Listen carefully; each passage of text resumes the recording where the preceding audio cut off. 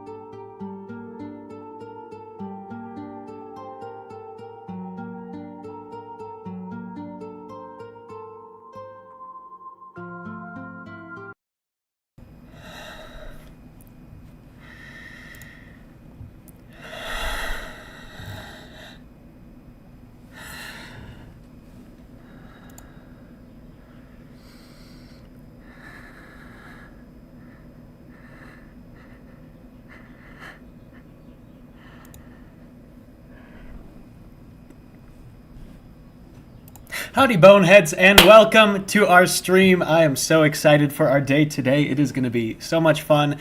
We're having a little break from the horror today. It's going to be really cool. We're just playing Minecraft. I have not played Minecraft in so long, and I'm really excited to do it. I feel like I haven't done it in forever, and I can't wait to I can't wait to get back into it. It's going to be a lot of fun. So yeah, we'll just we'll hang out for a second, see how everyone's doing. And we're gonna have a lot of fun. Who do we have in the chat right now? We've got Randpost Powder Donuts, Wes and W, Beth Phillips, Luke Timesinko. Hopefully I'm saying all these right.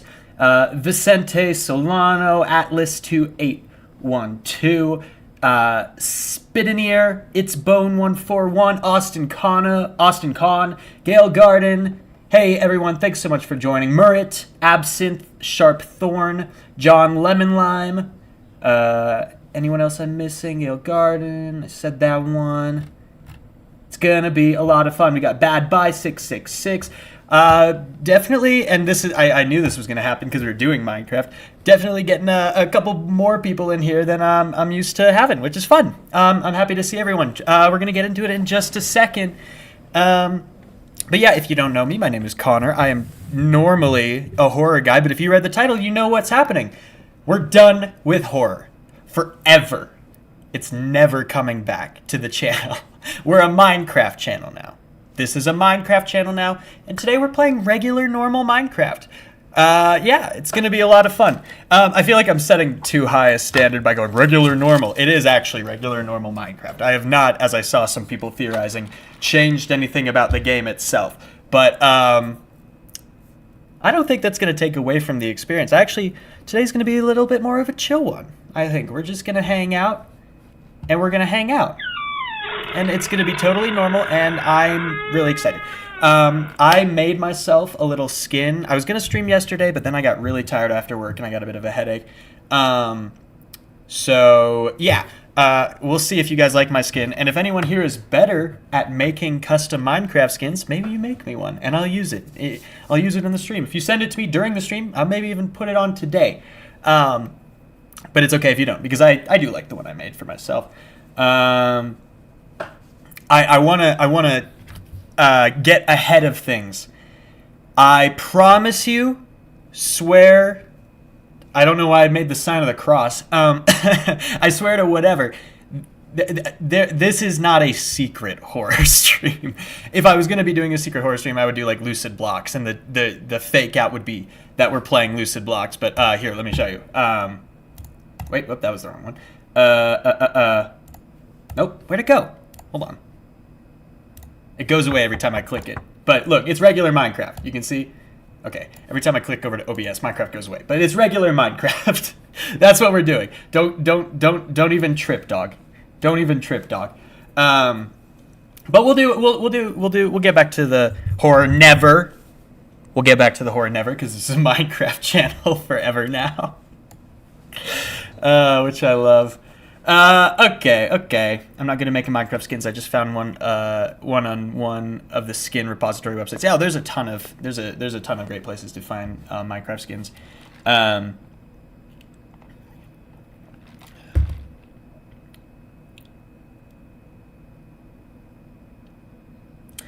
we're gonna have a good time. I'm about ready to get into things. I don't know how you guys are feeling. I'm planning on playing just regular survival mode. Here, I'll take away the grid and we can actually get everything on screen while we start talking.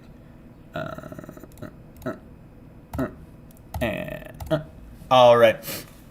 Take the elevator to the mezzanine, whatever the hell that means. I'm going to be doing a survival world. This is a world that because I'm going to be a forever Minecraft YouTuber now.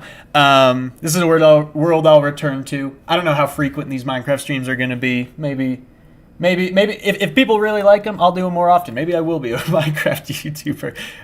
But otherwise, we're just going to play normally. People can give me challenges. If someone makes a donation, I'll do silly shit. I'll throw diamonds into lava if someone donates money. Yeah, I am a slave to capitalism, just like the rest of us. But I'm just looking forward to having a chill time. I tried once and it looked like hot dog water. This is like the start of a creepypasta. You say that, but look, here's the thing. I'm going to acknowledge this. I'll acknowledge this right now. I've seen the video. It's titled something along the lines of "Searching for a World That Does Not Exist." I think that might actually be exactly it. Where the person like did the whole Minecraft thing, and then halfway through the video, it kind of transitions into a more full-fledged horror experience. I would love to do something like that. I truly would. It would take more planning than I have put into today's stream, but I suppose someone who was going to fake you out would say this. This is not a fake out. Don't be disappointed when we get to the end of the stream and nothing crazy has happened. But it's going to be normal. It's going to be fun. And I do have the Amori background. Someone noticed. I love Amori. That's why I got the tattoo. I should make a video on it. I totally would. I would ingrain it into other I could write a video about what's the word I'm looking for? Transcendent? No, that's a little bit too broad. Types of media that go beyond the format that they are introduced in. Like, my favorite book, famously, is my favorite book is House of Leaves, and that transformative. Maybe that's a closer word. Part of why I love. By the way, I know you can see modded. That's shaders. That's what the modded is. I know. I sound like I'm so full of shit. The modded there is shaders. You're going to be able to tell when we start the game. But, House of Leaves is my favorite book because it goes beyond what a book normally accomplishes, and it still manages to, it gets you in the world. Or, people love ARGs because you're starting a video or a game, and then you have to go to a secondary source to figure out more of the story. I love that kind of stuff. At some point, I will do something like that. Today, unfortunately, is not that day. Today, I'm actually probably going to get a little drunk on stream because it's been a long fucking week. And we're going to have a good time. We're going to have a good time. And if you want to find a way to introduce horror in your own way, do it. That's awesome. I love that. But we're not a horror YouTube channel anymore. So I don't know why you even expect there to be horror. That's crazy.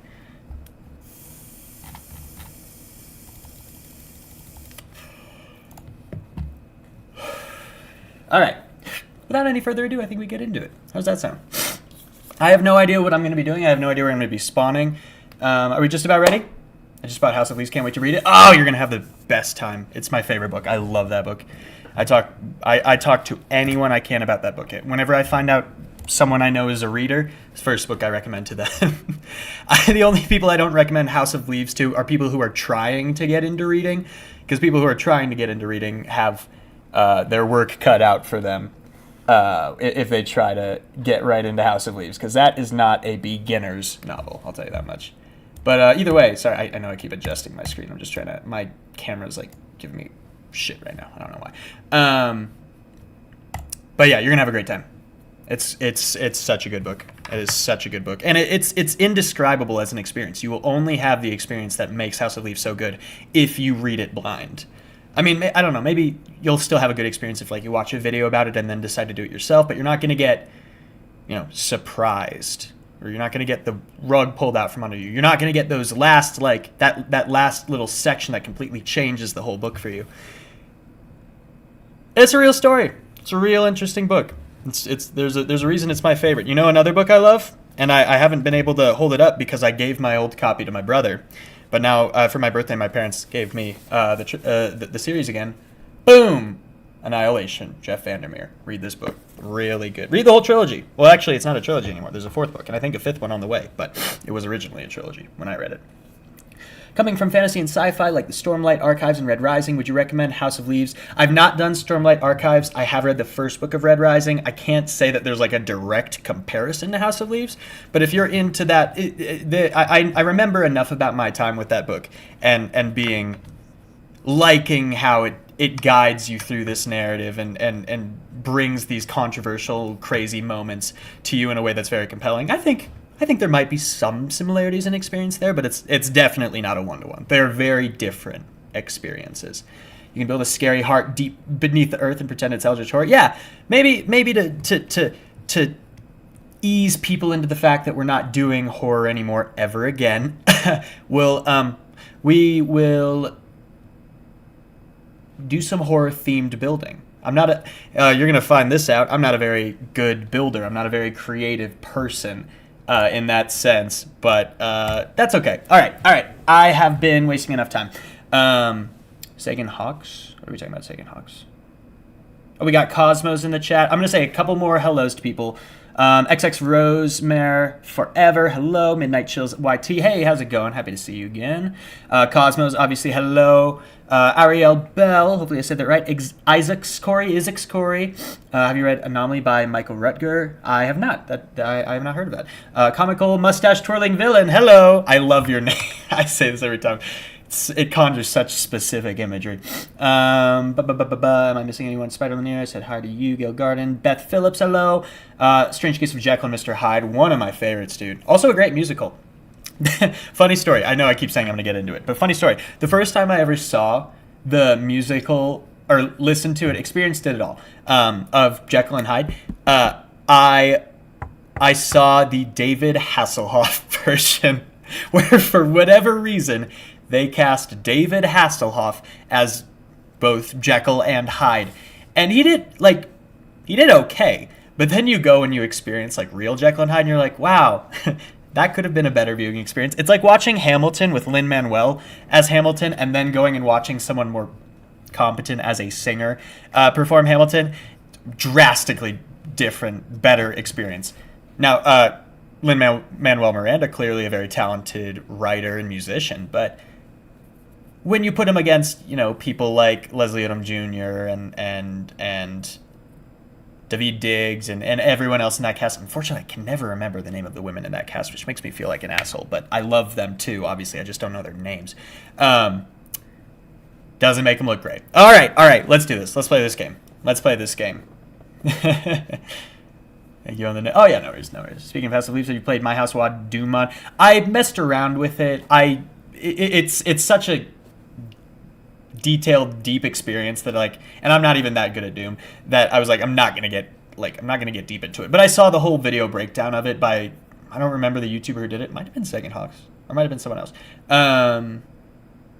Thought it was awesome, and obviously I recognized the House of Leaves reference. I recognize that reference immediately. Navidson's a very clear name reference. Dream Story. All right, I gotta go through this chat later. I want to start playing Minecraft.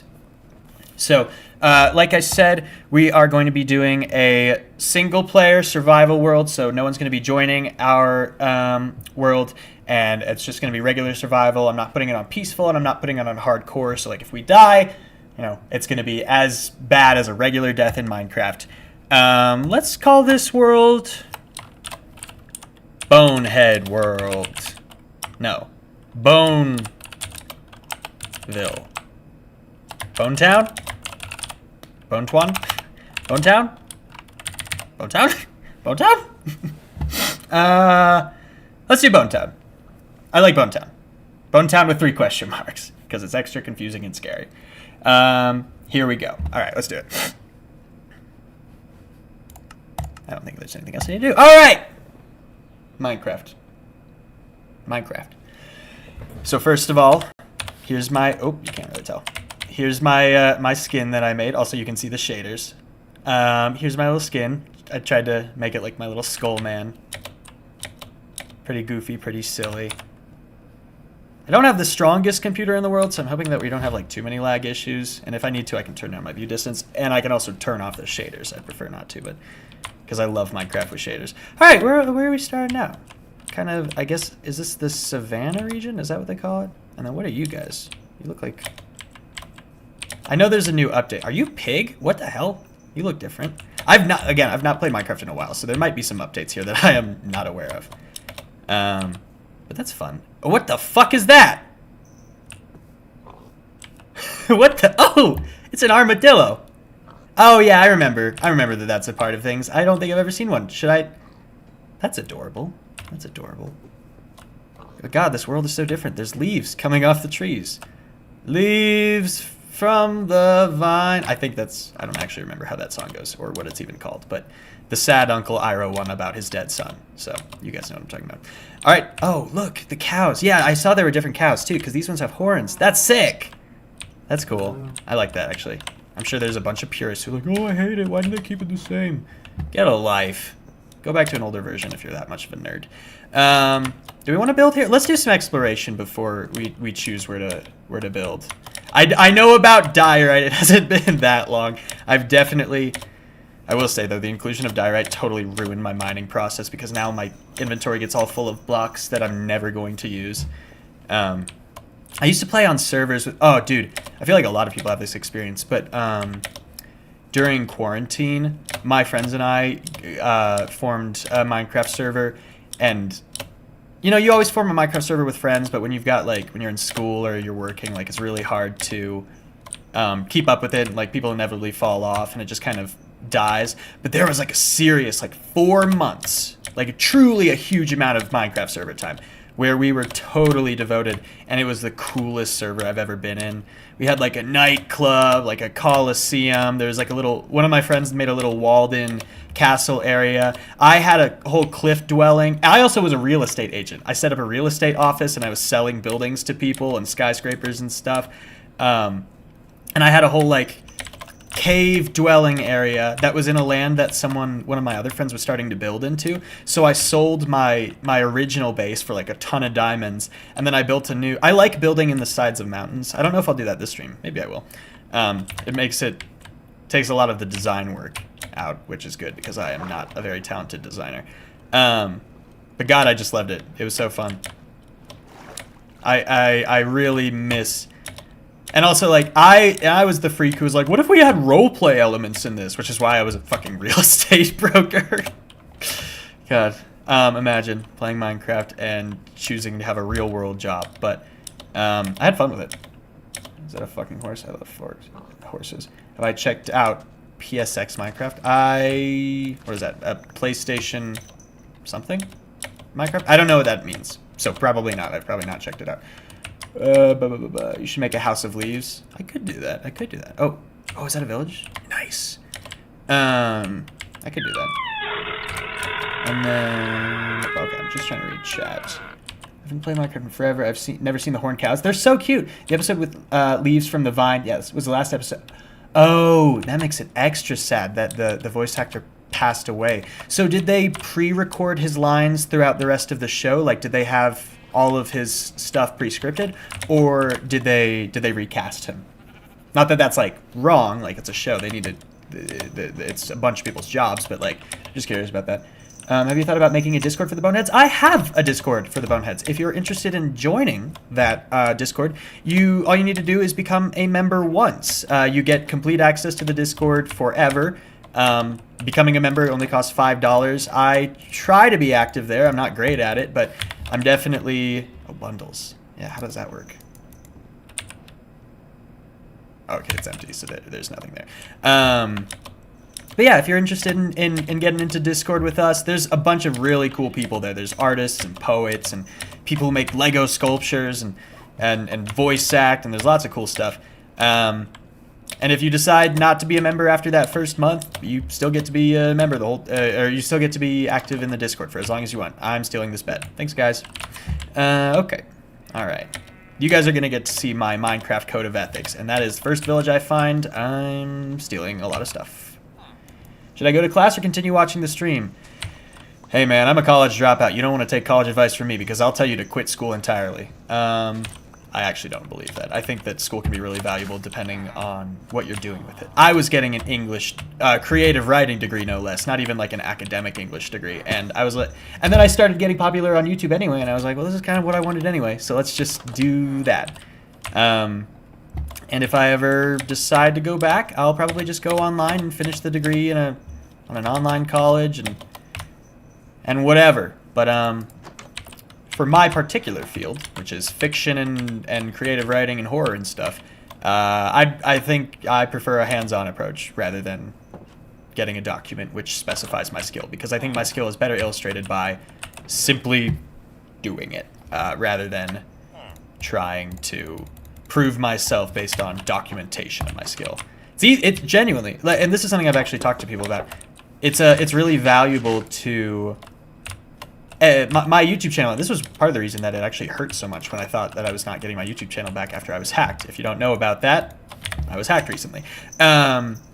was that this channel almost acts as a portfolio for me. Not only does it show the scope of my creative writing and many projects that people have enjoyed of mine and people have partaken in, but also it proves that there is some value to it in the fact that I worked with advertisers before. So my cat is being so fucking loud. She's running all around. What is wrong with you?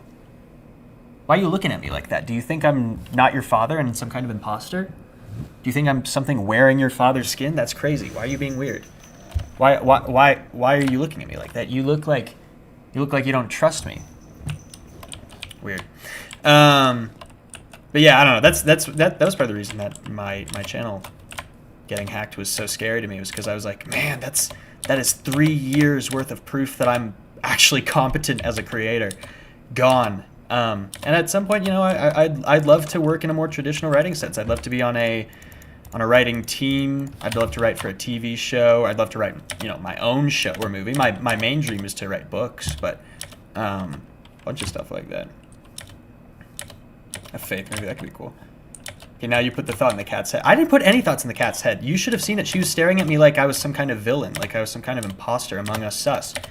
Have I fed my cat yet? Well, I didn't. My girlfriend would have, because I had to get up super early for work. But speaking of cats, I hear you. Where are you? I think I saw you for a second earlier. I love a good kitty. Okay, well, I've not been really narrating it, but we got a bunch of good stuff here. We got some bundles to help carry some stuff. I think I can just do that. Sick. Okay, cool. I don't really need that there. We got a compass, which will help us navigate a little bit, but we got some maps, so once we get our spots set up, we can be a little careful. I think it's, and we got some food. Maybe I should take some more crops. I should take some seeds so I can... I'm going to be totally real with you guys. You're going to see how much of a crazy person I am when it comes to well, not crazy person. Maybe boring person's more accurate, because truly, my favorite part of Minecraft is farming. I love being a farmer in Minecraft. I love making huge, obtrusive fields of crops. I love seeing wheat fields that go on forever. Like, I don't like going to Missouri and Kansas all that often, but it's very comparable to that kind of energy. I need a pickaxe. I'm going to make some basic tools. Do I have? Got some sticks. I should get some wood. Get a little bit of wood. Also probably sleep here for the night. Use the hay bales. Use the hay bales for what? Oh, right, for food. Haha, you raise a great point. But I should still have some stuff to establish a farm as soon as I'm getting really set up.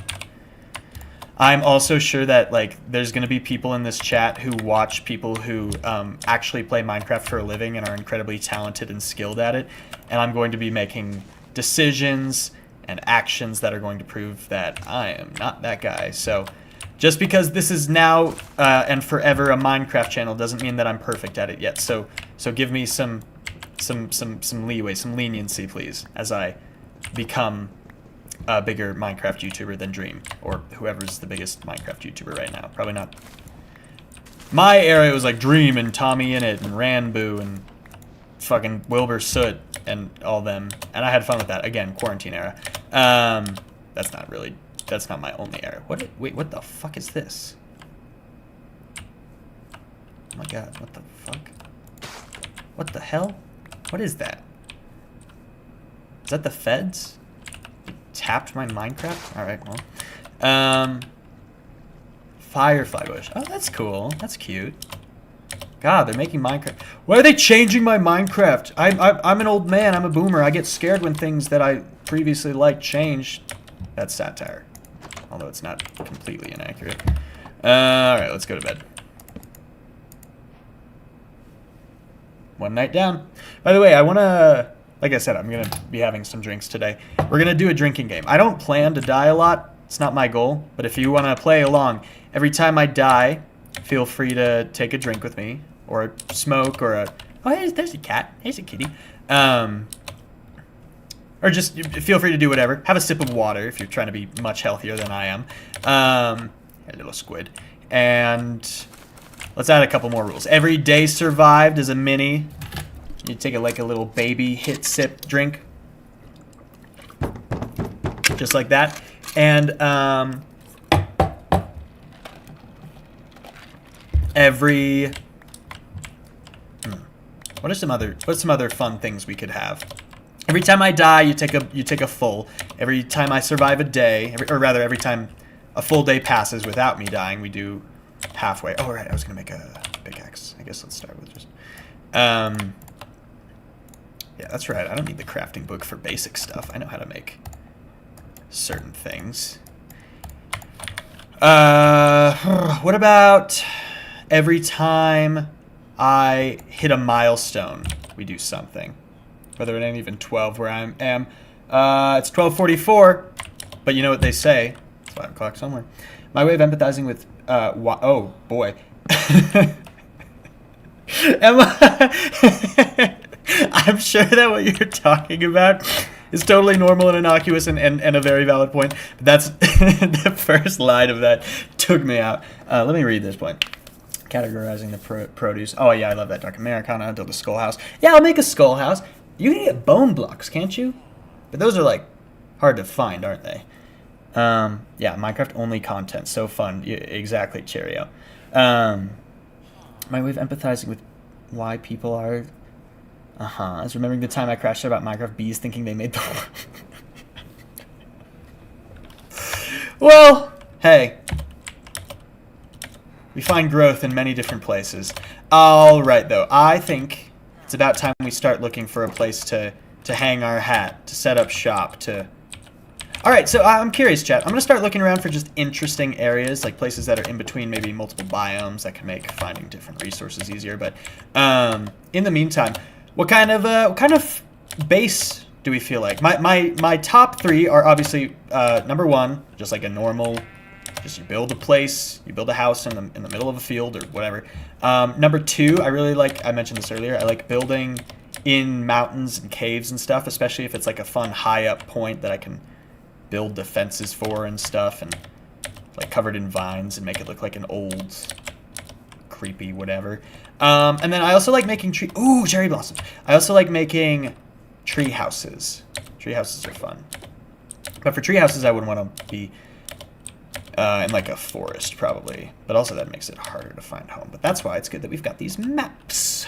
Cave bases, building in mountains, skull house out of bone blocks. That might be a later project because I doubt that I'm going to be able to source enough bone blocks this early on in my stream to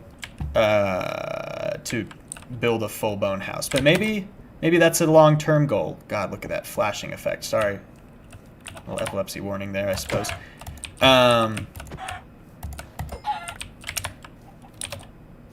I'm seeing, yeah, bone-themed base. Yeah, I can try to go for, I guess I would make a sword that has looting on it probably, and then I can kill a bunch of skeletons and try to get more, try to pick up some skulls that I can use to decorate the place.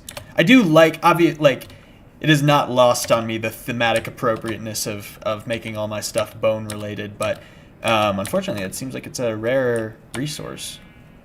Typically. You can get bone blocks in the nether, is that where it is? Well, shouldn't be too hard to get to the nether. But again, I don't know all the fucking OG gamer strats to get to the nether in like 2 seconds. For me, the nether's a 4 to 5 hours in kind of experience. I fucking hate the nether, I'll be real with you. This could be a fun place to build. What the fuck? I love a good spot. I love a good...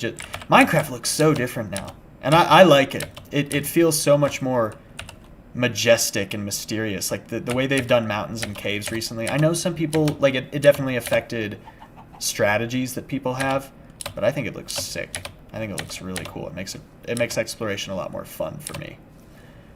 Suspended base. I do like a suspended base. Oh, a library. Oh, I'll do a library. We've got a lot of goals to hit here. And I'm totally willing for people to give me advice or recommendations. Here's the one thing I don't want. Don't fucking criticize me for being a bad gamer. Okay, look. If you've watched me on enough streams, you know that I'm not the worst gamer in the world. Like, I'm competent, but I'm not the best. I think I've died in pretty much every game I've ever streamed. Which I'm not embarrassed about. I'm not trying to be a pro gamer. I'm trying to be a pro writer. God. Anyway, forget it. Forget it. Don't even listen to me. All right, so there's a fun spot over there, but it wasn't really calling out to me. Plus, I'm sure I can find more spots like that. I also like making stuff underwater, but that's usually easier later.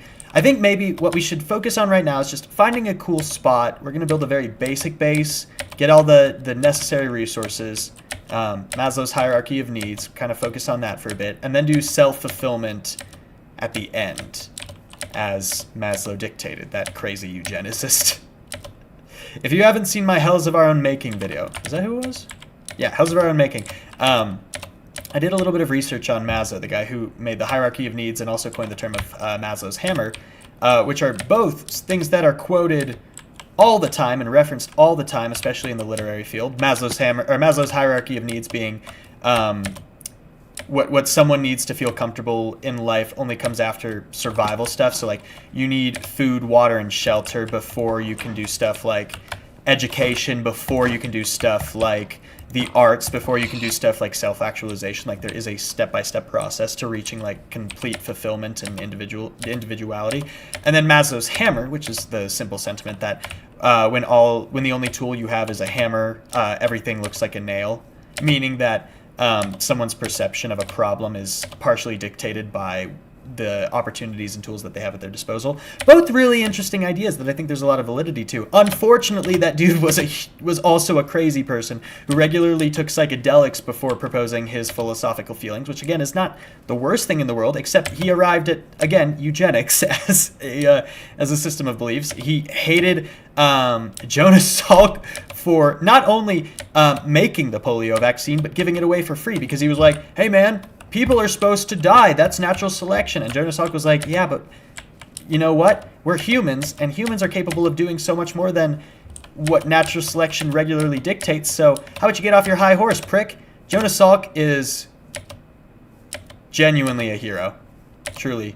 Again, made the polio vaccine, didn't patent it, gave it away for free. It's the reason that polio is not as big of a problem anymore. Not as big. Thanks, RFK. Anyway, not a political stream. This is a Minecraft stream. We should talk about, like, being gay or something. As if that's not also political. But I don't know. I feel like Minecraft YouTubers are gay. I don't know what I'm talking about. I clearly mean that in a non-derogatory term. I mean that in a hugely complimentary term anyway. All right, what the hell? I knocked over my mic. I apologize, people. I've already been drinking. The water shader does look pretty. Oh, my gosh. I'll look at it again in a little bit. This is another fun place. I need to be getting more coal. Remember, Connor, you're a Minecraft YouTuber now. You can accomplish the goals whenever you want.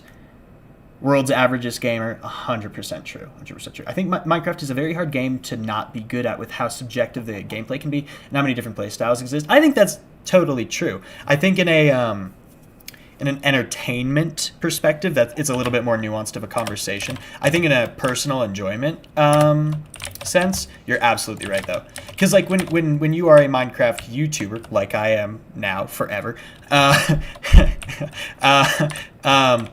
I think that you do need to be able to exhibit a certain modicum of complete competence, because I mean Minecraft is, I think at this point, the top selling game in the world. We've all played it, so to make it, although I don't know, look, I've got 41 viewers on the stream, which is awesome for me. Hey guys, clearly people are just gravitate towards the game in any context, so I don't need to be good at it for people to want to see me play it, because people just want to see anyone play Minecraft, I think.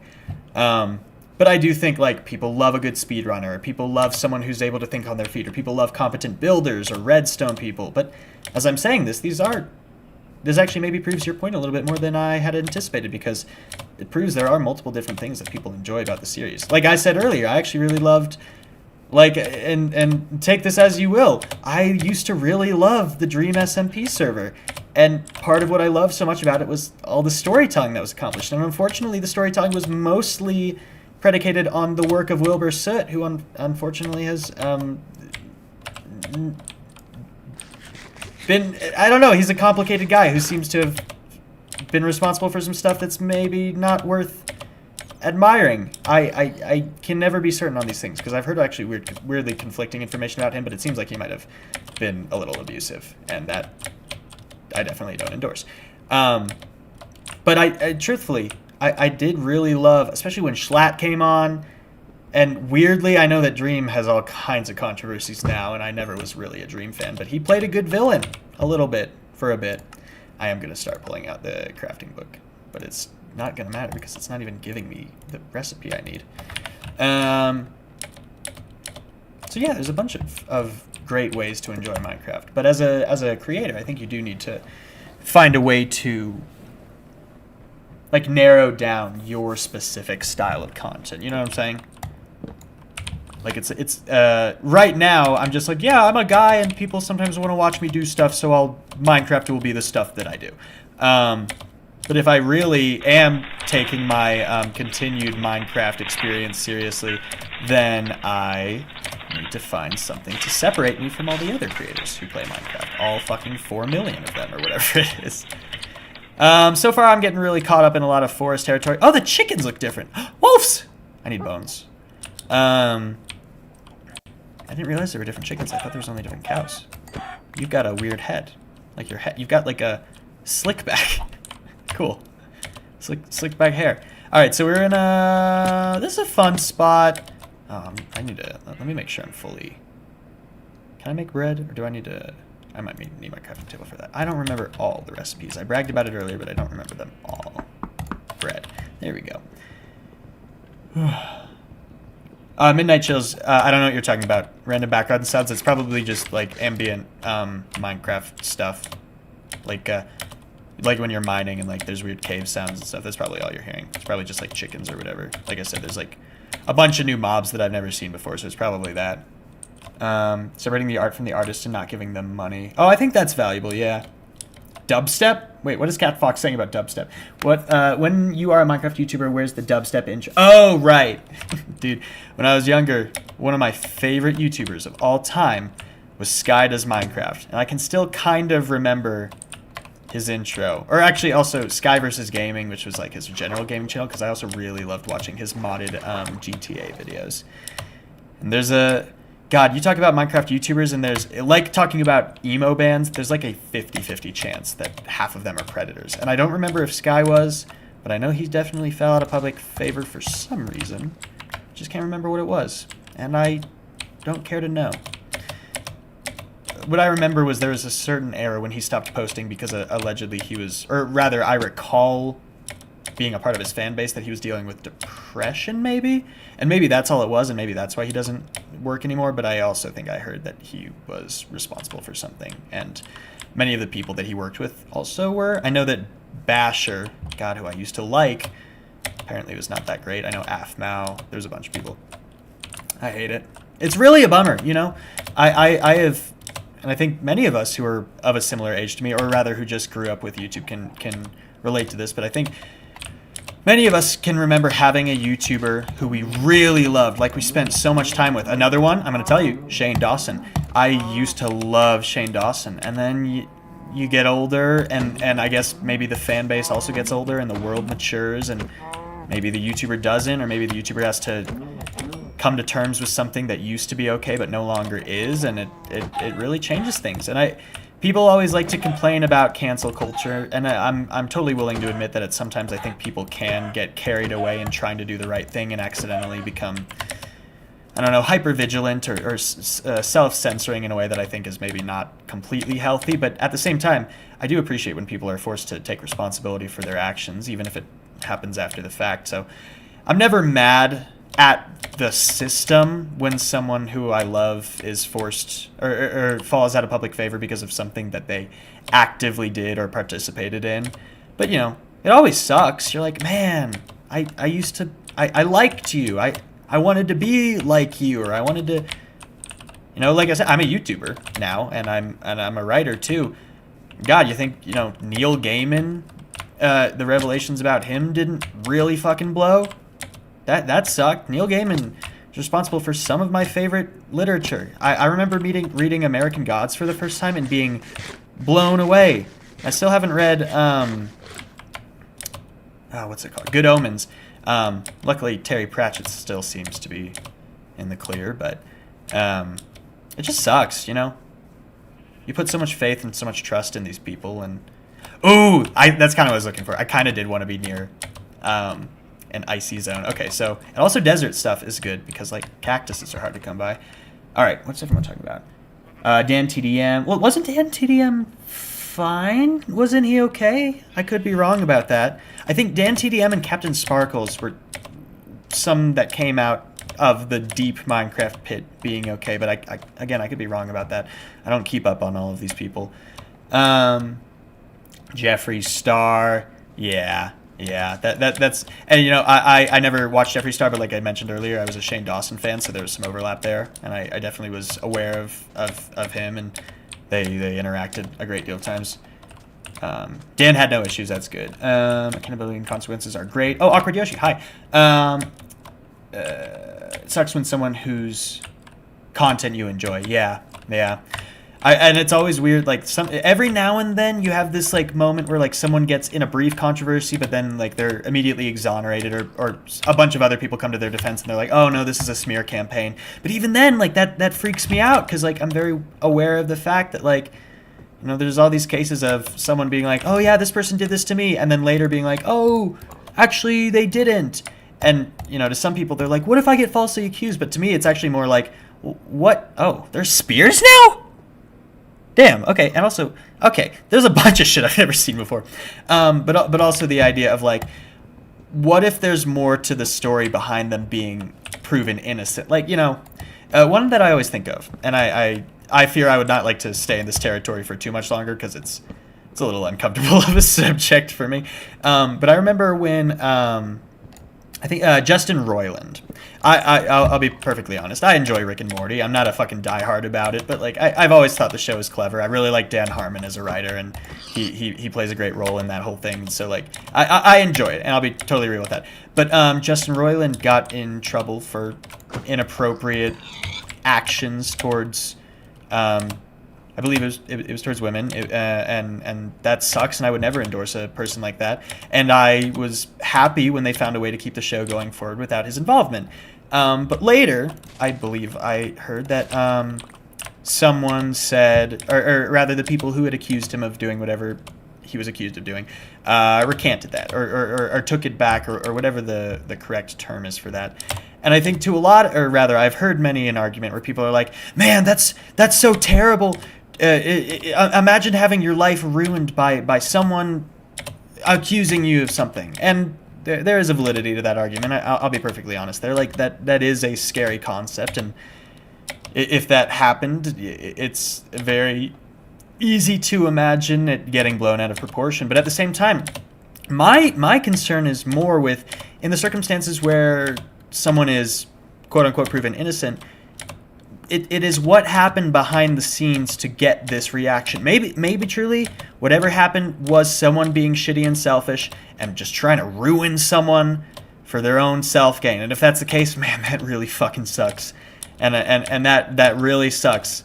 But at the same time, I'm also very aware of the fact that there can be a lot that goes on behind the scenes. Whoa! All right, we're building over there. This is sick. We're building over here. Sorry, guys. That's sick. I don't know. I feel cautious about having such a blatant perspective on like those kinds of things, because well, as much as I want to say, yeah, dude, like it really sucks when someone's entire career is ruined by someone, you know, saying stuff about them that isn't true. At the same time, it's like, you know, it's also way worse actually experiencing that stuff, which is why, you know, I do my best to believe people when they tell me that stuff, because without getting too much in detail, I'm familiar with some of the awful things that people are capable of doing to others, and the selfishness that people are capable of, and I never put it past someone, even someone who I really respect, to suddenly just be terrible. Yeah, a skull house up here would be fucking sick. Like, there's so much potential to build in this spot. I'm gonna climb that waterfall. That's how I'm gonna move up a little bit. This place is sick. Yeah, this is where we're setting up. Gonna make some more bread. Anyway, this conversation has gone on for a while, and it's gone in a direction I don't always love talking about on this channel, because I don't like to conjure that type of imagery, especially as it relates to myself. But I know I've got nothing to worry about, and that's good enough for me. But we can leave it at that. We can leave it at that. Oh, searching for a world that didn't exist. I actually talked about that earlier. It was awesome, and I also did just see that destroying a world that doesn't exist came out. I definitely want to see that. I have not gotten to it yet, but I will definitely check that out. Yeah, no, it's a really impressive writing style. Oh, did someone leave? Don't bother with the spirits; they suck. Okay. Someone said bye, bye, bye. Bye, bye to what? The first thing you speak. Oh, popular MMOs. I cannot understand what he was saying, but I watched him anyway. Hold on. Oh, I can't pause. Oh, because it's single player. Okay, that keeps me safe. I just want to read chat for a second. Have you ever seen the horror? Yes, I saw that. It was so good. Yeah, really good. Bye-bye. Wait, who are we saying bye-bye to? Did someone have to leave? Or did someone... To do with famers, or to do with the kind of people the public likes? There it is again. It looks so sick. Yeah, I don't know. I'm seeing a bunch of people talking about like hearing something in the background. I'll let me, hold on. Let me actually hold on. It pauses. Let me check. Is there something? Is it ambient environment? Like, is that maybe what you guys are hearing? Do you want me to turn that off? Like, is that? I don't know. Do you want me to? Is that what it is? They're the ones who left. I think they're the, I don't know. I don't know. Okay, if someone left, goodbye. I'm sorry if I missed you leaving. I'm locked in on YouTube and also rambling about cancel culture, I guess. No, I guess. Oh, I have not watched the Backrooms trailer. I saw the little brief one that was just like the scaling, but I don't actually watch trailers for horror stuff. It's not Minecraft Noises. So you're about to check out my open tabs to see if the win one. No. There are clearly sound effects people who's fucking with us. I don't know. I don't know what you guys are talking about for real. I'm sorry. Hold on. Hold on. Let me pause. Let me check stuff out. Let me see if I can figure out what we're talking about. Hold on. I'm not trying to freak everyone out.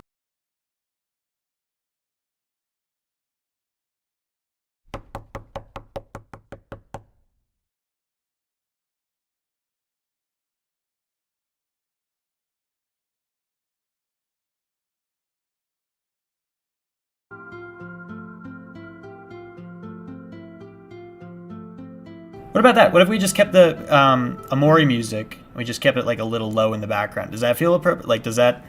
Because I am not seeing what you guys are talking about. Yeah, I don't know. Okay. Do we want to keep the Amori music on? Would that feel better for us? Because I'm not seeing any other stuff, you guys. I'm sorry. In fact, if you guys want me to prove it, I can actually show you what I have in my tabs right now. Here, I'll do this. I'm not trying to dox myself. Let me make sure I'm not like, I don't have anything specific here. Okay. Yeah, look. Where's my... Yeah, this is what I've got right now. I've got my stream setup stuff. Please, I did that for a second because I don't know if I'm about to dox myself. And then I have this, which is the little, the video I use to get my background music generally. So I'm not sure what we were talking about here, but if you guys want me to keep on the memory music, I can keep it on, or if that's too distracting, I can turn it off. Okay. It's April Fool's though today, you guys. Yeah, dude, it's it's impossible for anyone to take an actual serious situation seriously. My boss got texted by her girlfriend that her girlfriend was pregnant, which obviously two lesbians, that there's no reason that would be the case, but it happened anyway. My girlfriend did the same joke. I've seen a bunch of pregnancy and engagement announcements on Instagram. I think I saw a Dan and Phil one recently, which wouldn't be surprised if that happened at some point, but probably wouldn't happen today. But you know what I always remember? I'm a Smosh fan, and if you're a Smosh fan, you already know what I'm talking about. When Shane and Courtney got married, they announced it on April 1st, and to this day, there's still people that actually don't know if they're married. I believe they are. What a joke it would be if they weren't, though. Can you imagine? Oh my god. They've kissed on camera multiple times, I believe. Can you imagine, though? All right. We can keep the music on if that's what you guys want. I don't recognize the bodies in the water. A little SCP reference there. Imagine this isn't even a joke. Guys, I am being. This is what I'm talking about. The April Fool's thing. I'm being completely serious. I don't know what you're talking about. Are you guys fucking with me? Oh my god. You're fuck. You got me. No, that's actually really good. Wait, no, are you literally fucking with me? That's actually hilarious. Oh my god. No, that's so funny. And tuning the odd sounds out. What are we talking about? That's funny. Okay. I don't know. All right, let's get. Do we want to get back to it? I think again, I'm not hearing anything. I don't know what you guys are talking about. So I'm actually pretty certain you guys are fucking with me, which is actually pretty impressive. Let's get back to it. I think we get back to it. Oh wait, we should turn this back on. Let's do it. Oh, this sounds too. I just thought there was someone's background. It's not gonna work. Oh, the Russian hackers, they're back. If this is the Russian hackers, they're way more skilled than I thought they were, because I was able to figure out that I had gotten hacked. Why is there an X here? Did I drop an X? Oh, I must have. Okay. Must have been typing or something. Because I was able to find... I knew that I had been hacked basically the minute it happened, but I just wasn't able to do anything about it, which was the unfortunate part. Man, you swim so fast. It's crazy. God, that being hacked was so scary.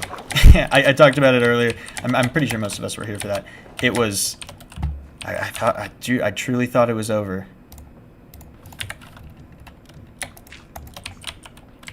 God, I love Amori music. It's so good. Bow, bow, bow, bow, bow, bow, bow, bow, bow, bow, bow, bow.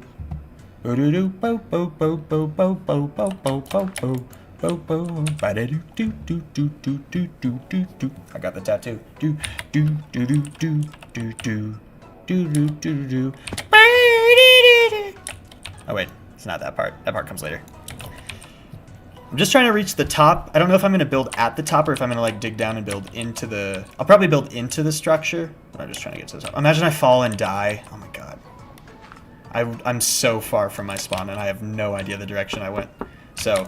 I would be so screwed. Just gotta be careful.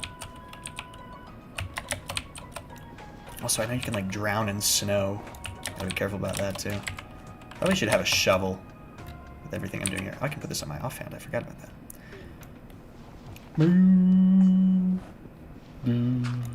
It happened again? Nah. You got it's not gonna work anymore. It's not gonna work anymore. It's not gonna work anymore. You guys are crazy. Oh wait, literally, that was the first stone I got? Okay. I think it's funny. I actually think it's a great bit. And it actually was working for a while. I was like, what the fuck are you guys talking about? That's funny. No, that's not gonna work. It's not gonna happen. I appreciate it. I actually do. I think that's... But remember, this isn't a horror channel anymore. This is a Minecraft channel now. So it's actually kind of cruel for you to try to scare me, because what if... Now that I'm a Minecraft channel, I'm scared of stuff again. So... You guys are actually bullying me, technically, and that's not very nice of you, in my opinion.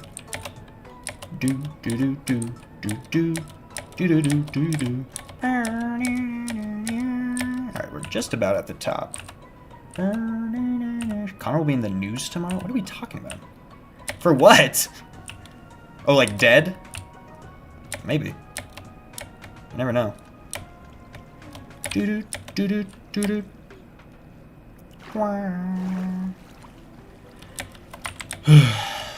Alright. Oh no! I need to make actually weapons probably. And also sleep. Should put some torches down. Maybe I should have been putting torches down the whole time. Is there someone behind me? No, okay. Oh wait, I have an axe. Why am I not using that? There we go. Monster Hunter. By the way, when I wake up tonight, if you're playing along at home, Travis McElroy, take another drink or shot or hit, or whatever. Okay, is this about as high as we're gonna get for now? Alright. And now I'm so high. I keep thinking it's my mom knocking on my door or something, and I keep getting up to check the door. What? There's a potion on me. From where? From whence did it come? That motherfucker. What is that? What the fuck? Wait, what is that? Do I? Oh, I do. Okay. Okay, Wait, that didn't look like a skeleton. It looked like yellow. What the hell was that? I think it's gone. Alright. Oh, it was a witch. Wait, do witches burn in the daylight? Because it looked like it was burning. Oh, there's a creeper. Aw, man. Okay. So we back. I shouldn't sing over the Amori music. I can't believe it's taking me this long to sing a Minecraft song. So we back in the mine, got our pickaxe swinging from side to side. The one problem we have, I'm just now remembering, is having no trees up here. So we are going to have to make a journey back down. But I think maybe we should just make like a staircase. First things first, just like a very easy. Like I'll just dig into the mountain, I'll just go down. And then we'll make it cleaner later. We'll just get our spawn point. Good. Do I have enough to make a chest? I think I do, yeah. Alright, so we're establishing our little base right here. Oh, by the way, we need to do our little... 'Cause baby, tonight, the creeper's trying to steal all the stuff again. 'Cause baby, tonight, grab your pick, shovel, and bolt again.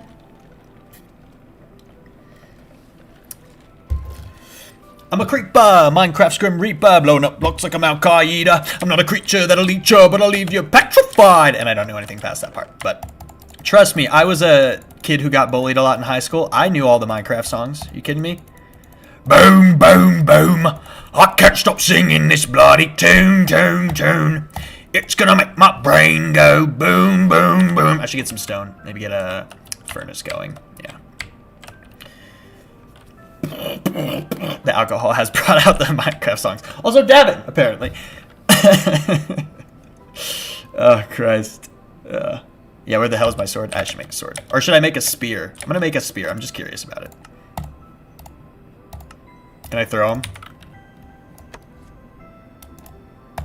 Looks like I can. Wait, what the fuck? Wait, what's happening? I can just point it? Okay, I can jab, and I can... Am I jousting? What is this? That's not the kind of throw I wanted. Like, what's happening here? Connor, when are you going to release all your Minecraft parody covers? Oh, it's a speed-based weapon? So, like, if I was on a horse, could I joust with it? Is that what it is? Oh, wait, that's actually sick. But I have no one to joust with. Maybe I should get a Herobrine mod. Okay. Yeah, I'm gonna get a furnace. Oh, but I will make a sword, like I said.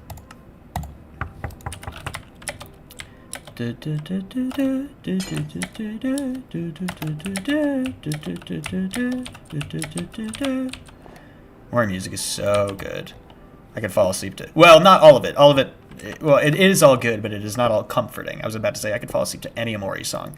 There are some songs in Amori I probably could not fall asleep to. Actually, that's not true. I could fall asleep to basically any Amori song, but not universally, I think is my point. Should I try to get up there? Or... No, I'll start here, and then I'll move up. Mass hallucination. Mass hallucination's so interesting. Y'all ever heard of the dancing plague? I always think about that. It's so weird to me. It's one of those things that's like, I'm sure that there were people back in the time who had a much more reasonable explanation, but like, it's not me. I don't know what that is. What a weird thing to have happened. Okay, I'm gonna use my spear as fuel. I'm actually also gonna use my sword as fuel because I have stone now, so I should just make a stone sword and a stone pick and all that. So I'm just gonna, oh my god, I am gonna fall and die at some point, so just be prepared for that. Oh, Mass Hysteria. My newest favorite soundtrack is from Look Outside. Oh, that's, I have that on my wish list, I think. I've not played it yet, unless that's not what I'm thinking of. But it's like an 8-bit horror game, right?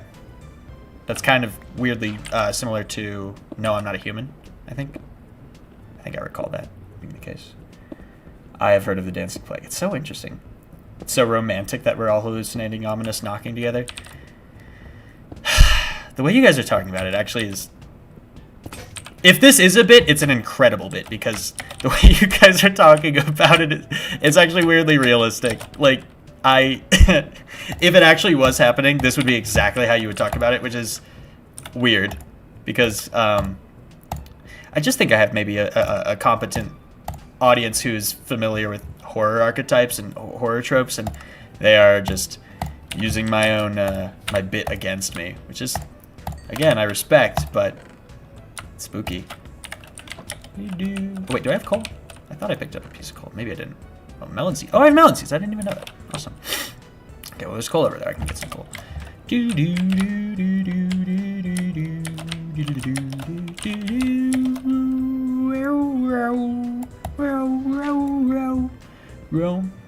the audience better get used to no more horror. Yeah, I think getting used to there not being any horror stuff happening is probably important.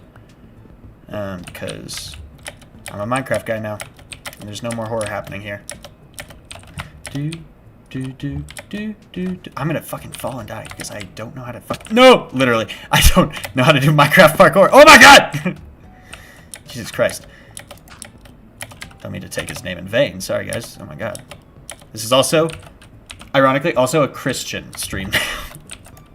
What if I pivoted that hard? What if I really did pivot that hard? Can you imagine? Nothing against it, but it would be very out of character for me.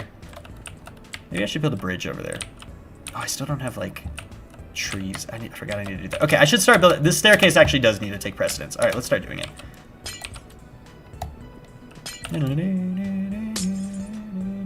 Christian Minecraft server. God, it's a joke I make all the time. Who would have thunk? It became true. Oh, I should get a shovel, too.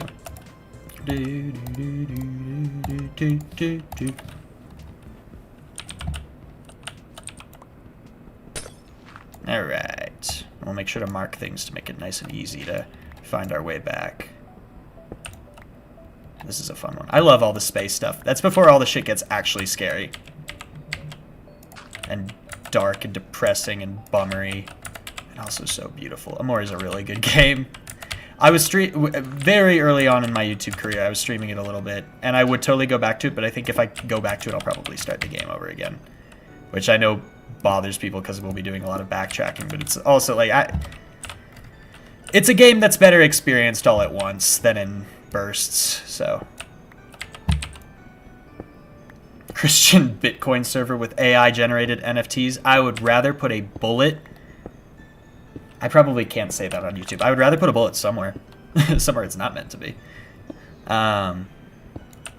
Satire, exaggeration, just for the record, but truly, that is hell for me. I can't imagine the people who actually live that kind of life, who consistently sell NFTs and make Bitcoin content. Do you think those guys are happy? I'm sure some of them have convinced themselves that they are, but truly, I don't believe that. I don't believe that at all. That's actually crazy to me. Just say, I'm Minecraft. What does that mean? I am Minecraft. Connor, check your windows. There's a window right there. It's got a TARDIS blanket over it. But I live on the 3rd story, and that's my porch out there. So if there's someone out there, we've got a much bigger problem than whatever you guys are talking about. So I choose blissful ignorance in this particular moment. I do have multiple airsoft weapons near me. Maybe that'll help me. Not going to show them on camera because they don't look like airsoft weapons. They look like real weapons. But I assure you they are airsoft. One of them made an appearance in my Killing Because You Have To video. Looks like a Glock.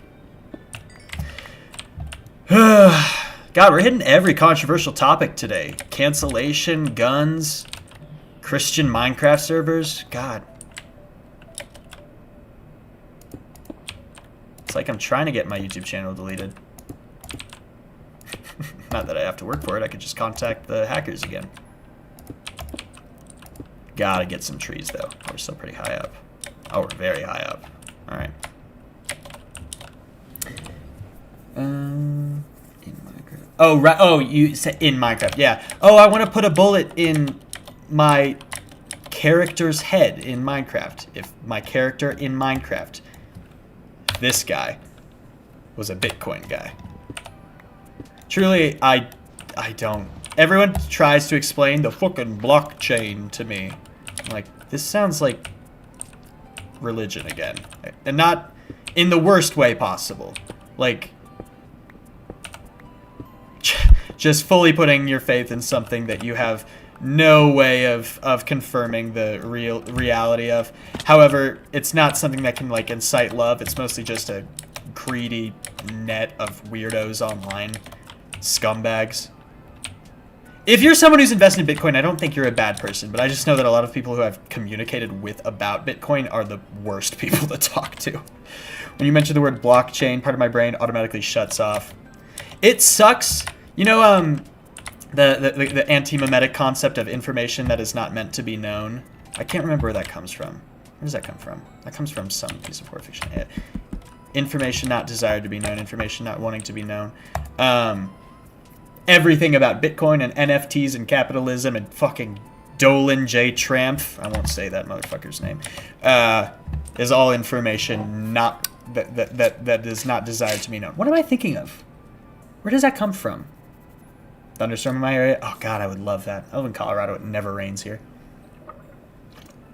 It rains once a year for 2 minutes. I don't recognize the NFTs in the water. God, where did all these bored apes come from? Why does that bored ape look like me?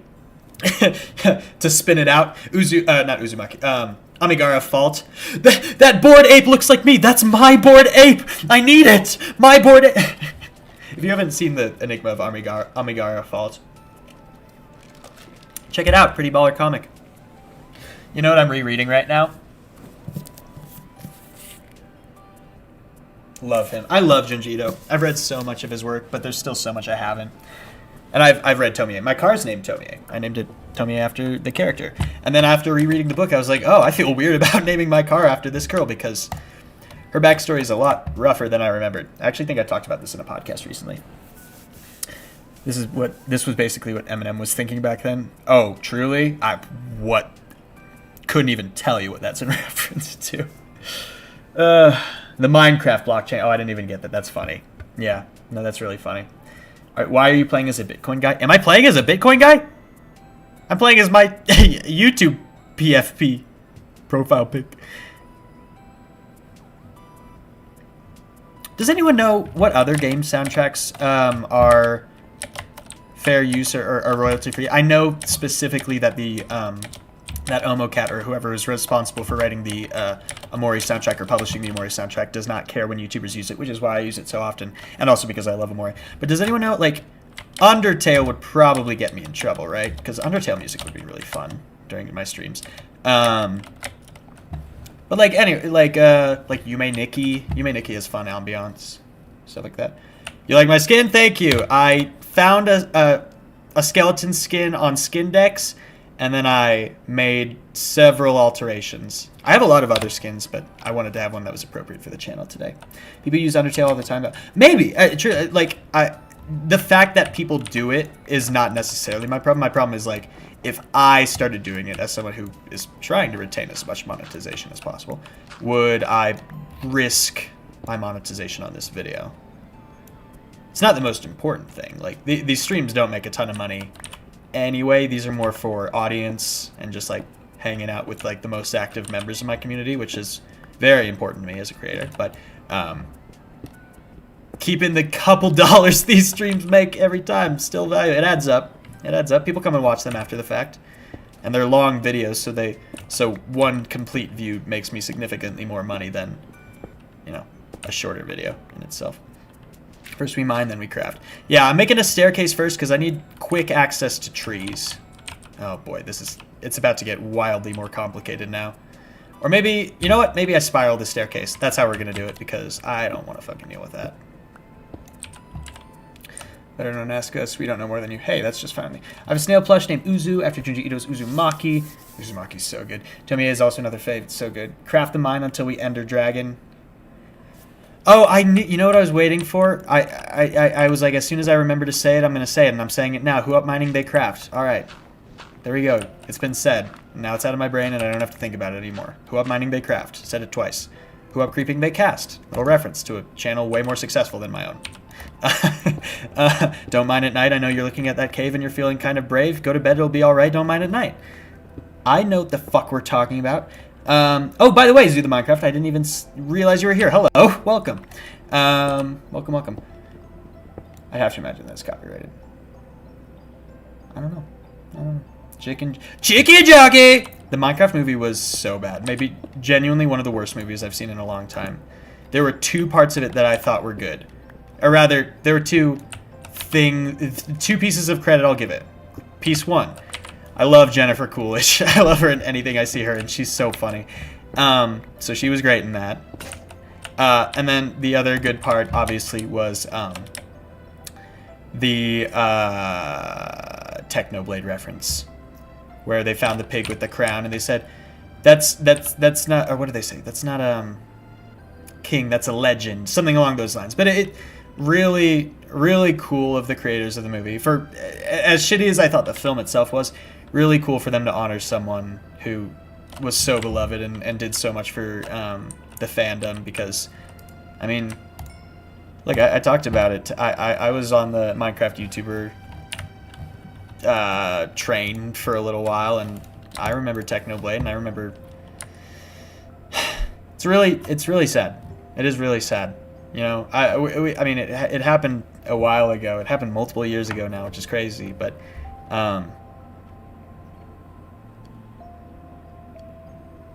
it's a real bummer. It seemed like he was a good guy, and you know, you never know. But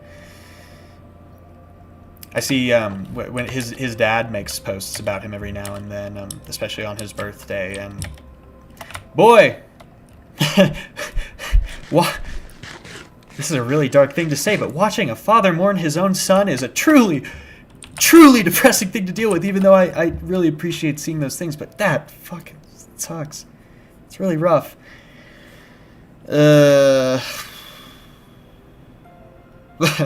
Technoblade never dies.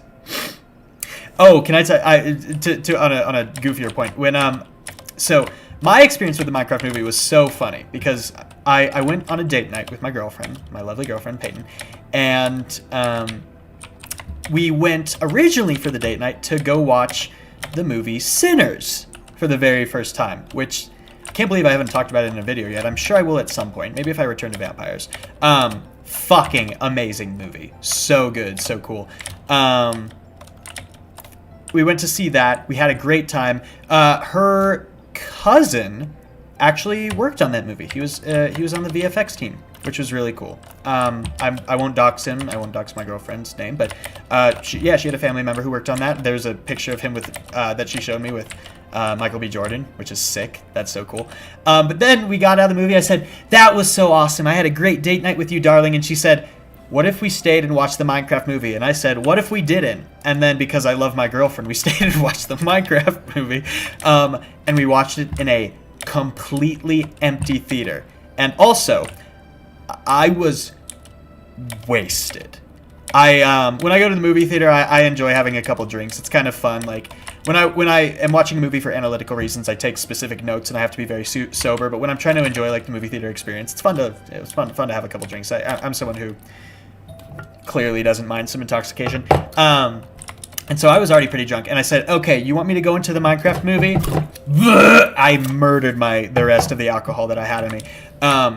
And so the two of us, and she was drunk and also a little high too. The two of us walked into a completely empty movie theater at probably 10:30 p.m. Very drunk, very high, and basically spent the hour and a half to hour and 45 minutes, whatever it is, that movie takes, screaming at the screen. Screaming at the screen. We were. If there was one other person in that movie theater, we 100% would have been kicked out, because I was the loudest I've ever been in a movie theater in my life. Bar none. It was not even close. I'm really good at being quiet in a movie theater because I have a respect for cinema. But I was yelling so loud. It was a great time. It was a great time. It was so fun. All right. And the most of the time he had respect to Technoblade and his family. The Technoblade thing makes me so sad, but we don't have to linger on that. Yeah, in online communities, it is harder to move on than regular celebrities, because regular celebrities have controversies all the time, but I don't feel like I know those people. I don't feel like I have like a true look at what that person's like. When you watch someone streaming regularly all the time, as much as a performance as a stream is, which clearly I can say they are, this has all been a performance a little bit, there's a lot of truth to it. the more you see of a person, the more you see past the performance, and you see the little parts of them that make them a human. And so I do think moving on is a lot harder in that sense. And obviously, I don't remember if you were talking about controversy or death, but it's hard either way. I've never seen Sinners, but it is the vampires. Oh, you haven't seen Sinners? It is vampires. Go watch it. Actually, when I walked into the movie, didn't know it was a vampire movie. Like I said, I don't watch trailers for stuff that I'm excited for. Didn't know there was vampires. I was just like, I know it's a vaguely historical piece, and I know that it's going to be fun, so let's go check it out. Sinners was so good. I saw Sinners twice in theaters. I think I've seen it 3 other times at home, and I watched it on a plane, so I think I've seen it 6 times. It's a really good movie.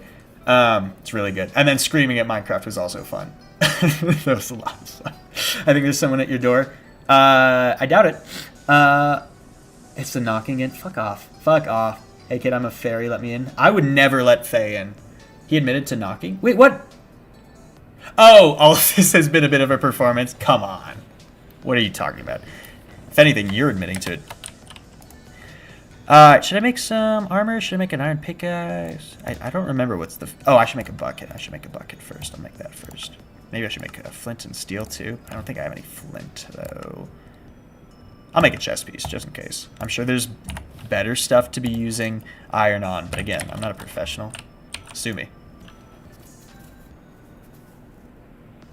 Wait, what happened to knocking? Oh, Zoo, yeah. So, okay. In case you got confused, Zoo, my entire chat is doing a bit right now where they're trying to freak me out. And they keep saying there's knocking and terrifying sound effects and demons, and they're trying to gaslight me into thinking that I'm losing my mind. It's not working, but that's what's happening. They're fucking... They're crazy. I don't want these. I'm trying to just clear up a little bit more space because I still don't have wood and I need to keep my staircase going, but I'm moving very slowly. By the way, survived another night. If you're staying with me, let's keep it going. We all lose our mind. Cat Fox, I say this with complete respect and love, but I only say this because it's a huge pet peeve of mine and I'm not blaming you at all. There is a difference between lose and loose, and I already regret like pulling you so specifically into my criticism because it's not even a big deal. But loose describes something that is not tightly pulled together, something that is out in the open and unrestrained. And lose, L-O-S-E. Loose is L-O-O-S-E, and lose, the verb, is L-O-S-E. Lose means to fail to keep track of something, whereas loose is stuff that's not restrained. It truly doesn't matter. It is a personal pet peeve of mine. My girlfriend gets so mad at me when I do this to her, and you know, rightfully so, because I'm a fucking asshole. But my brain starts to fucking go crazy when I read stuff like that. I'm sorry, English is my third language. Cat Fox, do not apologize at all. I truly do not care. But it's one of those things that my asshole brain makes me have to comment on.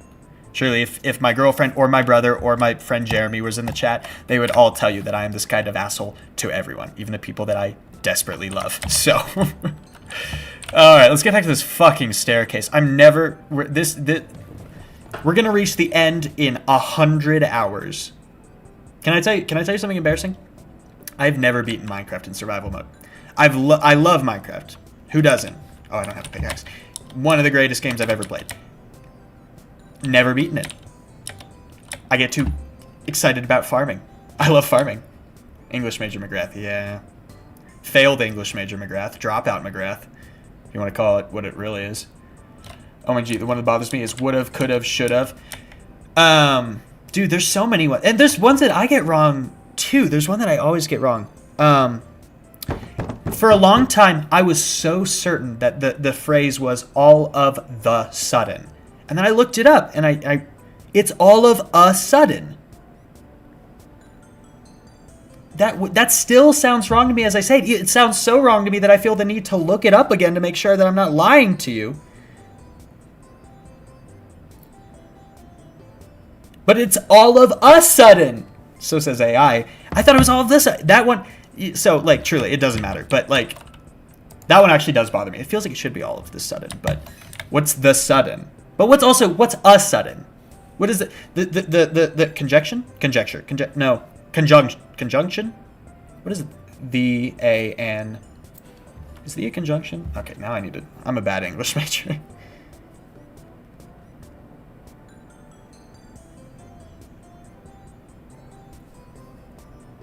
I just looked up the a and. We're going to see if this helps me at all. Probably won't. Oh, they're articles. They're fucking articles. Oh my god. English major McGrath? Yeah, again, failed English major McGrath. Couldn't make it work. You know why? Actually, Connor Lore here. You know the reason I actually... not the reason, but, you know, one of the big reasons I dropped out of college is because they wanted me to get a fucking three language credits, three foreign language credits. I'm fucking terrible with foreign languages. I have so much respect for them. I would love to learn another language.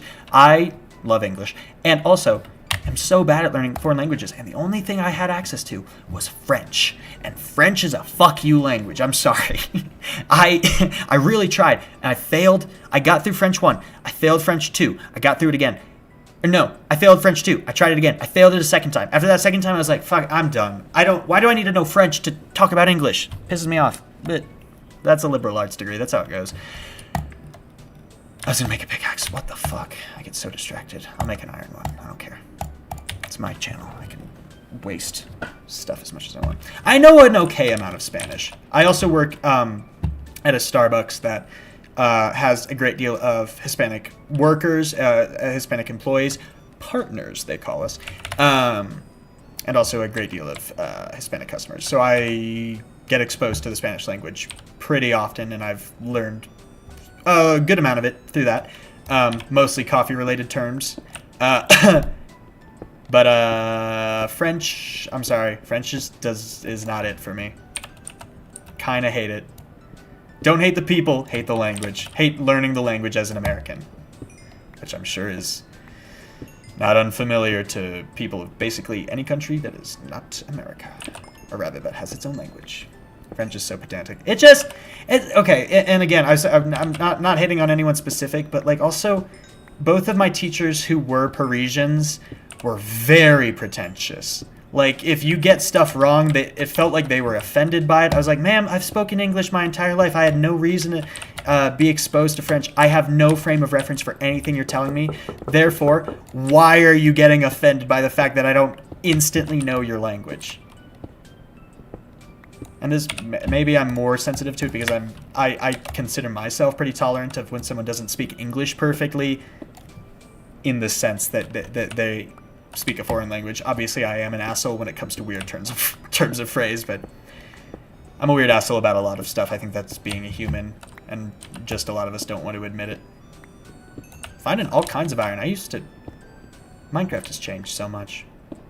What a game. I don't mind the changes at all. And if I did mind them, I could always go to an old edition. This is why I hate people who complain about stuff that they have actual full control over. You don't like the new Minecraft? Don't play the new Minecraft. You don't like the mob vote? Fucking go on a modded channel, like whatever. Like, the world is already so fucked up and complicated, and there are genuinely terrible things happening all the time. If you're gonna get mad about Minecraft, you truly, all you're illustrating is that you have no frame of reference of what a real problem is. Hi, I'm new, and he's talking about how French is hard. It's true. French is hard. I hope you don't have a dripping pipe. What?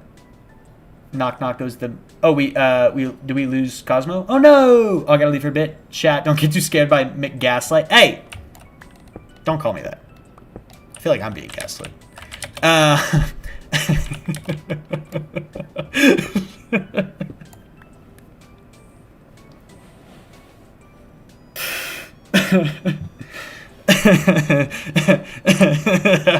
So.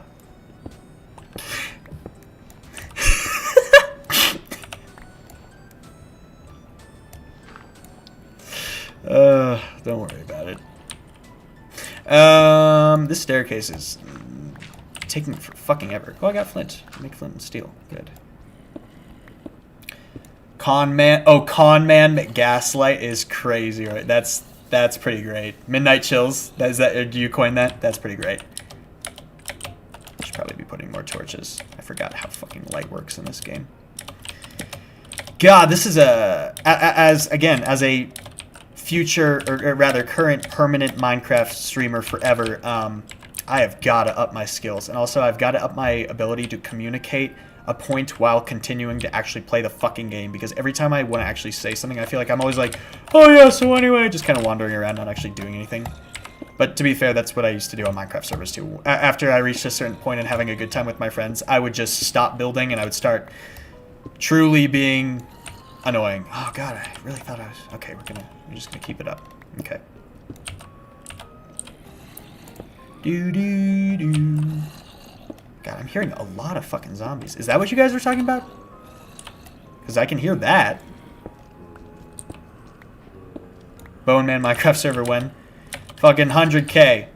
Or fucking... Tell you what. If I get a good amount of donations on this stream, I'll set it up tonight. I don't care. I doubt that'll happen. Oh god, what do I do here? Maybe I have a bucket. Maybe I can... Maybe I take a shortcut for now and I have like a little waterfall. It won't freeze, will it? I think moving water doesn't freeze in cold biomes, so I should be fine. Unless they changed that too. They've changed a lot. Connor McPhotograph. Look at this Connor McPhotograph! Thanks, Cat Fox. Good one. Good one. Yeah, keep it. And I can't wait for the stream to be featured on the next Nexpo video. God! That's another YouTuber I would love to work with. I'm not... Oh, God. The thing is, though, these YouTubers, they have such a definitive style. And I do feel like I've worked hard to separate myself and, like, have an identity as a YouTuber. But, like, Nexpo's videos are so... They've got such great atmosphere. They've got such great, like... What's the word I'm looking for? They really draw you in. If Nexpo wants to cover me, feel free. You've got my full consent, Mr. Nexpo, Mr. Night Expo. But kind of doubt I've got anything for him here. Nexpo makes an entire video. Connor McGrath's chat gaslit him so hard he fucking turned into a giant snail. You know, like Nexpo videos. And also, that was my Nexpo impression. How does that sound? Hold on, I haven't heard Nexpo. Hold on, let me. Can I? Nexpo has actually a very specific voice. He has or rather, cadence. He has his way of speaking is so... He likes to do a pause that lingers. You know? That kind of... I love the red theme. I just want to hear his voice. Disturbing things from around the internet I used to listen to all the time. Some of the most disturbing archival insights into the human mind. The internet has it all. Some of the most disturbing archival incidents. The internet has it all. He loves to do this thing. It's like, and then it was revealed that the poster behind... Oh, is it raining? Oh, it's snowing, but I'm getting rain effects on the ground because I don't think the shader knows the difference. The poster was his mother, and then it does the... Gives you a second to react. Love Nexpo. Kafka's Metamorphosis. I love Kafka's Metamorphosis. What a great story. Ah! No! No! Leave me alone! Horror stream! Horror! No! Ah! Yeah! Yeah! Oh! Get away from me! Jesus Christ. Alright. I gotta put more torches around. Damn. That was a genuine reaction right there. Across the board, with truly no exaggeration, I think I react to Minecraft with more horror than I react to any genuine horror game ever. Because I stop paying attention to Minecraft and then I get surprised by a fucking 8-bit, they're not 8-bit, fucking blocky pixel graphic zombie. And that's weirdly way scarier to me than, like, fucking Pyramid Head. I don't know. I love Pyramid Head. I think he's cool. Ugh. Oh yeah, I did become Arnold Schwarzenegger for a little bit. Oh, we have to kill the zombie. I can't do a good Arnold Schwarzenegger, but you get you get generally what I'm going for.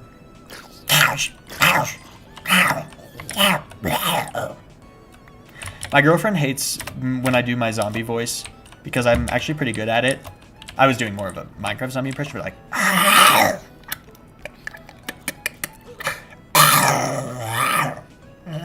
She's very afraid of zombies. So that's why it's actually particularly cruel for me to do that. So whenever I do a zombie voice around her, you know how she always responds? She goes, I'm going to get you with a needle. I'm going to inject you. I'm injecting you. I'm putting steel in your veins. And I go, it doesn't really work that way. And then she keeps talking about it, and it does start to work. So, they do nothing. Pyramid Head is a hear me out more. I mean, he is a little bit of a hear me out because, I mean, he's fucking shredded. He did not need to have fucking 8-pack abs. That was not necessary. Imagine Dragons. I imagine Dragons every day, Kibbo Pebbles. Some weirdo artist, the idea that Connor McGaslight doesn't actually hear it is haunting me. Are we still on this? Wait, I thought that... Okay, come on. The bit has to be done now, guys. The bit truly... We have to stop this. It's pretty good. Like, full disclosure, I do like it. I think it's a great bit. But, we cannot pretend that this is still happening. It's going to be confusing to people who come to the stream later and don't hear what the fuck you guys are talking about, and also don't see the live chat. They're just going to see Connor reacting to a sound that isn't there. Or rather, Connor failing to react to a sound that isn't there. I still don't generally get the premise. There's knocking. All right, just answer the door then, idiots. I don't know. Stand still. I don't mean to call you idiots. I'm being annoying. Actually, I would like to take a bathroom break, if you guys don't mind. I'll turn the Amori music up a little bit. So, I will be right back. We're gonna take a quick break, but I'll be back in like 2 seconds.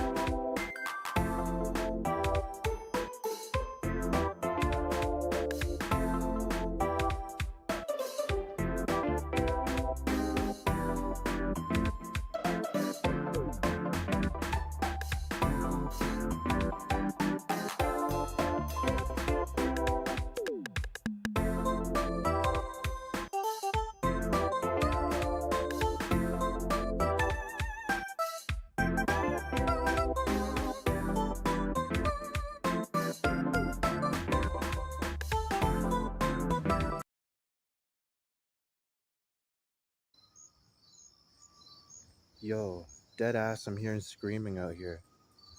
Listen, listen.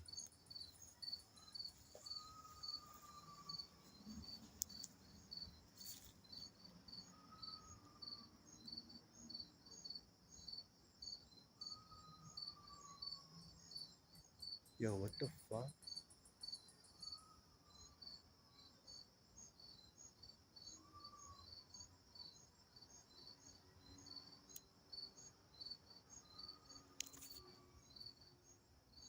Yo, what the hell?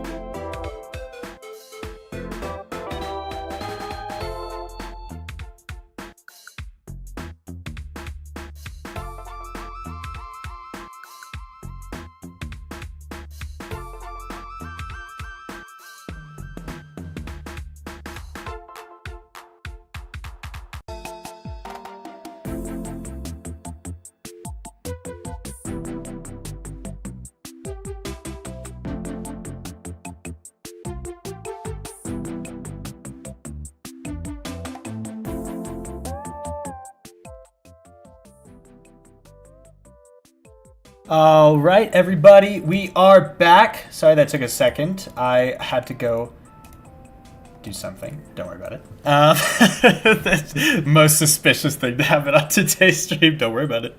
I'm having a great time today so far. I know at a certain point my girlfriend's probably going to get back during the stream. My plan is not to stop when she gets back because I'm sure she'll have homework and she'll probably just be doing that. But there may be another pause coming up in like not too long from now, just so you're aware of that. But how's everyone doing? I also had to, really truly the reason it took a while is I had to chat with my family in my family group chat. It's a fun day. April Fool's is a fun day. I like talking about, everyone loves to give a fake pregnancy announcement. Everyone loves to pretend that they're engaged. Everyone loves to, the real assholes like to pretend they're dying or whatever, but oh well. We all die. We all die, you know? I don't know what to tell you. Connor went to the bathroom in the woods? Why did I go? What? Am I pregnant? Chat. I have some incredible news to share with you.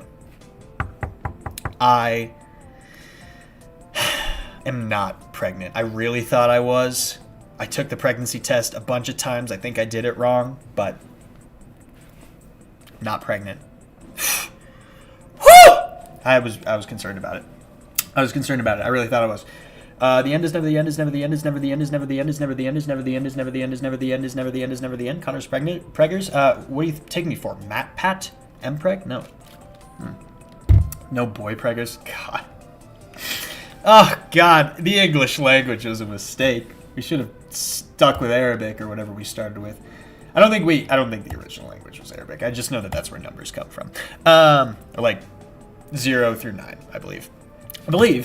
Brennan Lee Mulligan's monologue has me believing that. So, congrats, man. It's a concept. It's a theory. It's an enigma. A shadowy figure. A soft, fuzzy man, to quote Lemon Demon. Who here loves Spirit Phone? Tell me. I don't love conjuring the imagery of boy preggers Connor, but luckily I don't have to do that. Thank you, chat. Fan art when?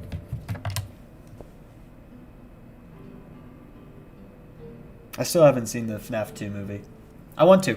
I'm not even the biggest FNAF fan, but it seems fun. Megan Fox is in it, and so is Matt Pat. What a combination.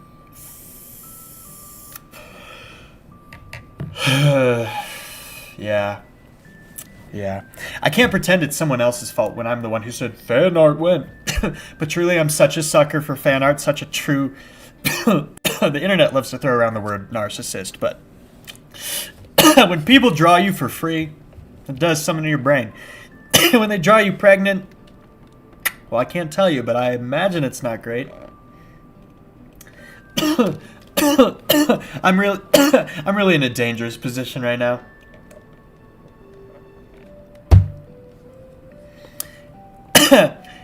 One of my favorite quotes from The Good Place that I'm about to butcher right now is, obviously it's a Jason Mendoza quote, and he says, whenever I had a big problem, again, by the way, okay, now I got it out.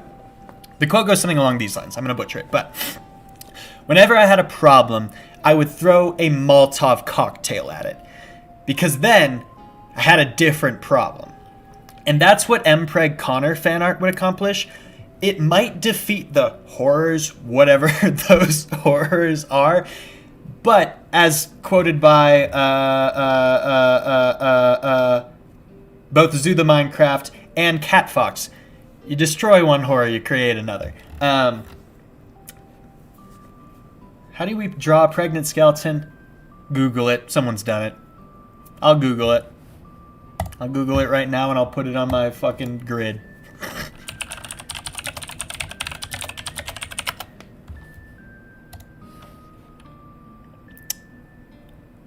God, there's too much fucking AI on the internet. Why do they do this? Okay, hold on. Maybe I need to phrase it differently. I looked up pregnant skeleton fan art. Didn't really get what I was looking for. Now I'm looking up Mpreg skeleton, and there we go. And there we go. And there we go. That's much that is. Yep. Yep. Yep. Yep. Yep. Yep. Yep. Yep. Yep. Yep. Yep. That happened. Yep. And and we're gonna image, and we're gonna click OK, and we're gonna browse the local files. We're gonna go to my desktop downloads, and where did it go? Why is it weirdly scary that I don't know where it is now? Is it this? I don't want to click on something without knowing exactly what it is. It's gonna be my fucking driver's license or something. And we're gonna start this process over, and we're gonna, oh, I saved it to the wrong thing, that's why. And then we're gonna name it that, and we're gonna click that, and we're gonna click that, and we're gonna click that, and it's the Mpreg, yep, and then we're gonna, and yep, and there we go. Okay, that's how you do it.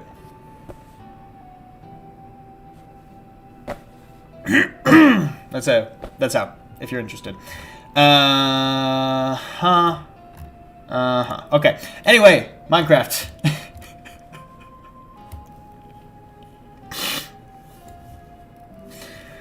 Oh no. Oh no. Alright, let's give proper credit to the artist. Oh, NSFW is in their name. Good. Yeah, so that's Mpreg Death Sama from Netflix Castlevania, I guess. I don't remember that character. And that's at Kuraha NSFW on Twitter. You're welcome. You're welcome. I'm not judging. Truly, as much as I am having the YouTuber reaction moment because it's good content, I guess. I am at the lowest amount of viewers the stream has had the entire day. Which is fair. But I don't want to pretend, like, draw whatever you want. Do whatever you want. It's art. Make money. Sell it. Form a community. Embrace your own kinks and sexuality. Live your life. But sometimes I'm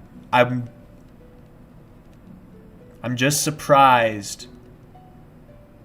I'm just surprised by stuff that I find. Anyway. Do you sometimes think God stays in heaven because he's afraid of what he created? Steve Buscemi, and with that, I think this is an appropriate time to get back to fucking Minecraft. Do we still want the Amori music? Is that still what we're vibing with, chat? I saw someone say, am I using a gold sword? No. Do you think I'm an idiot? Think I'm gonna waste gold on a sword? Ah! Do you think I'm an idiot? Immediately gets fucking jumped. Bing, bong, bong. Oh. Do these skeletons in this... Oh, I'm gonna fucking die. They have... I think they have new skins for the skeletons, too. Rad. Also gunpowder. Sweet. Also, I saw bones. Maybe I should go wolf hunting later. I should, I have maps. I should probably make a map of this place, right? I'm doing what to Minecraft? I don't even remember what I said. But probably... I have a rare and terrible case of foot and mouth disease. I don't know if you guys have heard of that one, where I constantly say shit that just didn't have to, could have not. It's incurable and incredibly painful. So have sympathy for me, or empathy, or whatever, whichever one it is. Man, I have ruined my chat over the course of fucking seconds because I just read the sentence. He's pregnant in Minecraft. I'm sorry, the sweetest having, that's maybe one of the funniest sentences I've ever read in my life. He's pregnant and Minecraft is the father. I'm sorry, that's one for the books. I have a lot of... Oh, I was gonna get water. That was my plan. Right. Okay. I've read a lot of words in my life, and just that one really tickles me. And I'm proud to have weirdly incited it, but also deeply ashamed. Yeah. So.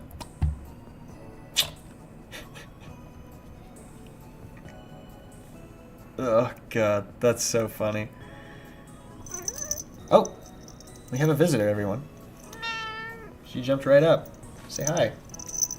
I'll big, hold on. Let me bigify my... Bigify. Enlarge! That's the word. Say hello! Use your words. You wanted to come up here, use your words. For those who don't know, this is Padme. She's my daughter. I know, right? We're teaching her to read. Currently, we're reading Dostoevsky. And by that, I mean I'm reading Dostoevsky and talking to her about it. And by that, I mean I'm 40 pages into Crime and Punishment. Having a great time, but doing it very slowly. Still, very good. I just read Fear and Loathing in Las Vegas. Pretty interesting book. Oh, God, that Mpreg fan art is on my desktop. I'm going to go ahead and delete that. Goodbye. Oh, she's being so cute right now. Oh, my gosh. Look at her. You can see her kitty litter.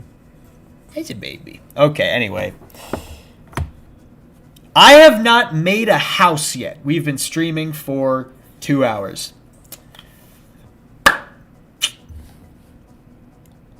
This is a bad start to my permanent Minecraft YouTuber career. I should do more bits on my stream. It's fun. The obvious and only bit being the fact that I'm calling myself a permanent Minecraft YouTuber, because obviously that's not true. But that's still the bit. No one's going to reference that I admitted that. But that's the only bit that I'm doing. How do I make... Can I not make water? Ah, fuck. I know there's a way to do it. I'm such a bad fucking... Okay. Guys think if I jump I make it? No, I don't think so. Is there water up here anywhere? Connor is bad at Minecraft. That's what I'm going to retitle this video.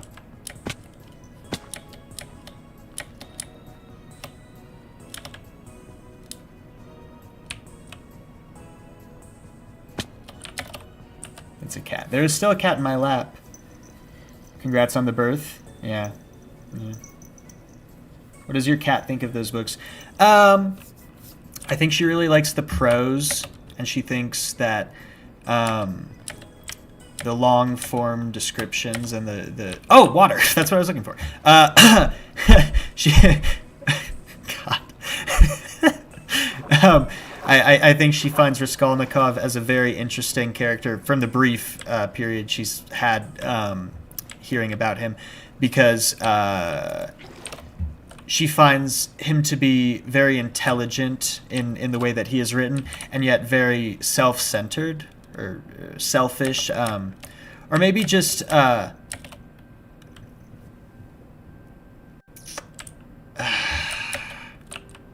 what's the word I'm looking for? When Raskolnikov considers his family and the revelation that his sister is potentially marrying this rich suitor very quickly in pursuit of helping the family financially, but most of all helping him financially, and hearing the mother heap praise on her, he has a very dramatic bad reaction to it, which may or may not be justified. I think there's plenty, or rather Padme thinks there's plenty to be said about that. However, we're so early on, Padme's so early on in her reading experience that she doesn't quite feel justified in having a strong character analysis of this character quite yet, because as she has dictated to me, she doesn't feel like she has truthfully gotten to know him well enough quite yet, but is just beginning to see specific character traits that she is excited to see fleshed out down the line. Now I'm going to talk about myself. The reason I'm reading it, and reading it to Padme, or telling Padme about it, is my grandmother, my Nana, as I call her, gave it to me as a gift. And my grandmother is actually, in my life, the person who gave me my love of reading in the first place. The weird factor of this is that she really introduced me to reading through the Harry Potter series, which is a complicated subject for me because I really loved it as a kid, and it's so exemplary of my relationship with my grandmother, but at the same time, J.K. Rowling's a fucking asshole. And I don't mind saying that. I'm not beating around the bush. She's really rude and mean and dismissive of a lot of people who deserve... Oh, I'm gonna fucking die. She's an asshole. That's the point. But anyway, she's for the longest time, because I was such a reader, and we really bonded over that when I was so little. And I used to hate reading before that.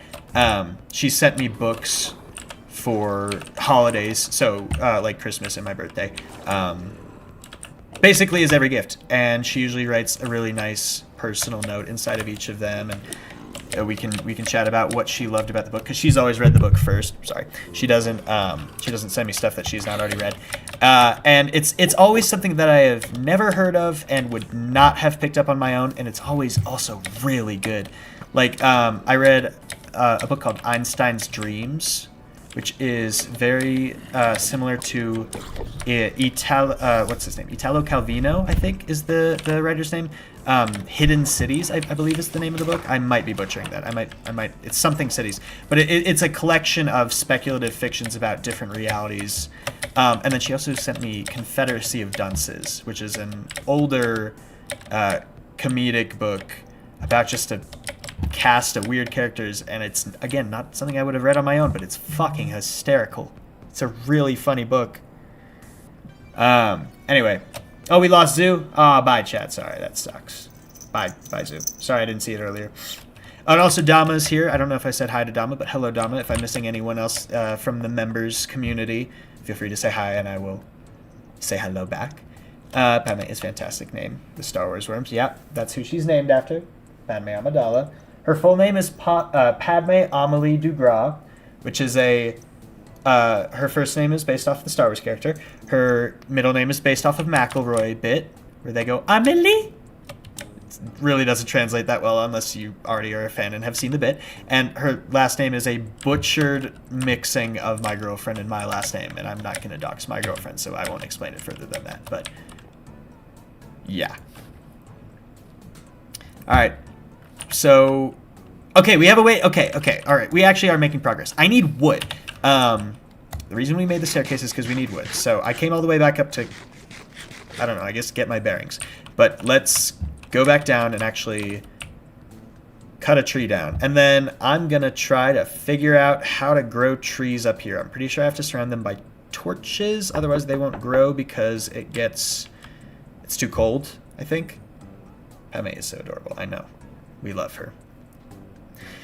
I don't know if I must have shared this at some point on my YouTube channel because it was such a dramatic thing last year. But Padme, bit of trivia about her, does not have any teeth.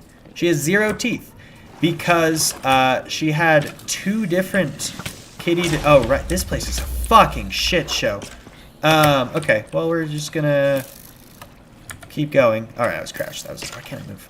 God, I hope I can find my way back. And if I die, everyone takes a shot, remember. Because it's gonna happen. So she had 2 different diseases, and I'm gonna butcher this because I haven't had to think about it in a while, which is I'm very grateful for. But she had something called, I believe, feline stomatitis, which is where her immune system was attacking her teeth for whatever reason. I think the thing I could maybe best compare it to, maybe erroneously, but like this is how I understand it, is like similar to an allergy. Like her body just reacts to something inside her that it shouldn't be reacting to, and so pumpkins. She was experiencing a lot of pain just wherever her gums met her teeth, which is really unfortunate because the other thing that she was experiencing was resorption, which is where, for whatever reason, her gums were growing very heavily back over her teeth. So obviously, if you math out the logic there, that's a sentence and not a smart one. If you math out the logic there, resorption means a lot of gums all over her teeth, and kitty stomatitis means all the gums hated her teeth, so she stopped eating, and we gave her steroids for a while, and that kind of worked, but there was also risks of her having health problems down the line, and so at great expense and at great... it took a lot of us talking to multiple different doctors and getting a bunch of different opinions because it's fucking impossible to get a fucking singular diagnosis that works for everything. But we decided that the best course of action was to get her teeth removed because she would be dealing with it her whole life, and we didn't want her to have like liver problems down the way if we kept giving her drugs for it. It was a really bad combo. Oh, and she knocked over my mic. Okay. She's an idiot. I'm giving her good pets right now. I might be dying, but here, I'll angle it down so we can have a little bit more padme time. She's being very cute right now. And the music's very good right now. Oh, she loves the sweet pets. She loves the sweet pets. So, yeah, breaking HIPAA for her. I don't know. I'm her legal guardian. I think that gives me the right to talk about her medical problems, so that might be fine. Also, she's not a human, and I think HIPAA really only has to do with humans. She's got elevator butt. Oh, she's being so cozy right now. Connor and a line cook. I don't even know what that could be referencing. Oh, the shop, probably. Yeah, so she was dealing with a lot of pain, and we decided the best thing to do was to surgically get her teeth removed. That was a very confusing experience for her, and she was in a cone for a while. And we always, when we give her dry food in the morning and wet food in the evening, but when we give her dry food, we put a little bit of water in it and let it soften up for her.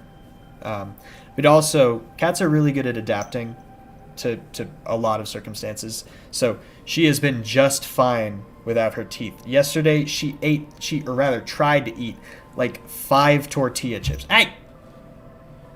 Also, she has no problem biting. She's not trying to hurt, but she fucking does it. She also puts her claws in her mouth. Yeah, she's not having any Okay, hey, why are you being evil? Is it because I'm talking at you and I'm being too loud? Hey, if you keep doing that, you have to go down. If you're going to be evil. She's also evil. She's also a brat. This is the thing people don't know. She's a brat.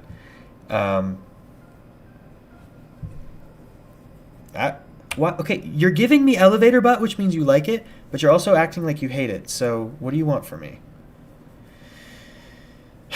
Kids, man.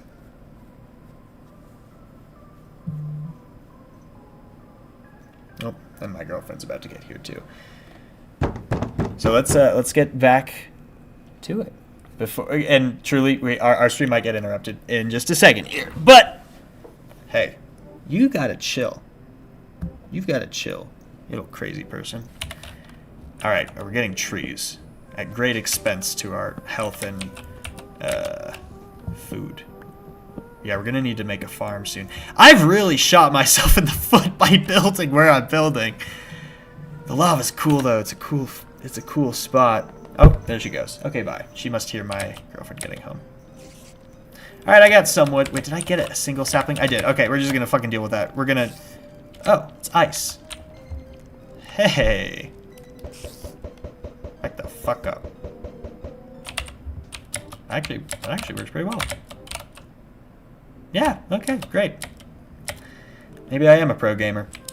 I think your girlfriend just arrived. Yeah, I believe that is the case. I don't hear her though. I can usually hear her unlocking the door, but. Oh. That might be her. Your suffering is self-inflicted. Wait, what suffering? Ugh! I love that this is like weirdly like spooky music from the classic horror game Amori, but within the context of the game, it's not horror related at all. I don't think it is, at least. It's just like kind of in a castle. All right, so I just need to find the big old waterfall. The shaders don't make it. Oh wait, there it is, I think. Ow. Fuck. I am not good at this game. I need a shield. I can make that with 1 iron, I think. Okay. Alright, so now I just follow the big old waterfall up. Waterfall. I should have kept 1 torch on me. Just to make it a little bit easier, because this sucks. But I think I'll just follow the water. Ow! All the way up, and I'll be fine. Except I can't fucking see what's happening! Oh my god, I'm gonna die. And it's gonna be for such a dumb reason. Oh, now she's on my hero. Oh, there we go. Wait, I made it. Okay, I made it. Perfect timing. Okay.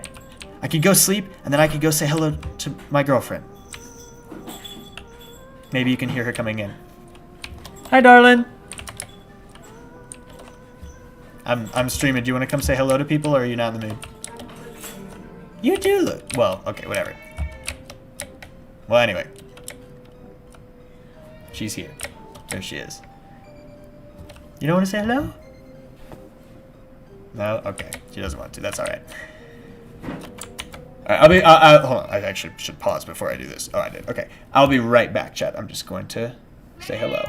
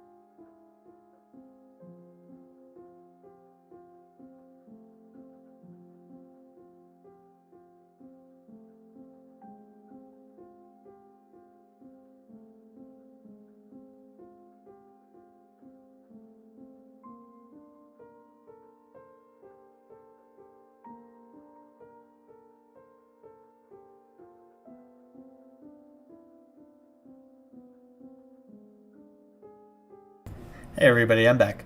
And unmuted now. I was really worried that I was unmuted already, but I'm not. Okay.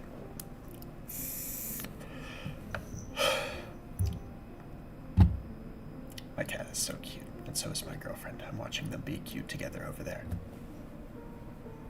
Hi. Okay. Alright. I did my best, Chad. I couldn't convince her to come over. It's okay. It's okay. Meow. My cat is also very loud, so you'll hear her. Hey, back we are, everybody. Welcome back. Welcome. That's a whale. Alright. I need more tattoos. A random lady in the Starbucks... wait, why am I going back down? I should be going back up. A random lady in the Starbucks drive-thru today, which again is where I work when I'm not doing my much more fun job. And I had like a full-on conversation about tattoos while I was waiting for a drink to get made. And she recommended a new artist to me, which is good because my old artist who I loved moved away, and I haven't gotten a new tattoo in like a year and a half, maybe even 2 years at this point.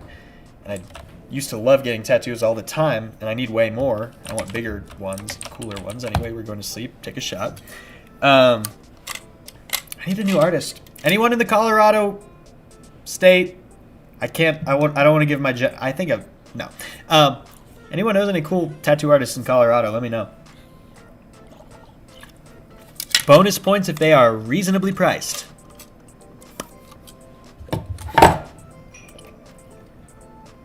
I need more tattoos. I say the same thing every day.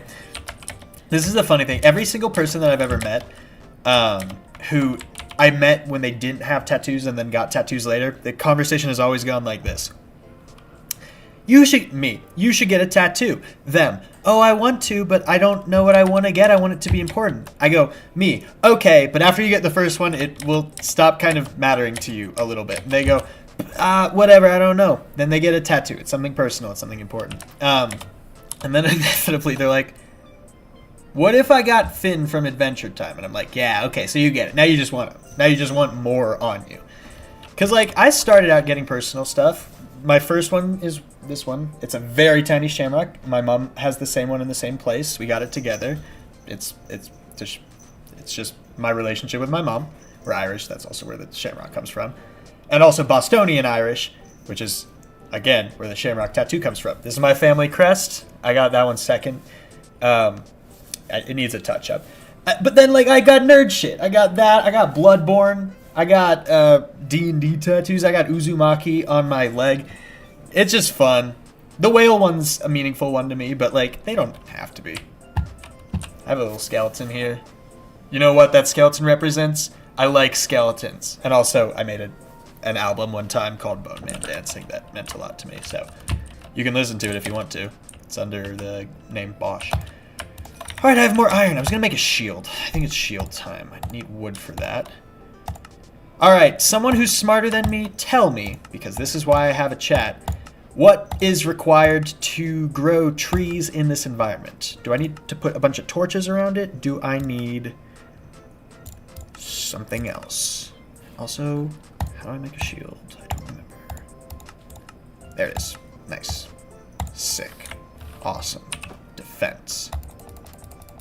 Why does that make my screen flash? I don't know. I want to tat so bad, but they're expensive and I'm poor. I know. Even back in the day when I had a really reasonable tattoo artist, I was still paying somewhere in the range of $300 to $350 most of my appointments. Now I would get reasonably sized tattoos, full colors. The day I got my whale tattoo, I also got my 2 D&D tattoos on both of my wrists, basically for free, because I said, oh, hey, I've been thinking about this. I want to get it on one arm. And she was like, oh, that's cool. She just did the nat 20 on my left arm. And then I said, oh, but, you know, the Hands of Fate, that was an idea I had. How much extra would it be if you just did the same thing on my other arm? And she just was like, I like that. I'll do it. And because she was fucking incredible, she did it in like 2 seconds. I'm definitely going to miss her. But I need a new artist, because I like an artist I have a relationship with, because I had been going to her since I was in high school. So, okay. Oh yeah, people are telling me about trees. Good. Or saplings, bone meal. Someone said, Pop said just regular tree growing. Many bones.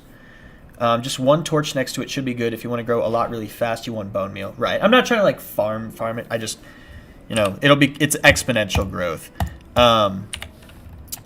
It might be a bit of a different story when I get into the farming, but I think I can figure that out too. I know that if you keep torches next to ice, or rather next to water, it won't turn into ice. But first thing that seems important to me is getting some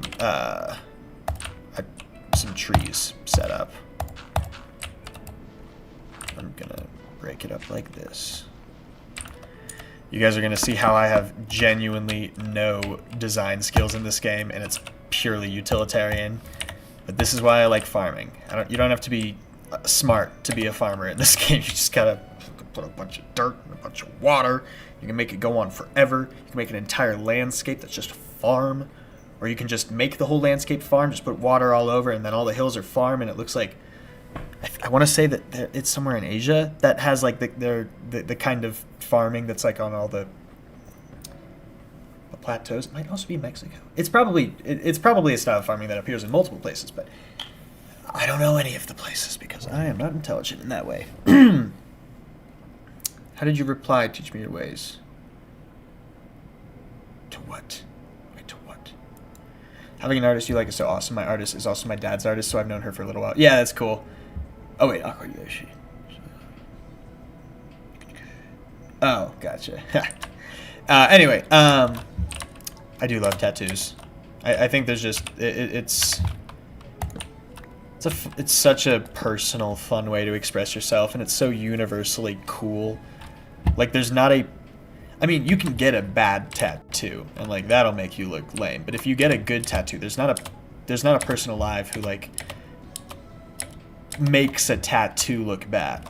You don't have to have a specific body type or like disposition or whatever. Like, I know that, there's probably people in older generations who are more familiar with tattoos as more of a taboo concept, especially, like, in America it's different, but, like, in other countries I know that it can be much more of a taboo. But in America, like, for a while I know it used to be like, oh, criminals and bikers, those are the people who get tattoos. But, like, these days, it's just basically anyone gets a tattoo. It's just kind of like a thing. Like, you can be in a totally professional position and have tattoos, and it's very normal. And I really like that. I think it's fun to be like, yeah, they're cool and tough. And to be fair, like, you do have to get a needle driven into your skin a bunch of times in a row. Like, it's not a comfortable process, so it's kind of cool when anyone's able to do it. But at the same time, it's not this crazy thing anymore. So it's just a way to express yourself, and I think once you do it for the first time, and you also get over, like, that initial fear of what it's going to feel like and, like, how painful it's going to be, it's very easy to get addicted to, just like piercings, I don't have many piercings. I think at some point I consider sometimes getting a navel, is that what it's called, the ring? I think I would look okay with that. A couple of my friends have multiple piercings. I think it's just the same thing. I think I gravitate more towards tattoos, but I think it's just fun to have that level of control over how your body looks in such, like, a permanent and eternally visible way. It's a little different with piercings, but, like, with tattoos, permanence is kind of like the major selling point, that it will be there forever. There's a whole crowd of people who say, oh, isn't that the scary part? I'm like, no, dude, like, anything that happens to me kind of is there forever. If not in physically represented, like, in my psyche at least. Like, what do you want? Do you want me to plan my entire life around when I'm old? Because that's lame. Why am I prioritizing that time over the time I have now?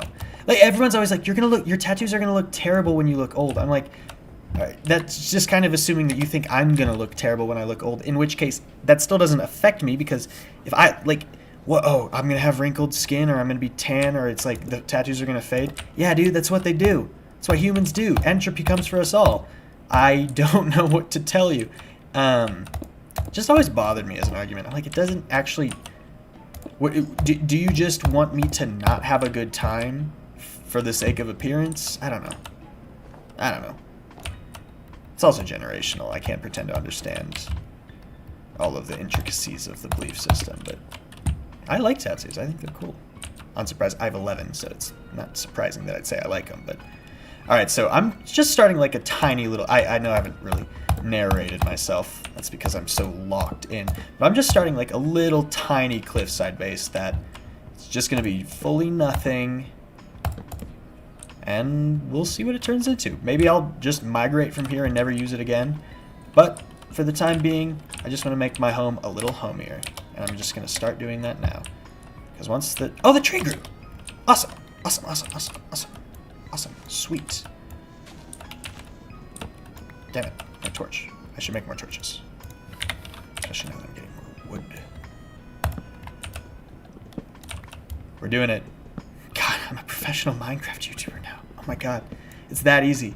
You just have to spend 3 years grinding a YouTube horror fan base for no reason, and then immediately transfer over to YouTube. That's to Minecraft. That's how you do it. I should teach a course. I'm gonna make a campfire. I don't know why I'm gonna make it, but I just want one. I think it'll be cool. Puts up smoke. Might make it easier to find where I am. God, I love Amori music. Such a good soundtrack for what's happening. Oh yeah, I was gonna make more churches. That's what was happening. I also... Hold on. One thing at a time.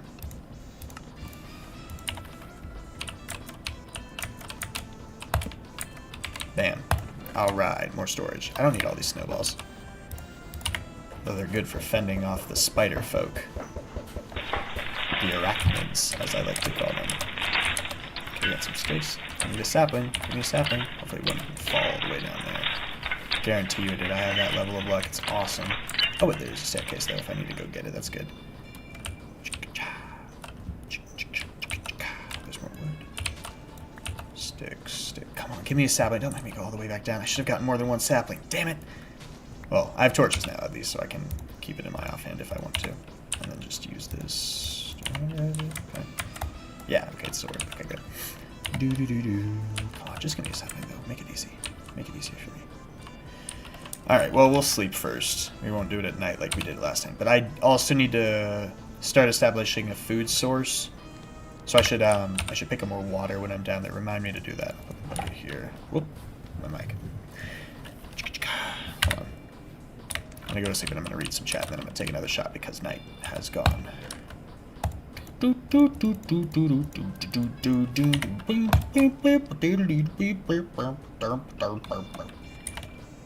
I should have more torches than this. I want more.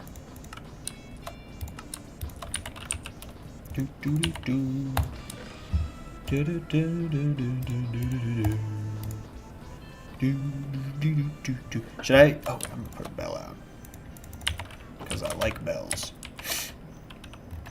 I'm gonna make a little.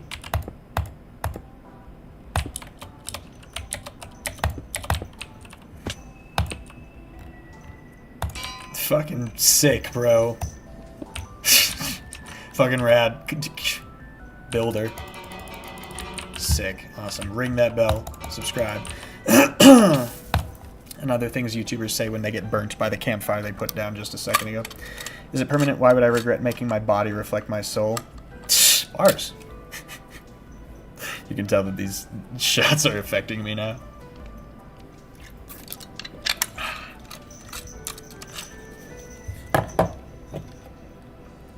I'm commissioning more art for an upcoming video. One that I'm excited for, but that's going to take for fucking ever to make, unfortunately, I'm realizing. So I'm going to make a very much shorter one very quickly here to bridge that gap. But I love supporting artists. It's one of my favorite things to do. It's fucking expensive, though. It's worth it. It's fucking expensive, man. For good art. Oh, I have all this bread. Why haven't I been using this? Damn. Awesome. Alright, let's go get... oh, sapling! Yes! Oh my god. Fucking... blessing. Okay. Sick.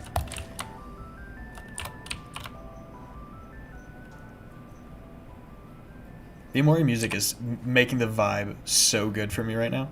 It's working... it's working magic. More music is good. We got Cosmos back. Hello, welcome. Would love to get like cohesive medieval Dark Souls vibes in terms of tattoos. That sounds cool. I don't know exactly what you mean by like Dark Souls tattoos. Like, do you just mean about Dark Souls, or is there a specific style you're trying to emulate? But I do love the idea of cohesive. I just mostly do patchwork. I just put whatever I want on my body, and at a certain point it'll just be like, he's just got a lot of tattoos. But I do, like, many tattoo artists who I have gone to have like huge pieces that clearly would have been either so expensive or like, God, I'm gonna start putting some more torches down here because this is a fucking breeding ground for mobs. Oh no, if I die, no. I'm also trying to be quiet because I'm trying not to disturb my girlfriend, but I'm definitely gonna die right now, guys. I haven't died yet on the stream.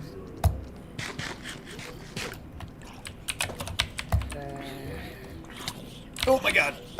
Please. And there it was. It happened. Had to happen. Padme is knocking on the door. I don't think she knows how to knock. She just knows how to scream. You would know if she was trying to get our attention. If I ever get it tattooed, probably be the Bureau balance symbol from Adventure Zone. Dude, I've been considering getting that one for a while. I have listened to Bureau of Balance to Adventure Zone balance so many times. I'm listening to it again right now. The final graphic novel is coming out in July, I think, and I'm so excited for it. In other news, I don't know if I don't know if I should talk about this.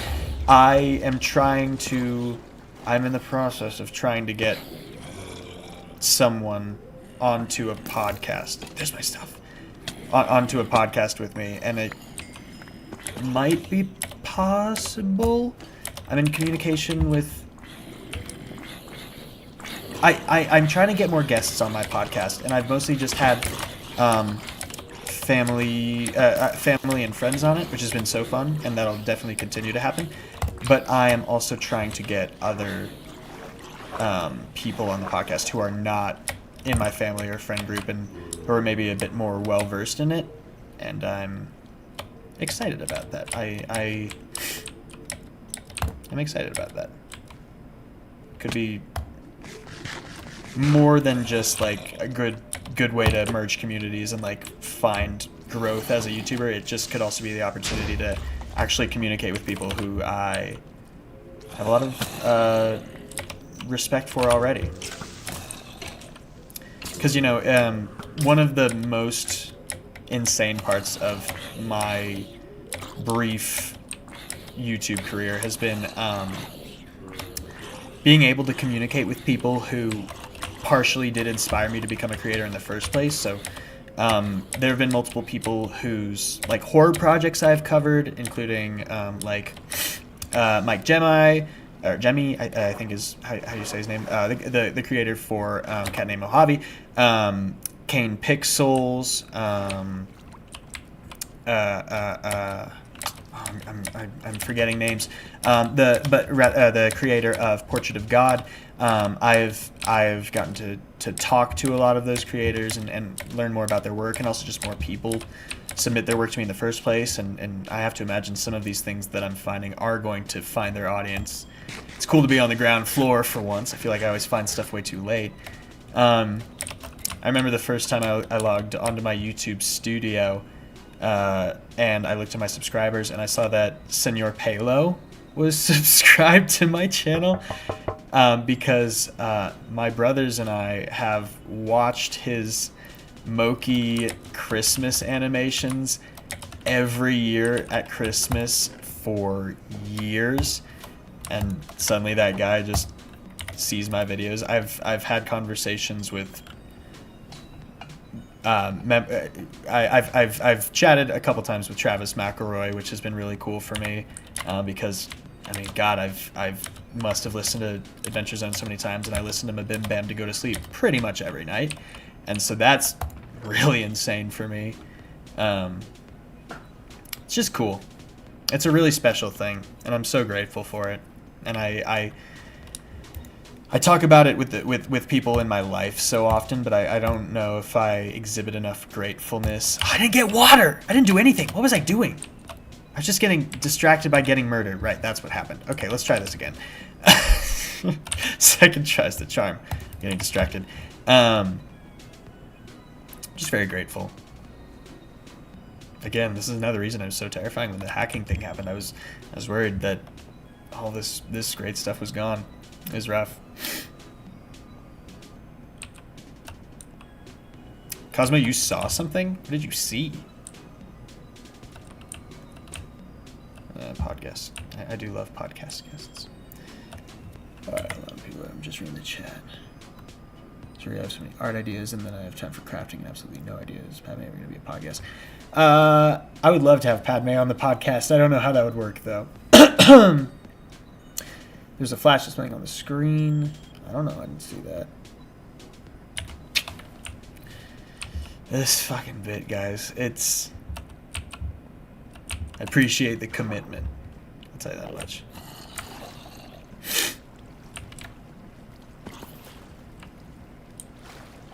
Okay, I just want to get some water. I can just go in the sea and get some water.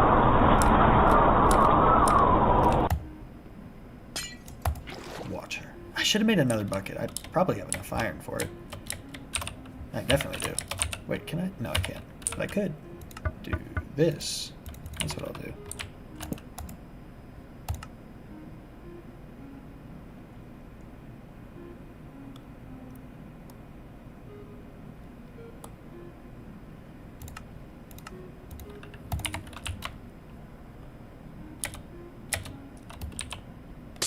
Nice. Now I can make an infinite water source, and I don't have to worry about it again. Sick. Let's do it.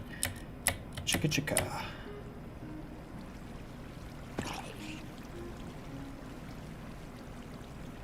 Dun, dun, dun, dun, dun, dun.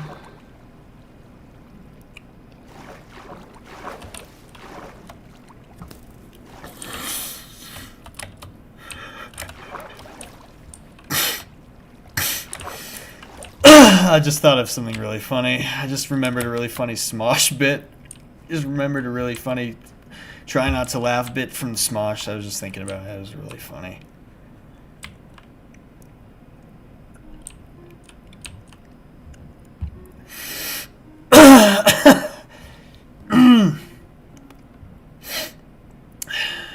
It was the one where you ever been color matched by President Abraham Lincoln?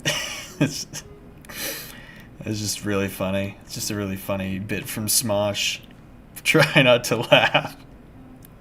I like that one. Amanda's really funny. I also like her Sarah Christ character.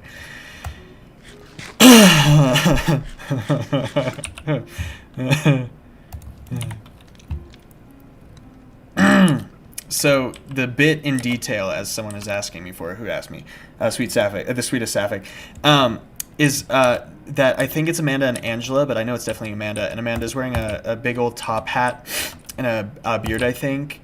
And she's putting makeup on whoever she's with. Again, I think it's Angela. And she says something to Shane, who I think she's talking to Shane. It might be someone else. I truly don't remember most of the details, but she goes. The punchline is, "Have you ever been color matched by President Abraham Lincoln?" And it's really funny, and that's what I was laughing at just a second ago when I started laughing out of nowhere for no reason. So glad you understand what was so funny to me. We don't have to have any more questions about it. Okay? All right? Okay, good. Glad we're all on the same page. I start tapping my mouse really loudly. We're on the same page, right? Okay? Okay, my mouse is already a little bit broken. I need to not do any more of that. Why aren't you growing? Let it grow. Wait, I have bone meal, don't I?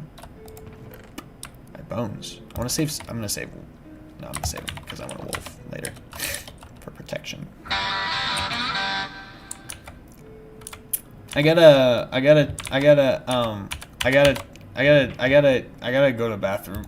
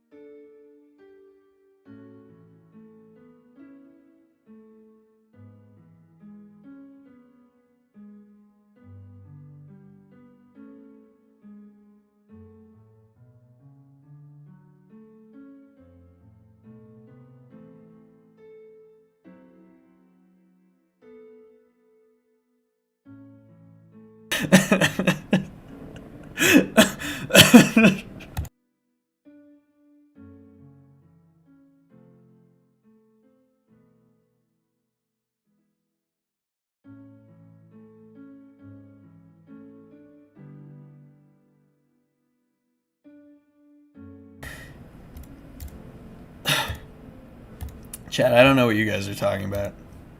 You guys are all being really weird in the chat right now. I don't know what you're talking about, and you're pretending that there's something else happening here. And frankly, you all sound fucking crazy, and you sound crazy, and no one would ever believe you. So, yeah, if I forgot to loop a playlist in the background, that would have been really important to keep looped, and it auto-played a bad to the bone riffs instead of something else. That's crazy that you'd believe that. That's crazy that you'd imply that, and I don't know why you would bring that up. So, this has been a really fun stream for me. Maybe the most fun I've had on stream in a while. For real.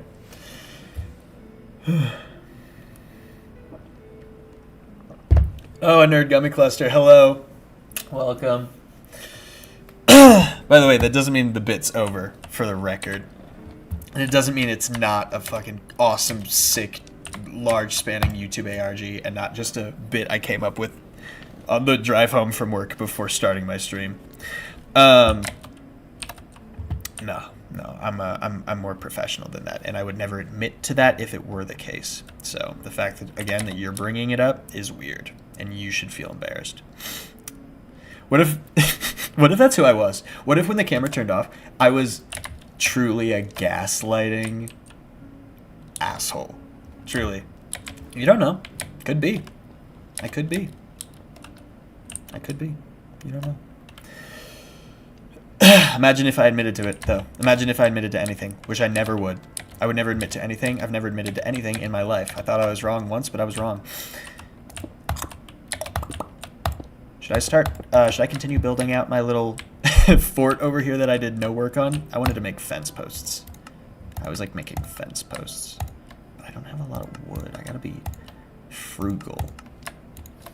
That'll do the job for now, I think. I keep hearing the burning and being like, oh my god.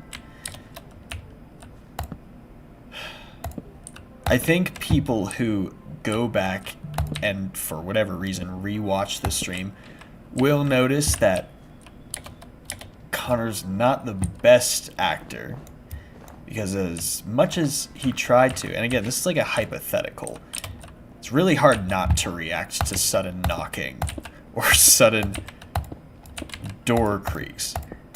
Because, like, you hear it and then you're like, oh, wow, that's sudden, but then you remember, oh, wait, no, I had this whole bit, and then you, or someone,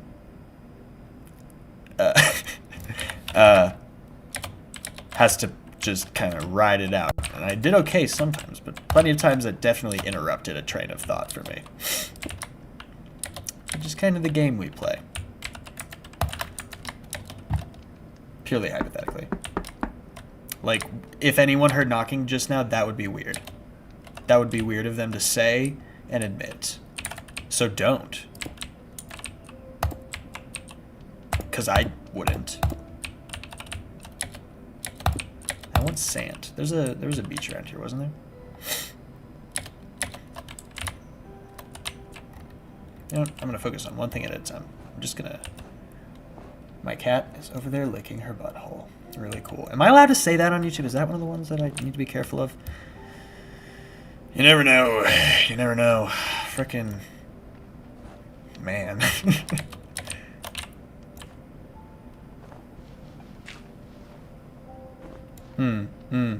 I think every stream should be interrupted with Bad to the Bone. I think one of the epiphanies I recently had, not to quote a recent essay of mine, but one of the epiphanies I recently had was I could be having way more fun with these streams. I could do this bit with anything. It doesn't have to be a spooky bit. I could just put Bad to the Bone in every stream, and do the same bit. If I just pretend not to hear it, especially if everyone knows I'm doing a bit, that's fucking hilarious. That's fucking funny. Alright, I'm moving my spawn point. Please don't die in these 2 seconds it takes me to move my spawn point.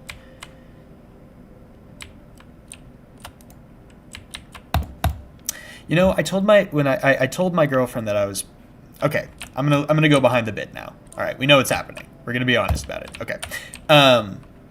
I told my girlfriend that I was pranking my chat, I guess, and I was like, "Oh, do you want to get in on it?" And she, do you want to know what her suggestion was? That she actually murdered me on stream.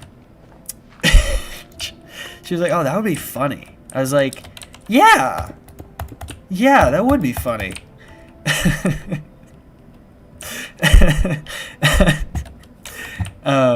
And I clarified. I was like, "Oh wait, so you mean like?" I was like, "I think that joke's funny." She was like, to quote her specifically, here's how she phrased it. She said, "I could get a screen mask and a knife and stab you to death on camera." And I said, "You mean for real?" And she said, "Yeah." And I said, "Okay, I mean, I think that's funny if it was fake." And she said, "Yeah." And then we stopped talking about it. So I guess you could call that method acting. That's not a bad point. It would be kind of hilarious bit. I do admit that. I mean, it's comedy gold. Let's be honest.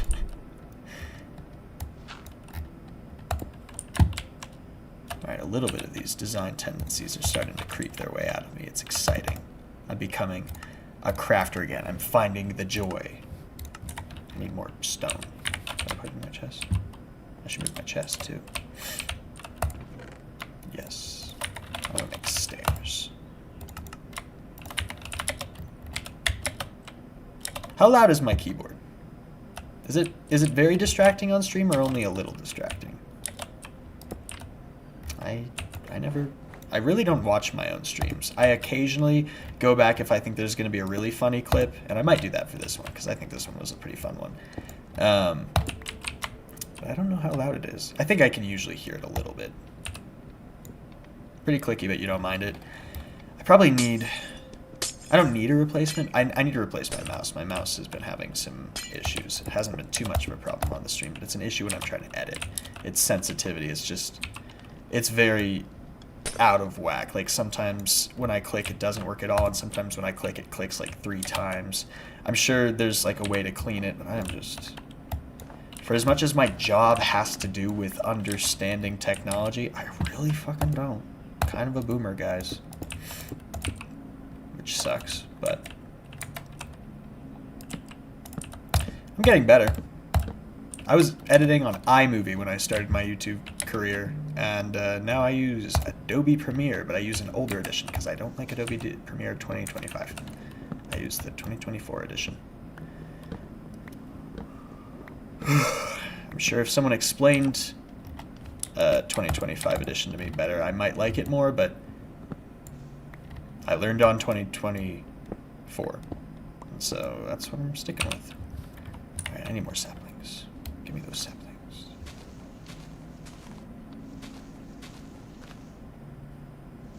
This is a good song. I low-key hate Adobe, but that's just because I have extreme beef with the InDesign. I wouldn't even know. Nerd Gummy Cluster had to go. Thanks for joining. Happy to have you here. Minecraft horror is just liminal horror if you try hard enough.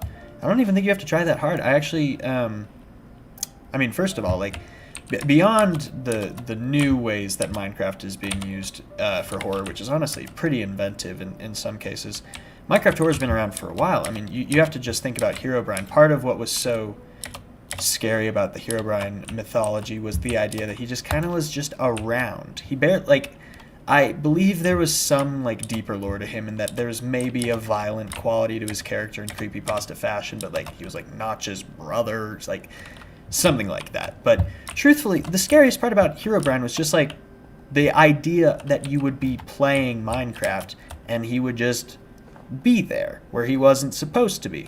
And that's like very early Minecraft creepypasta, but I actually did in one of my earlier videos talk about Minecraft and how just playing it, but especially like going on a dead Minecraft server, that's really interesting because that feels extremely liminal because there is the element of like real humanity there. Like walking through a village that's empty in Minecraft, that's creepy. But like walking through a place that people once did populate with even, you know, fake little Minecraft character guys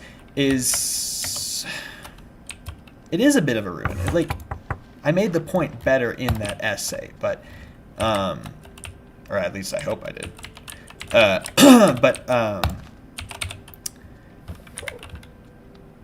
A ruin is nothing but a remnant of a place where humans once were. And weirdly, in our new digital internet era, I sound like a fucking cop. Those spaces extend to virtual areas now, and you know, everyone talks about the metaverse, or not everyone, but weirdos talk about the metaverse and how like that's going to be the future of reality and it's going to change everything. And you know, maybe one day it will. Maybe one day VR will have a tighter grip on the tech landscape than it does now, and for better, for worse, our reality will change in that way. It's kind of impossible to predict, in my opinion, but you know, whatever. There is this very real thing that, and I mentioned quarantine earlier, but it's so real actually, is that at a certain point, and especially if you're someone who already doesn't have a lot of socialization skills, and I'll admit that I was someone who didn't have the best social skills as a kid. Shocker, as a horror YouTuber, I'm sure you can imagine. These places do take on a very real emotional quality to them, and so then when you find them absent, when you find them devoid of people, with all the, you know, you find crafting stations and like places that, like I mentioned earlier, there was like a nightclub that we built in our little server during quarantine. And what's so interesting about that is the idea that someone might, I don't think it exists anymore, so this is purely hypothetical, but if someone were to suddenly find a way to log on to that server, they would find a space that was purely designed for hanging out with other people, completely empty. That's a ruin. To me, like, the definition might be more nuanced than what I'm presenting it as. It might have to do with actual physical locations, but that's a ruin. That's a human space no longer occupied. But what makes a ruin so captivating is the idea that you can see the function of it, or you can see the humanity in it, and it's gone. Oh, Sprouty, hi, welcome. Sprouty Sophie, hello, happy to have you here. 42VM, I'm going to say hello to a bunch of people that I'm noticing here. Yes, hello. Yeah, something not just Dead Brothers, Spring Break. So there is a Minecraft horror video coming. There has already been one, but I'll talk about Minecraft in the future again. It's inevitable. About Minecraft can feel eerie on it. Sounds so good for a subtle horror. Yeah, I have never, not one time have I played a real world of Minecraft. Even now, literally, truly, never have I played a game of Minecraft and looked out over I'm going to do it right now, and looked out over. My shader distance is not doing me any favors. Looked out over, whatever, an empty horizon. Wow. A spot of land devoid of humanity. A village that is full of characters that are not me. And thought, or rather felt, a subtle sense of melancholy. And I should distance melancholy from the feeling of sadness, because I don't like the feeling of sadness, but melancholy is... It's an emotion that I don't take lightly. I think melancholy, or rather a feeling, I don't know if it's classified fully as an emotion, or maybe it's a sensation. I don't know what the proper descriptor is. Point is, I think that emotion's a really powerful one. Melancholy, just a kind of forlorn, a sense of longing. I think because it's a very personal and yet very universal kind of sensation, I think is what I'm getting at, is that I think melancholy has to do with very intricate, subjective, maybe even subconscious human emotions, and yet they do have to do with a universal truth, which is that the smallest, most innocuous thing can invoke a deep sense of memory or a deep sense of longing. Melancholy, to me, is almost synonymous with longing. It's an inherent quality to the emotion, but that again could just be me and my perception of the idea. Hey, buddy, I want to look at you. and that's partially why I enjoy liminal spaces so much, because as I outlined in that video again, they are nostalgic. That I think by definition, a lot of what liminal spaces manage to encapsulate is what it feels like to have a very bare bones understanding of something adult and complicated. And liminal spaces are a reminder of that when we see places that we're very familiar with presented to us in new ways that we hadn't considered. And it is a lot like being a kid again. It is a lot like being introduced to a wholly brand new concept, except what's maybe even more shocking as an adult is being so confident in our position, whereas being a kid it's full of unknowns, but being an adult, you're supposed to have figured it out by a certain point. And sometimes you assume you have, and then are suddenly introduced to the idea that you might be wrong in that assumption. And I think liminal spaces tangibly represent that emotional process, which is it's hard. I believe truthfully that not even the English language for me, but language in itself is such a powerful tool that you can express anything with it if you use the right words in the right order and with the right emphasis on those words. But there are some things that are really hard to actually dictate, that are really hard to actually describe. And I think what I love about liminal spaces is that they encapsulate a truly impossible to nail down concept in a universally translatable way. We simplify it and we call it either like the textbook definition, which is like spaces that are regularly occupied by humans that are suddenly presented in a stark differential contrast when they are not being occupied, and it makes the space look weird, or the like very scary YouTube kind of definition, which is just a place that feels weird and off and creepy. But both of those definitions to me sound like a lot of what my childhood felt like, you know, not in any kind of larger, more dramatic emotional sense, but just being a child and not knowing what reality is and having to learn on the fly, which is what basically any creature has to do, but humans have to do specifically with the way their brains work. So there's an inherent childhood element to liminal spaces that feel inherently childish to me, because that is what nostalgia always harps on to me. You can be nostalgic for stuff in your adulthood. I'm nostalgic for stuff that happened a year ago, but like, I think the greater lens of nostalgia tends to be more early life oriented, because there's that static. First of all, I mean, the aesthetic way that it's presented, usually with like DSLR cameras and like older styles, like in the same way that analog horror does it. They are trying to invoke a sense of archaic technology that most of its audience would only be like passively or only in their early memories familiar with. A lot of liminal spaces manage to do that too, which is also why I think a lot of when people are presenting liminal spaces and like TikTok compilations, they use like kind of the caretaker style music, like old fuzzy classical music with this element of like eeriness to it. I use that word a lot, but like I think you know what I'm saying. These spaces occupy a section of our mind that is so hard to actually reach through regular means. It can only be like invoked through a combination of stimuli. Like I see pictures of the Backrooms, I see the trailers for the new Backrooms movie, and I'm like, oh, that's gonna be cool, and I'm interested in it. But it's very different than when I play a game like Dream Core, which is a game that I fucking love. And I really lock in, and I really like allow myself to be in the space. And I'll be honest with you, I've played that game Tripping before, which might be a little intense for other audiences. But for me, for someone who has the lens that I'm sharing right now,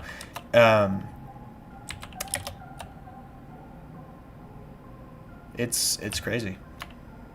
I'm doing it injustice by describing it with that blanket term, but it is truly like hard to describe the sensation that those kinds of space that those kinds of spaces can invoke.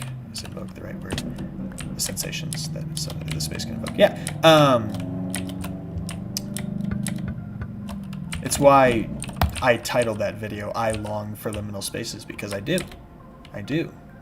I think in the same way that people long for their youth. But I'm not exactly like, I'm 23. I'm not big. Like, my youth is big. To some people, probably actually still here. Like, I'm still in my youth, probably, to certain audiences. But either way, but like early youth, it's such a enigmatic time. It's so hard to grasp onto in your own memory, and I think it, in that way, it kind of takes on this ethereal quality. I don't know. Okay, I'm gonna take a second to read chat because I've been fucking rambling. Jesus. I swear. Is there a moose outside? No, I live on the 3rd floor, so even if there were, you probably wouldn't hear it unless they're that loud. I don't know. Connor Minecraft horror video when? It's happening, kind of. Copper McGrath, yep. I like the liminal space video Mr. Bones made that actually had Minecraft in it. It's often not included in other liminal spaces. Oh, I like I mentioned earlier, I do include Minecraft as a liminal space in itself. Even survival worlds, which might not fully be accurate, but it does trigger similar feelings. Not maybe as strongly, but it does. Yeah. I mean, that's one of my favorite things about the creator searching for one that doesn't exist videos. He mixes nostalgia and grief and loneliness so well in his other videos. I mean, I think that's another quality of nostalgia, is that a lot of it is like remembering stuff that is gone. And so even if it's not something like a person who's gone, which obviously is attached to the concept of grief, it can still be just like, you know, your youth, which is gone. I think that's inherently like there is a grieving process that comes with aging, and I'm sure it gets more complicated the older you get. I can't speak to that sensation myself, unfortunately, but you do have to move on from certain dynamics and certain ideas, which is really interesting to me. And then the other idea of just like, you know, the house you moved out of, the dog you had when you were younger, the person, the kid you were friends with before you moved schools, the kid you were friends with before you moved states, the specific bakery your dad brought you to that's local and you never go to anymore. Like, nostalgia is laced with grief. It's a huge component of it, I think. Hi, I'm late. Sorry, I definitely have my channel notifications turned on, but it never notifies when you start streaming. I've heard that a million times. That's totally fine. Suspense. Yeah, there's a lot of suspense in that video. I'm definitely going to go on a bit of a dive of that channel. I want to see what else they... Because I had stumbled upon that one, and I'd also had it recommended to me by my editor and people in my Discord, which, again, become a member if you want to see it. But it was really interesting. It was really well made. I imagine there has to be some larger Minecraft editor tool that makes those spaces possible to design, because otherwise, like, the commitment to making it is just incredible. Melancholy is really good word for it. Kind of reminds me of the picture of a horse on the beach staring at the water labeled man. I love that picture. My girlfriend and I send that picture to each other back and forth. I'm begging you to add railings. You're making me so nervous. I'll do it at some point. I used to love here type thing. I don't know what that is.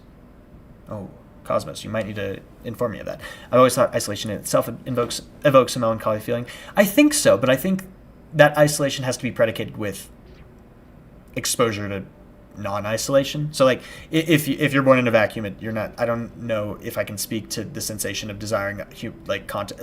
Point is, what makes isolation so hard is remembering times when you were not isolated. I think that's inherently valuable to that dynamic. Language is so important indeed, sweetest Sapphic. Whenever I find something too hard to describe, I use a weird metaphor. I think metaphor is so valuable. It's very, like, I believe that with enough time and effort, you can describe anything in its, like, most succinct terms. But it's really easy to be like, okay, describe getting, what would I even say? Like, what is it? Okay, what does mint taste like? And you could describe generally the sensation, but then I could just be like, it's like cold spicy. I don't even know if that's a metaphor. It's like if a pepper went in a hot tub, or no, if a pepper did a polar plunge, took an ice bath. That's what mint tastes like. That's what the sensation of mint tastes like. Again, this is a really bad example, but it's fun to communicate things in fun ways. That's my point. God, I've been streaming for 3 hours and I'm dying, even though I've been doing 10-hour streams recently for Resident Evil. I guess that's why they can be kind of comfortable. Oh wait, what are you feeling? What are you feeling like? I'm feeling like sorry, I'm getting distracted. I love doing that. My favorite thing. There's a video I watched a while ago on why Minecraft peaceful mode is so scary. It covers a lot of ideas you brought up, the feelings of ruins and melancholy. You might find it interesting. Yeah, if you want to give me that title, I will check that out. It's so much easier. I adore how liminal spaces can feel both eerie and comforting at the same time. That's kind of my favorite part. I think I don't want a bland experience. I want to be enthralled. And action is fun, but horror just does me better. I don't know. I don't know if there's even like a way to describe it better than that. I just like it more. I just respond to it better. It's a simile because you use like. Well, there you go. Yeah, that's true. Like or as. Yeah. Comforting. One of the best things I was ever taught was that no matter how well you think you know or understand something, if you can't break it down enough that a 5-year-old would understand it, you're not an expert. I think that's actually. I think that's. I mean, there's an exception to every rule, which is important. Like some stuff is so like describe quantum physics to a 5-year-old. It's very important, and if you understand it, you're very smart. Doubt you could make them understand it. But again, I don't know. I don't know enough about quantum. No one's explained it to me like a 5-year-old yet, so maybe that's the point. But either way, I don't know. Keep my headphones on. I'm going to myself. Part of why I like making videos in the way that I make them and having little jokes in them and not trying to get too deep into like theory, you know, into like literary theory and that kind of stuff. And I do have exposure to it. Like I said, I'm an English dropout. Is because while I have a respect for it, I don't think that's the fun part of it. I think that can be the interesting part of it, and from a scholarly position, there's a lot to be gained from that. And from a writer's perspective, I do try to honor those things. But as a consumer, you know, I make my videos primarily for entertainment more than anything else, and just to expose people to stuff I like. It's more fun to talk about the sensations on a more personal level and to just let it be what it is, which is at heart entertainment. You know, which and this is a long and short way of saying this. Like, I like it, you know, I like the idea of there being a 5-year-old out. 5-year-olds should not watch my channel. They probably shouldn't. I curse a lot and I bring up maybe topics that. But again, if you're already a 5-year-old who's already a horror fan, then like you're already exposed to it. So like, I like the idea of a kid, of someone who does not have the level of exposure to this world that you or I might have, being able to watch my videos and still have like a fun time with it and not feel alienated by the topic. I try to approach things in a fun way, but like also like my videos are for adults. They're for people. No, they're for whoever. The point is, I like allowing anyone. I think anyone should be able to enjoy my content if they're the right person for it. You know, if you don't like horror, well, that's a bit of a different thing, and there's gonna be a little bit more steep of an on-ramp there. But if like, I don't want like gender, sex, or race or creed or all the different terms that you can use to describe people and realities. I don't want that to have anything to do with what makes horror fun. I think and I've stressed this in other streams. I feel like I really get on this topic anytime I get deep into a stream that doesn't have like a huge story in it, and even sometimes when they do. I think horror can be for everyone. It's not, or rather, it can be for anyone. It's not for everyone, but it can be for anyone. If you have an interest in it, doesn't matter who you are. It's a very universal concept. I just love it. Yeah. That's the thing. It's like, horror is not for everyone because some people get really scared. And not in a way that's fun for them. And so, yeah, if that's how you react to horror, don't consume horror. It's going to make your life worse. But if you're someone who's intrigued by it, like basically anyone who comes to my channel, I'd imagine, I don't want my channel to be a place that's only for a specific type of horror, which is also why I've tried to tone back on like making huge blanket statements on how I feel about a piece of horror work. Like, I really dug into Smile, and that video is complicated for me because I really do stand by a lot of my points, but I think I approached it in a way that, oh no, if I was later in my career, I would have done differently, because I think I made it too personal, and I passed judgment on people who enjoyed the work, and that was a misstep, because as much as I might think, oh fuck, wait, what happened? What? Why was my staircase closed? Oh, there's probably a turn that I didn't find. I had a shield in my hotbar. Like I said, I stand by that smile video, but I think I could have been a little bit more nuanced in the way I discussed it, because one of the things that I saw as a criticism of it was that I talked down to people who enjoyed the movie, and I don't want to do that. That makes me feel bad. Did I pave over it? That's what it was. Well, I did die, so... Am I out here? I might be out. I might need to go on a run. Not out. It's a metal flask. It has its own weight. It's hard to tell sometimes.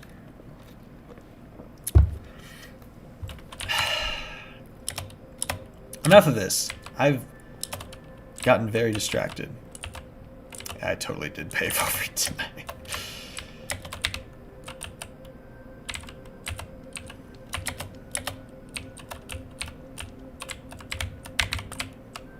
Oh, motherfucker. Don't you dare.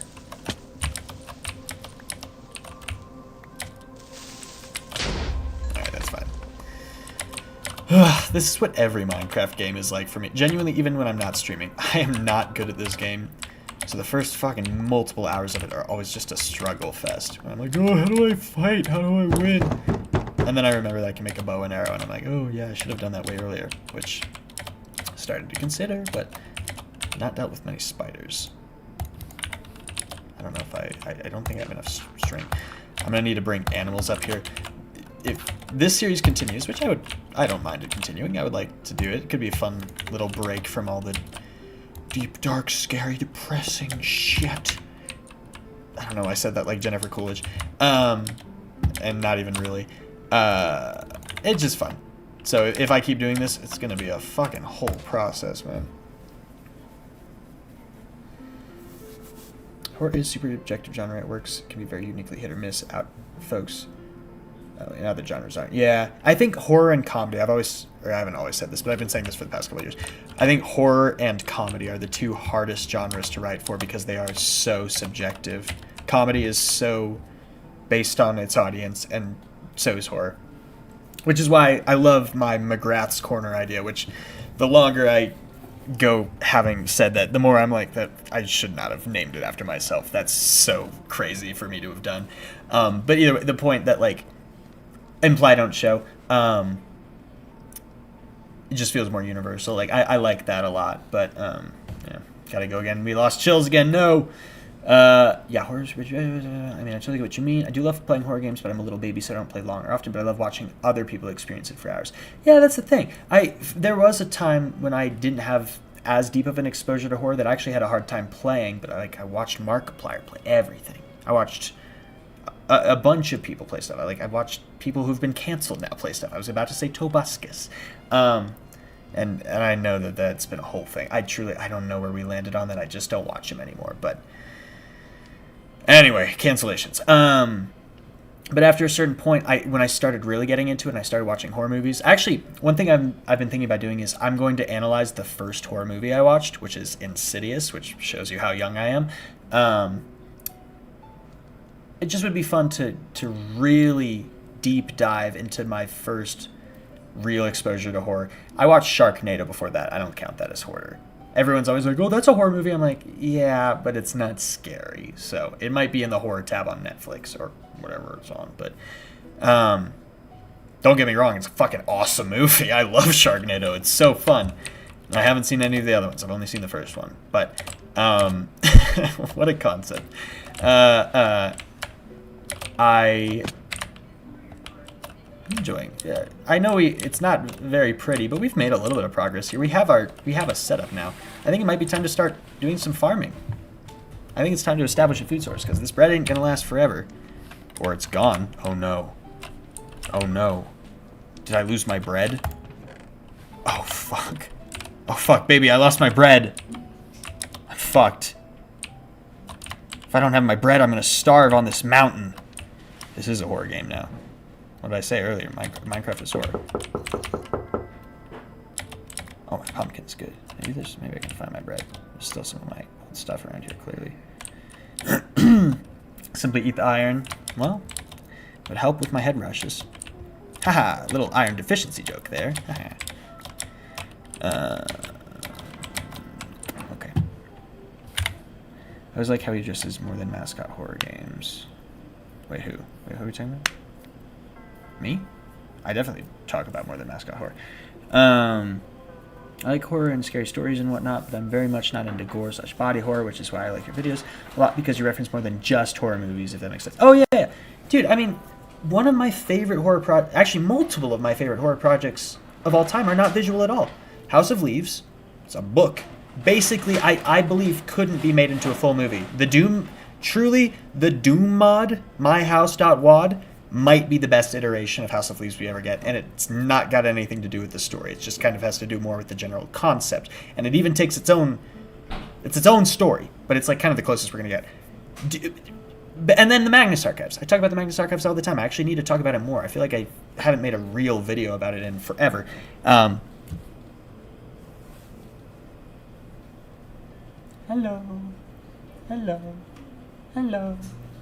My girlfriend's going upstairs.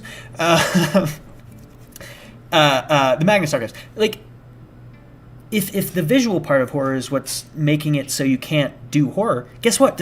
You can do it other ways. If it's the psychological part, that's a little harder. Like, maybe actually do start with jump scares, because that get the physical reaction first and then move on from there. I don't know, but yeah, horror.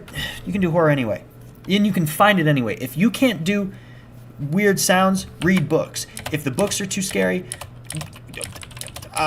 Junji Ito? I don't know. Like, if horror is too scary, don't do horror. But, like, if you have an interest, that must mean there's something about it that already does work for you. And just hone in on what that part of it is.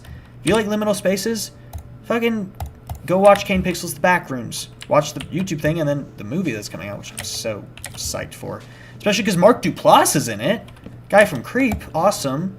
That's sick, right? Among other talented actors.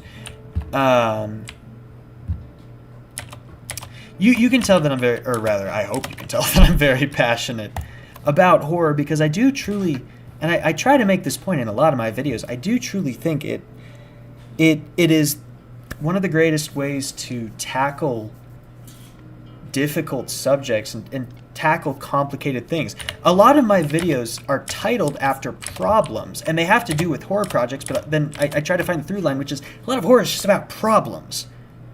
We're afraid of violence. That's a very clear, easy way to tell a horror story. No one wants to get killed, therefore we have the slasher, right? That's easy. Zombies, though, that's more interesting, because part of it is the fear of mass violence, of a great crowd of people suddenly and ravenously coming down upon you with the intent to kill. But then there's also the fear of sickness. That's an inherent human fear. There's the fear of loss of self when it comes to actually being infected. Like, there's a bunch of stuff like that. It is a great way to examine, like, okay, I'm gonna go bleak for a second here, okay?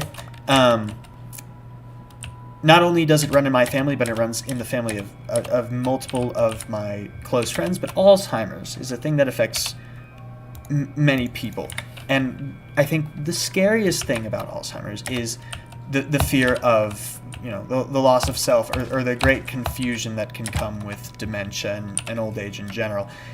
And so you look at a movie, okay, like The Taking of Deborah Logan, right? That is a movie specifically that fixates on the idea of old age coming with change. Or rather, change coming with old age. And then it exaggerates it to such an intense degree that you're like, okay, this is terrifying, but this isn't what it actually is. This isn't what reality is. But then you still look at the plot, and first of all, this is a dementia story, but you could put this at a possession movie where you're taken over by a demon. You could look at zombie media, you could look at basically any media where your humanity is changed by supernatural causes. And at the root of that is the fear of, oh my God, how scary would it be if I didn't recognize the people around me and the space that I was in, even though realistically I should have. And what horror allows you to do is be scared of that, be scared of turning into a zombie, be scared of being possessed by a demon, be scared of fucking talk to me. That's again being possessed by a demon or a spirit or whatever. Like, there are basic archetypes that make it very easy to reference, but like whatever nuance. And then retroactively be like, okay, I've tackled this fear a little bit. I've acknowledged, like, I don't want to be someone other than myself. And now that I have this brief little experience here, that gives me one extra step towards when I have to deal with the real fucking shit, which is the way that time changes a person, the way that biology is impossible to pin down and have full control over. And horror is so human. Because no other animal species does anything close to horror, I would imagine. Or I shouldn't say I would imagine. They don't. Because barely...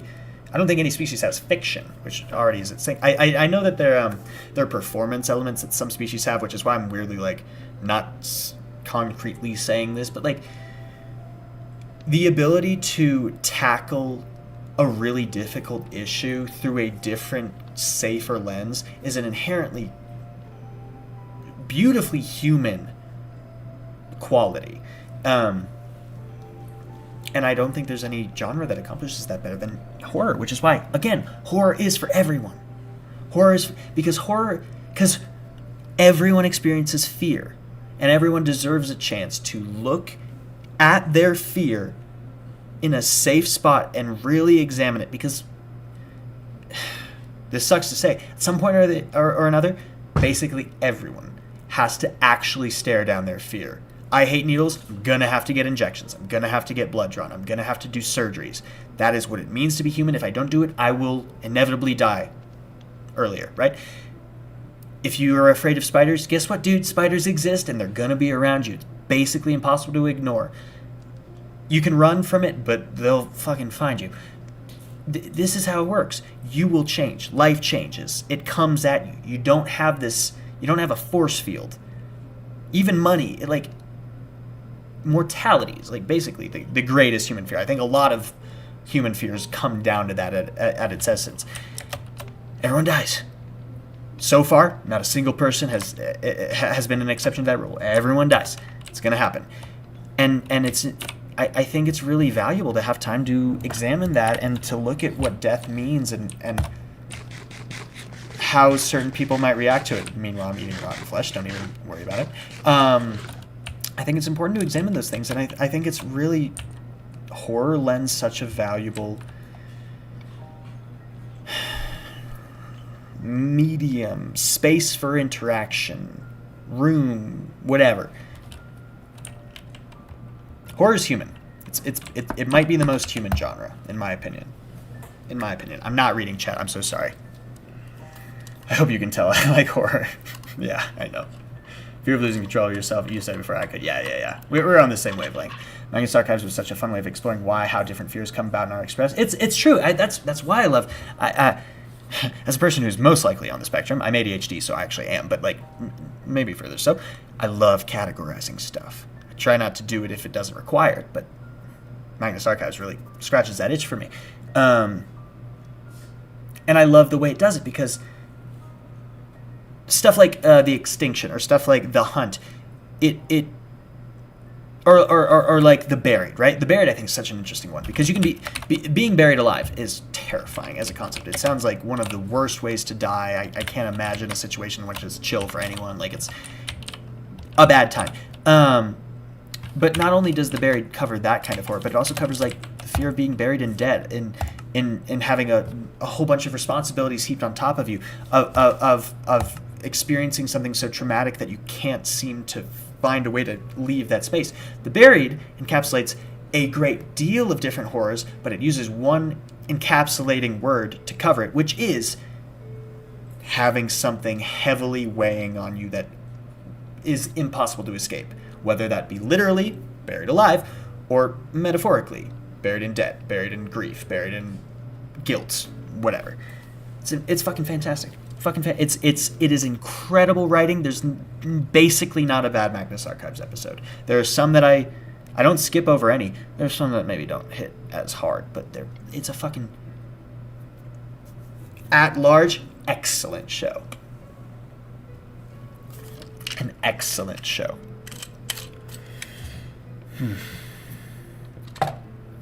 Oh, Cosmos works with seniors, and man, it's rough sometimes. I used to. I was a bartender at an old folks home. That was an interesting experience. So an episode of Magnus Protocol and haven't gone back. Magnus Protocol, I really do like. Magnus Archives is better. It just is. It had the mystery and the intrigue going for it. Magnus Protocol comes with so many expectations. It is destined to be runner-up to Magnus Archives. I don't think that lessens it as its own individual piece of fiction, but comparatively, no one is going to do Magnus Archives and then go to Protocol and be like, oh, this is better, because it's already... Alex J. Newell, that's his name, right? He said, you don't have to have listened to the this was the literal introductory bit to my Magnus Protocol video. You don't have to have listened to Magnus Archives to enjoy Magnus Protocol, which is maybe true, but also bullshit, dude. So much of Magnus Protocol, and I'm not even caught up, but I know it is hugely relevant. Magnus Archives is hugely relevant to what's happening in that they're consistently referencing it. If I'm not incorrect, fucking Sam went back to Magnus Archives world. So okay, so he's just a fucking liar, and that doesn't surprise me because I've listened to him in enough behind the scenes stuff to know he's a fucking he's a little conniving, he's a little gremlin, and he loves that. It's funny. Jonathan Sims is the guy who writes most of the horror. Alexander J. Newell is the one who does most of the fucking with us, though. It's very funny. They're a good team. They're a good team, and also all the other people on their team. Magnus Archives is so good. If you haven't tried it, do Malevolent. Malevolent's really strong, and also gives a lot of credit to non-visual horror, especially in the way that it tells a story about a blind protagonist who is still experiencing incredibly horrifying things. And it's more cosmic horror, but it does it very well. When I was the first time I listened to it, I had a little falling off point where I felt like it got really caught up in the weeds, and there is a period where it feels like the plot gets a little lost in itself. But I think at heart, it's just a really fun experience, and it will. God, I'm getting nothing done. Okay, I want to make a farm. I'm gonna go get some dirt. That's my goal. I'm gonna get some dirt. I don't have to even go down for that. I'm actually just gonna do it up here. I'm gonna stand right in the fire, because that seems smart to me. Okay, but while I'm doing that, I'll keep talking about it. Okay. I need a shovel. I'll make it iron. Who cares? I'll throw it away immediately. I want to read more chat, though. I wish, if I ever get big on YouTube, I'm gonna have a producer or someone who is here with me on my streams who reads my chat to me, or I'm gonna get smart and figure out how to have a chat text bot that will read my chat to me, because God, do I waste my I'm writing a Resident Evil 9 video right now, and I am consistently referencing a playthrough video to remember where I am in my writing process, and the video itself is 9 hours, and my playthrough of Resident Evil 9 was almost 22 hours. So, and I didn't even die that much. I died a couple times, but not that much. So clearly I talk way too much in these videos, and worse than that, I pause to talk way too often in these videos, which is why I get nothing done. And this Minecraft series, which again, to reiterate, is my now career forever. I'm never doing a horror video again, despite the fact that I've been talking about how much I love horror for the past 35 minutes.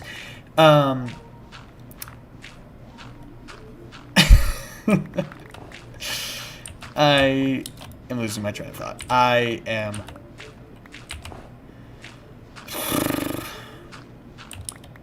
going crazy. I'm a Minecraft YouTuber. I don't know what to tell you. Right, I want someone to read my chat. It would just make it easier for me. I spend too much time pausing in these videos. And I'm going to do it again right now. Oh no, I read something sad. Sweetest Havoc, I'm going to responding vaguely to the comment that you left. That's very sad. That's very unfortunate. I am very sad to hear that. You left it a while ago, so apologies for bringing that back up. But yeah. This is I hate that I get so scared so easily. I'm terrified. Oh no, where'd it go? Oh my god, everything's gone. Oh, everything's gone. Where'd it go? The first one was scary godmother. Okay, you know what? I'm just gonna read. I'm missing some chat. I will go back and read it, but I'm not gonna try to come through all that because it's gonna bring us to a grinding halt. Jürgen Leitner book that's coming out. Oh, what? There's a Jürgen Leitner book coming out? What does that mean? He wasn't an author, or was it just? Interesting. I have to look into that. I'm curious about that. Wait, no, he's right about what? I'm right about a lot of stuff, so whatever. I don't know. Where am I? The bit from Magnus Protocol that I always remembered is like a blanched tomato bit. I don't even remember that, man. Crazy once. The yapping. You're like, what the hell's happening? All right. I truly do need someone to read my chat for me. You know, actually... I've seen it on Twitch so often. Everyone's always like, oh, you should stream on Twitch at the same time that you stream on YouTube. And I'm like, you are wildly overestimating my technical abilities. I have no idea if I could. I'm sure I could figure out how to make it happen, but I don't want to. I like being a YouTuber. I don't. It'll inevitably happen, but I don't want to be a Twitch streamer. I like streaming on YouTube. It's more fun here. But one thing I do like about Twitch streamers is how you can set it up so your donations, if someone donates, it reads the text out loud, you know, because it incentivizes people to donate, and then, you know, you can say whatever crazy shit and embarrass your YouTuber guy, but at the same time, you're still helping support them. And I think that's a valuable way to incentivize community and also make money. But I don't know if I can do that on YouTube. I'm sure I could, but I don't know. Okay, I've got a good amount of dirt. Let's build a little farm. But first things first, where's my other bucket? Reading some chat. They're releasing a Jürgen Leitner hardback book. That's cool. Twitch Minecraft streamer McGrath. Oh god, I couldn't. Chronically ill and a lot of body horror stuff. Typically books, especially the kind of plant or nature related ways, have really helped me cope. Hey, that's nice. That's nice. That's kind of my point. It is a chance to examine horrifying things in a different lens so that you can still, you know, take comfort in them not being about the actual scary thing that you have to deal with, but like they still prepare you to deal with more real scary things. It's very cool. Rusty Quill had it pinned. I'll check it out. On the IG. You're also kind of the most creators. Then you actually try to read all our comments. It's okay. We're happy to just see. I'm doing my best. I can't even imagine. Dude, people who stream with like multiple thousands of viewers, there's no way. You have to. I guess you have to make peace with people's comments just going under the radar. And if I get big, which I hope I do, and I'm already big by my own standards, but if I get big, I might have to make peace with that. But that'll be complicated for me because I really do like.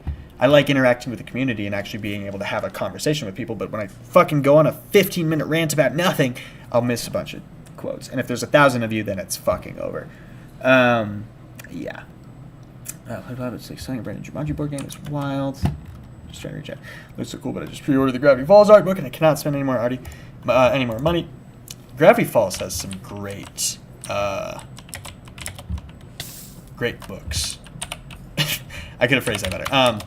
Its book merchandising is really well done because it all seems really relevant to the fan base. Like it's a given. It seems aware. God, I can't talk. It seems aware of what its fan base actually looks like, and it takes the adult parts that people like speculating about relationships and like Bill Ford stuff, which I've been exposed to through no fault of my own.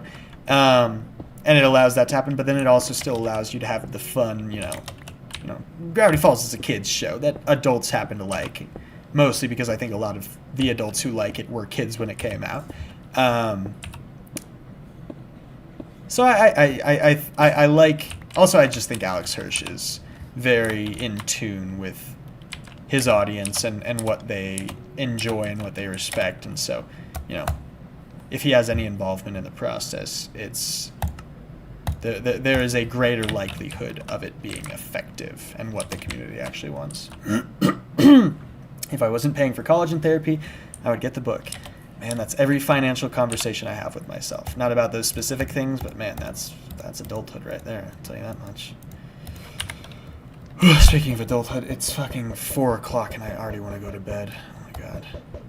I get tired so easily. I also did work a shift at Starbucks before doing the stream, so I might just be like socially exhausted, but I'm still having a good time playing. And I need to make my farm. I've just kind of been chatting and farming trees, which, all things considered, isn't the worst way to spend your time, but I wanted to accomplish more. Although I accomplished exactly what I wanted to, which was having a fun time fucking with my chat for his stream.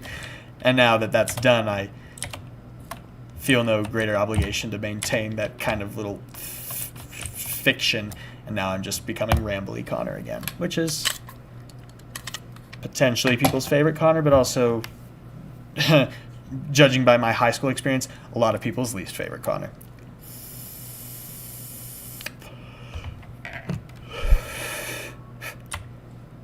Alright, let's get a farm going.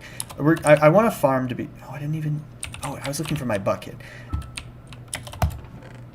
Where'd my other bucket go? God damn, I lost so much when I died. Alright, whatever. Great. Let's get a farm going. Where should we put it? Let's put it right here. There's already even a spot made. I'll need a hoe. I'll make it out of stone. I'm not a crazy person.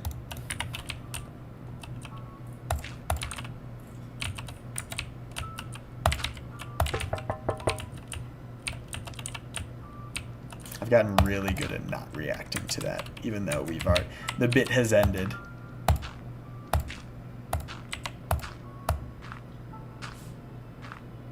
Maybe I should be making this out of stone. Whatever, it's not hard to find dirt.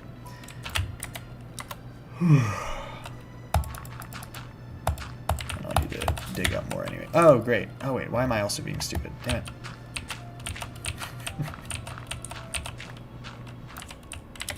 Oh, no, I'm not being stupid. I was being stupid when I corrected it. Okay, good, never mind. And then, that was also stupid. And I'm gonna eat some rotten flesh, because fuck it.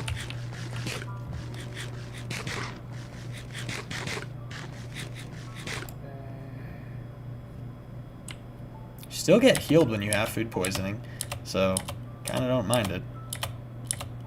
Just happens slowly. But it's happening. High schoolers can be brutal. I don't even know where that came from.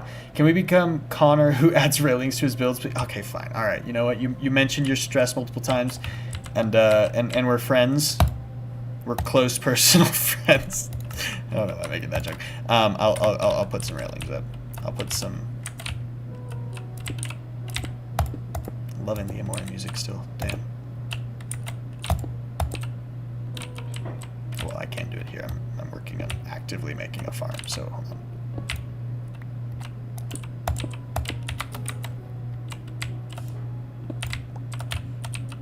Fun. Okay. And then we'll leave that open for now, and then we'll add some more. Like right.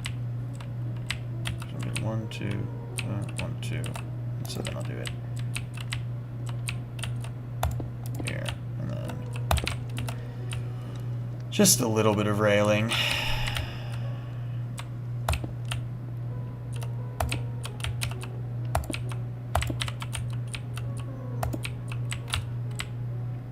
I'll add more in a little bit. I'm trying to focus on one thing at a time. Connor, make parasociality. I know I need to plant wheat. I'm working on it. I want a self-sustaining. My cat's hello? Do you wanna come say hi? Come on. Come on, baby. Oh, she's coming. Hi. Yeah. Say hello. You wanna say something? Hi, me. Yeah. Getting a little Padme break here again. My sweetheart. Needs to be hard.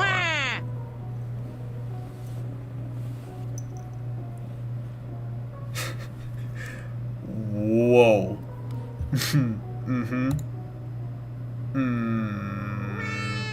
Yeah, that's what it sounded like, didn't it? Whoa, okay. So it went to that video now. Good, good, good. What if I could make it anything. I'm gonna do this one. Fuck it. Yeah, great. Get used to that now. If you didn't hear it, I'll do it again. Yeah, get used to that.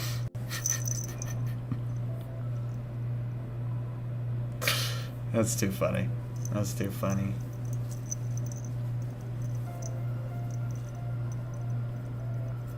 My sweetheart. She's a good girl. Except when she's not. Which is a lot of the time. She's actually a bad girl. No, it's not the metal pipe. It's dodgeball sound effect. No, I'll do the metal pipe. I'll do the metal pipe. It'll happen. I don't know when. A lot of these videos start with the sound effect so you can hear it. Not this one. No, wait. You know what? Fuck it. For the rest of this stream, I'm ruining this stream.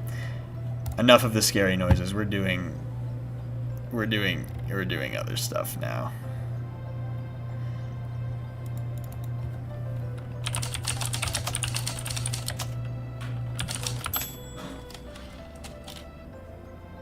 Okay.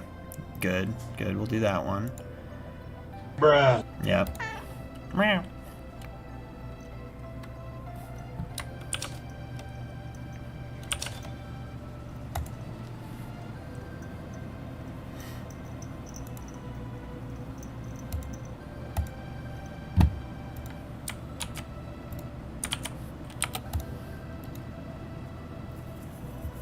This is about to be I'm sorry, I know this is taking me a second. It's going to be worth it. It's going to be worth it. Alright, I'm getting a couple of these going all at once now. I'm not going to tell you all the ones that I'm doing, too, which is going to be extra fun for me.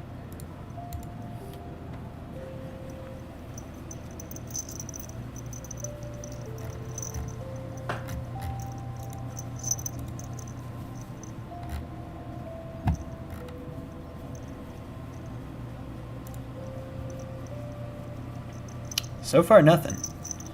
So far, a whole lot of nothing. It'll happen. I hope it happens all at once. I hope it happens all at once.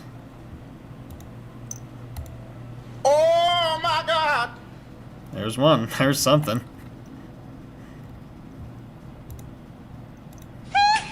There's another one.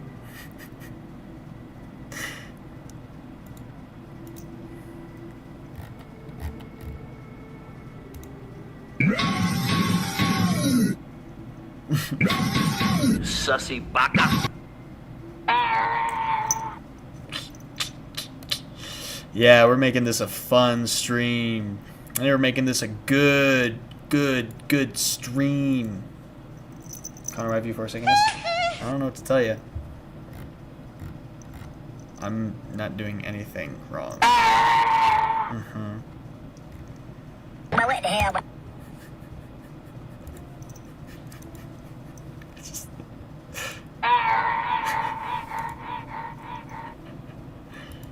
Oh dear. Alright. Hold on. I need to do a couple more of these and then I'm gonna get back to this. I'm just finding so many of these good ones. Sounds like some of them are a little bit more frequent than others. This stream's gonna be fucking incomprehensible.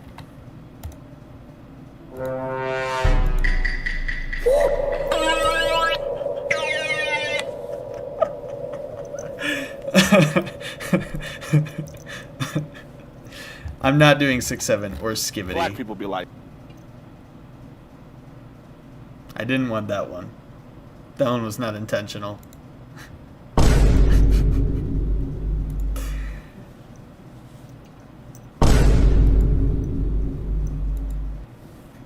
What's gonna be so funny is when I inevitably have to turn off one of these and I don't know which tab it is.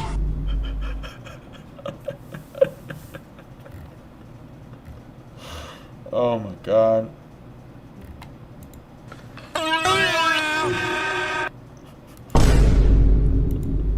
Hold on. I have to have more. I have to have more. This is too funny for me.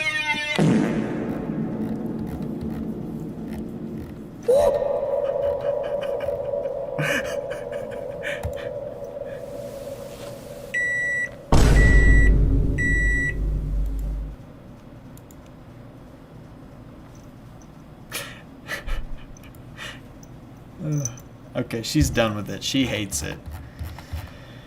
Oh my god. Okay, I'm gonna do like 3 more and then I'm gonna go back to Minecraft.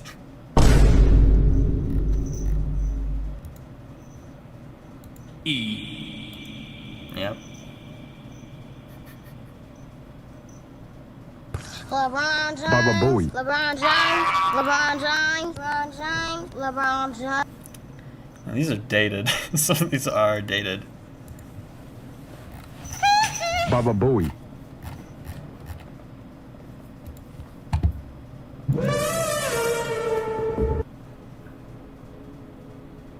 Just getting a couple more. Just getting a couple more and then we're getting back to it. Don't worry.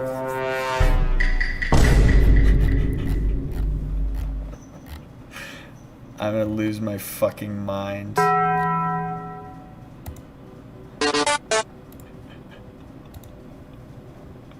This is too good. This is the funniest Baba bit. Booey. Why doesn't everyone do this every stream? Baba Booey.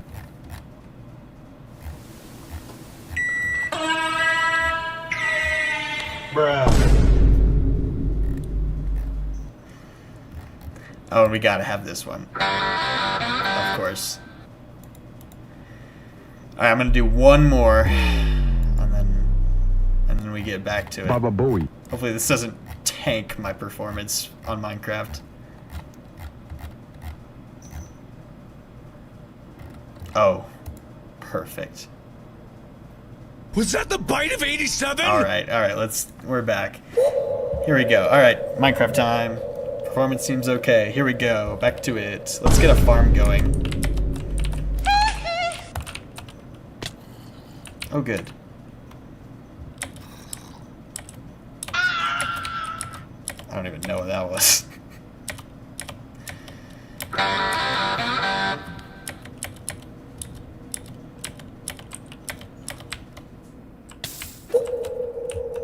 That one got cut off real quick. Alright.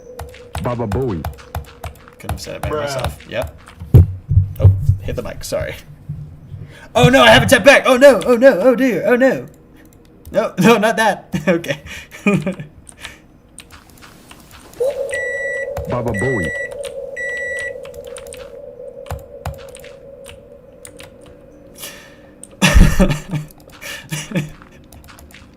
I'm gonna lose my fuck. This is Chinese water torture.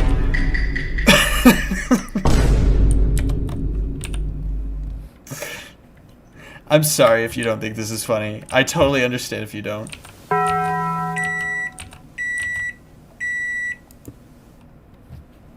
Baba Booey. You stupid. What's 9 plus 10? You stupid.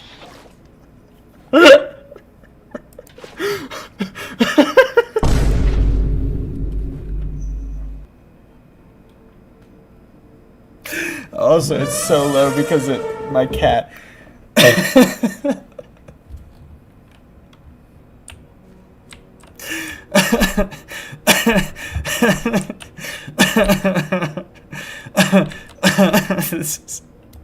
I'm sorry.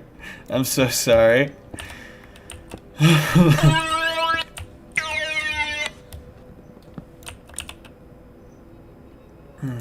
Yeah.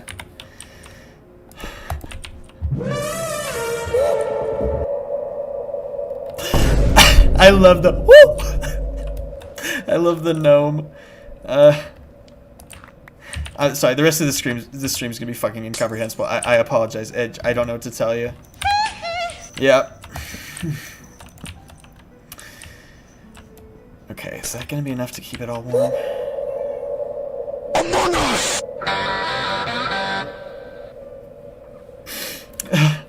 Yeah. Yeah, good. And my cat's screaming upstairs. I can barely hear her, but maybe you can probably hear her better than I can, because you don't have headphones. Baba Booey.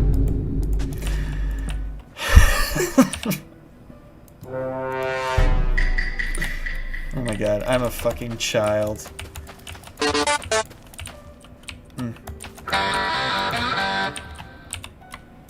How do we feel about the stream, guys? We like the way things have gone? We like the direction this channel's going? We still keep acting like it's a...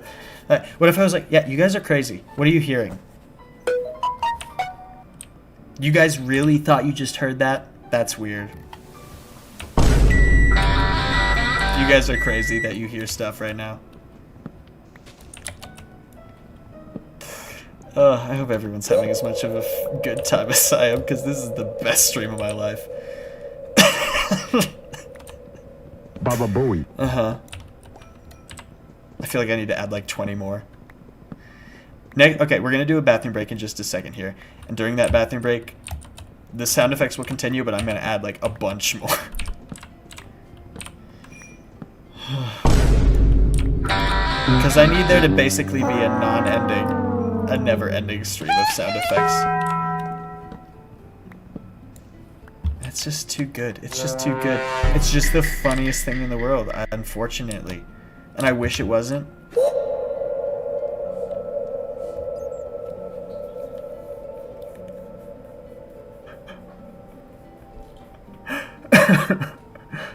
What does the base look like now? Alright, I'll do a tour. It's very short. Here's where I farm my trees. I'll plant some more.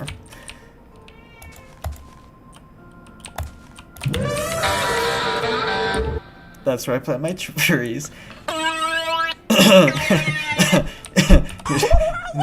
Here's my...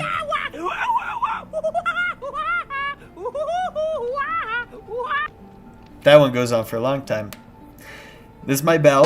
Baba Booey.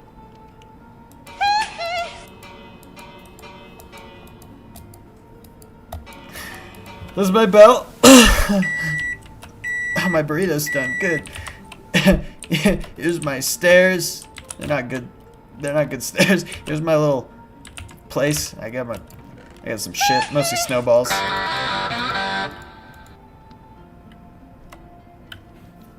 And put the snowballs in the bags. You what? You can only do one snowballs in bag? Why? Why only one? Okay. Okay. Continuing the tour. That's my campfire right here. Here's the start of my farm.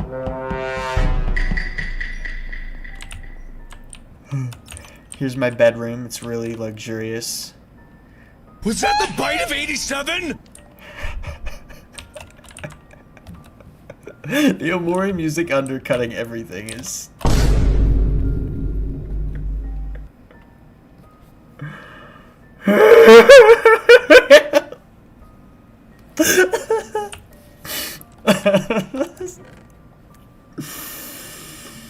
I need some rotten flesh.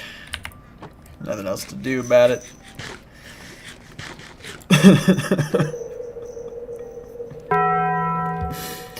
God, I need some Taco Bell right now. I need a new chest. I need to move my chest. E. Used to be one of my favorite memes.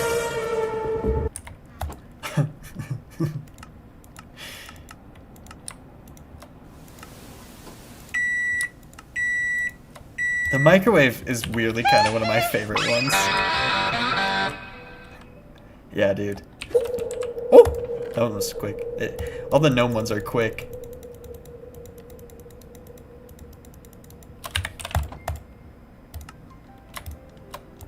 Baba Booey.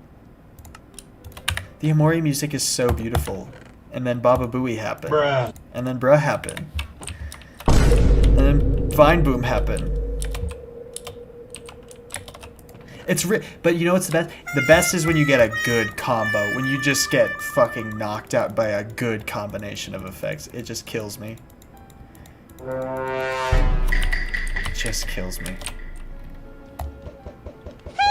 Meanwhile, one of the more emotional Omori songs is happening in the background.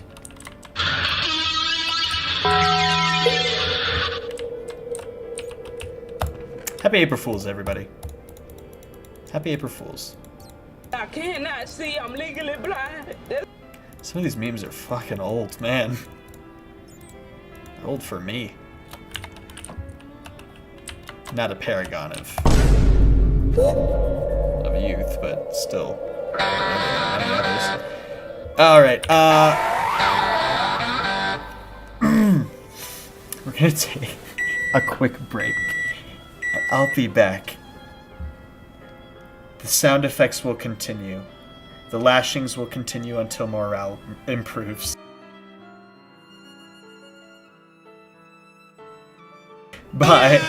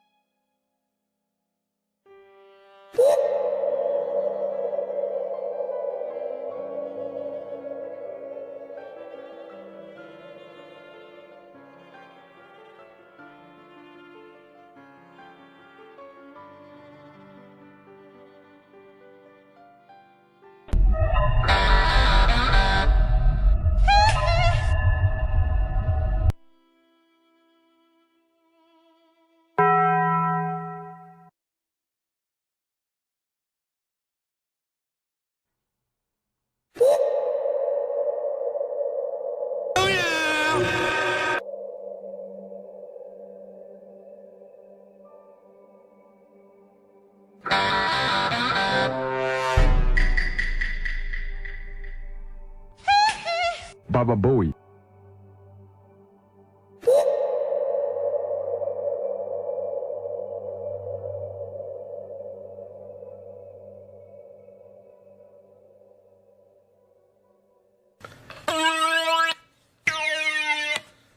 Bruh.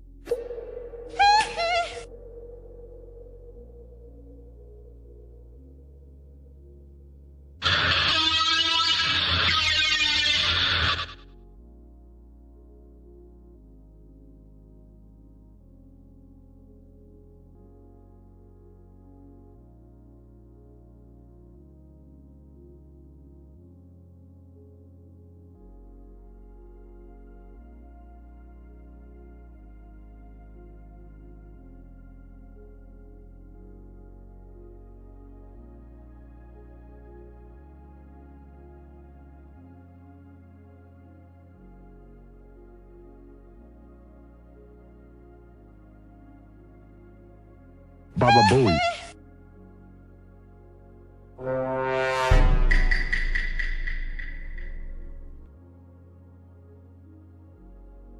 Was that the bite of 87?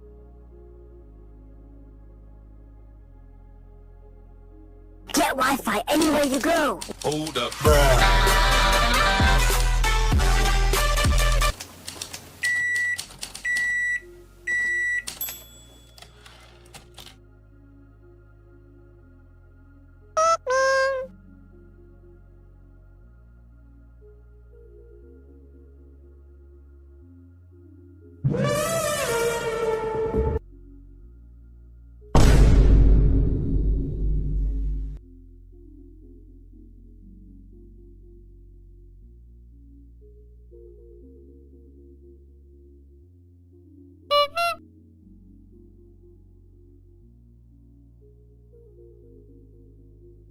I'm not back. I'm not adding more.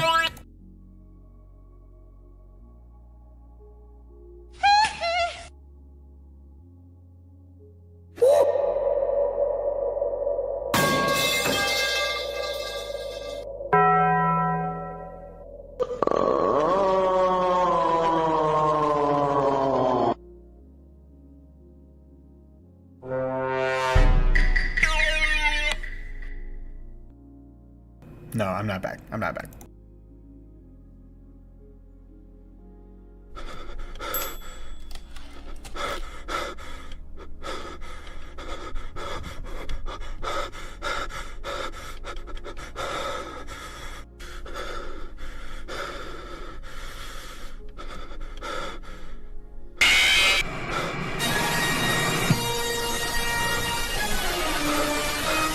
Baba Bowie.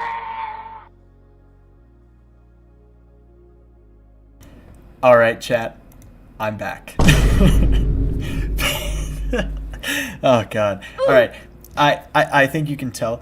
There's probably not too much more time on this live stream because of everything that's happening. And by the way, when I say bathroom break, just know I'm not going to the bathroom every time. I'm just taking a break, but I call it a bathroom break because that's the easiest thing to call it. But the rest of this stream is going to be a nightmare. It's probably not going to go on for too much longer, but thanks for joining me on this. This was a really fun stream for me. It was very Was that the goofy. bite of 87? And we'll actually keep up with Minecraft. It's a fun place to just very casually hang out. You know, talk about whatever and get constantly interrupted by the best memes. Just the funniest, most original meme sound effect. Obviously.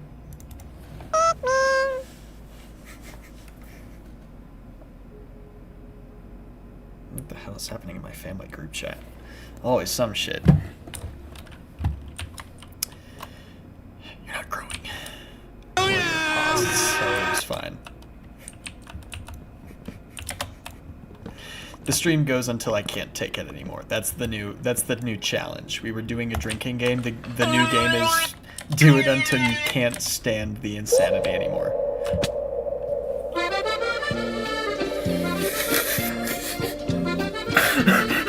Baba Bowie.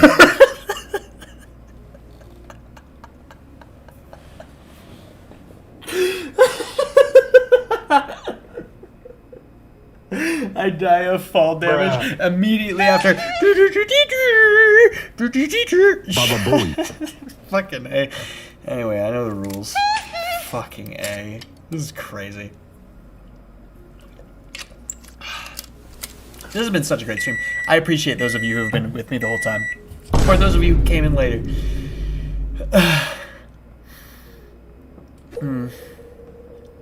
Don't worry.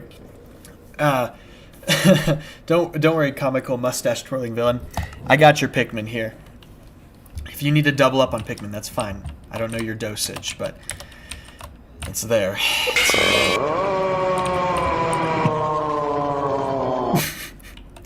God, it's fucking harmony.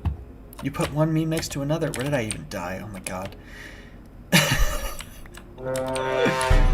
God. Oh, here it. That fart sounded like the Jaws theme a little bit. Oh, it's intentional.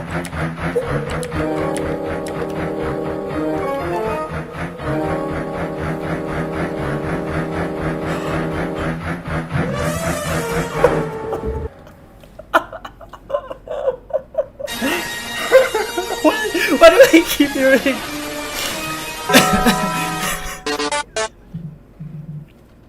Why do they? Oh god, they're gonna kill me. This is how I die. This is how I die. It's harmony. We need more. We need more. We need more. We need more. We need more.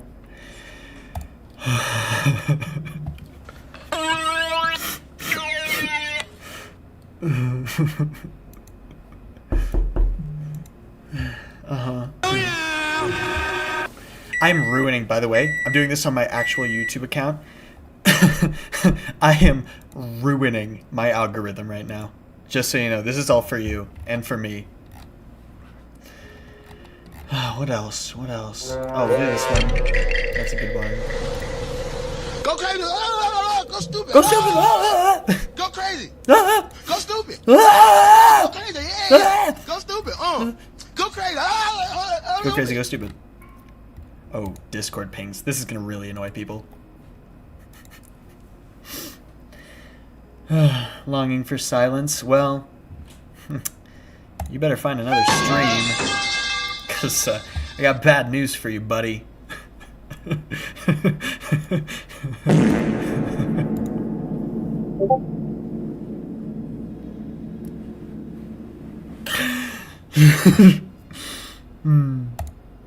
I think I might actually be going insane. I think this might actually be what insanity feels like. Baba Booey. Wait, you know what I'm gonna lace on top of this?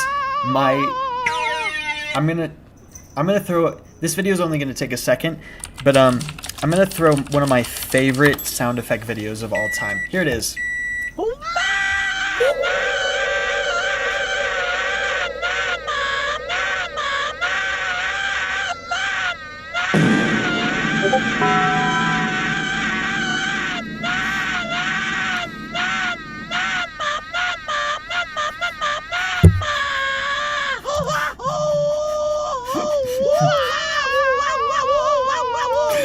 That Mari was unrelated.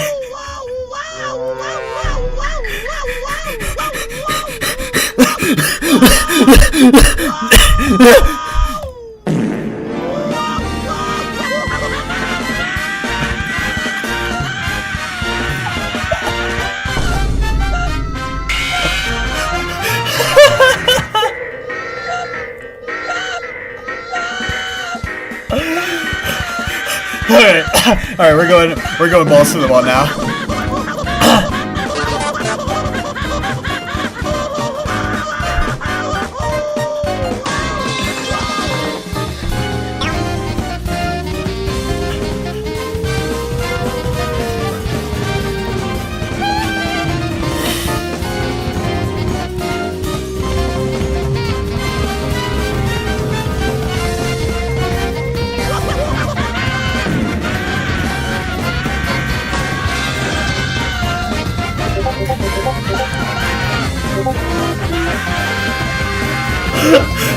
Alright, let's see how long we can do it. Let's see. Here we go. Here we go. Here we go, guys.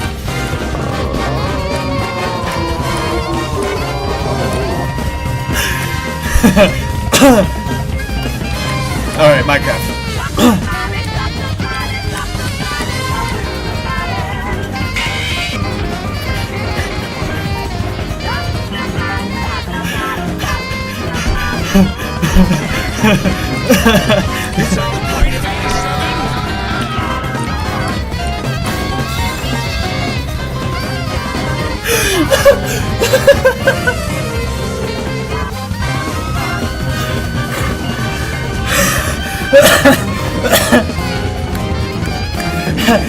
For 2 p.m. You gotta find the rhythm to it.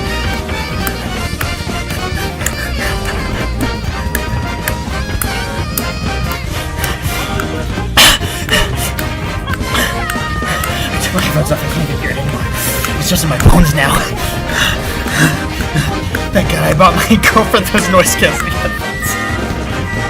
She's upstairs doing homework. Okay, I'm in. I got it. I got this. I got this. I feel like G-force is taking its toll on my body.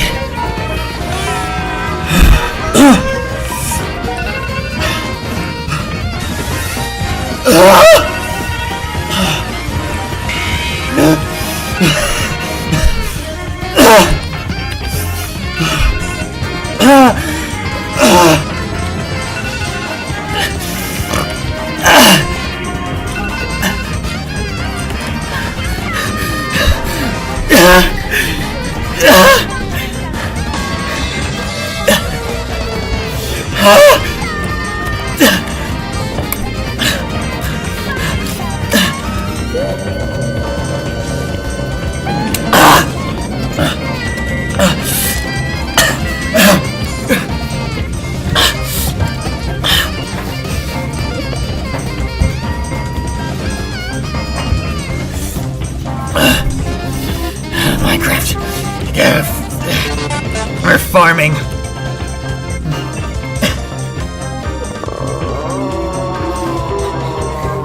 My girlfriend just texted me, why are you making those sounds? I'm texting her, turn on the stream.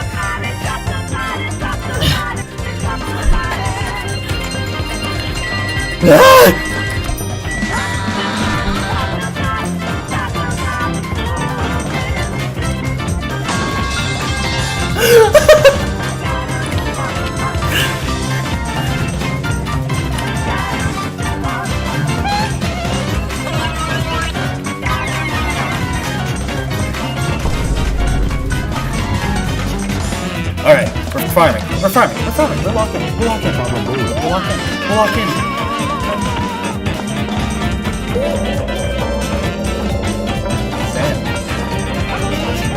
Chat, I'm about to show you the power of Zen. You ready? Watch this. This is gonna be a meditation. Watch this.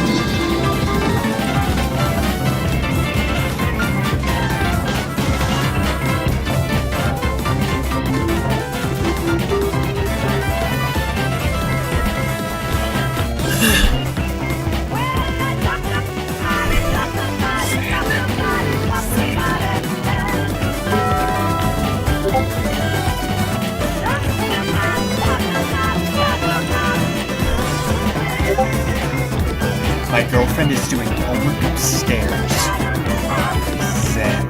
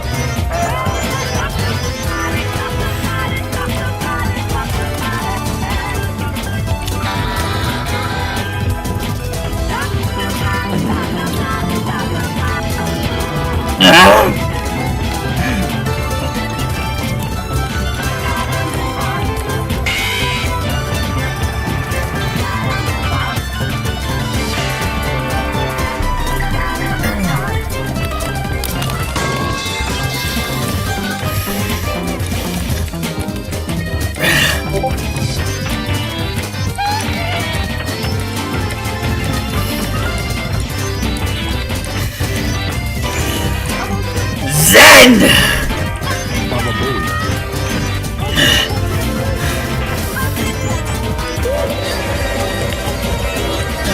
Gotta go to sleep. Another night survived.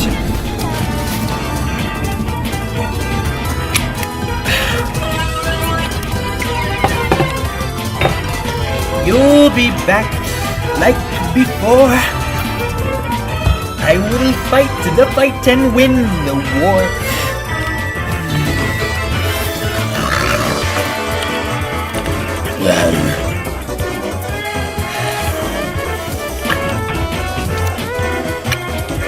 Where did my axe go?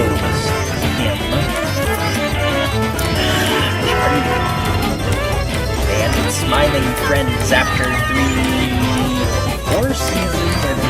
I don't remember, but I can't even fathom what time means anymore.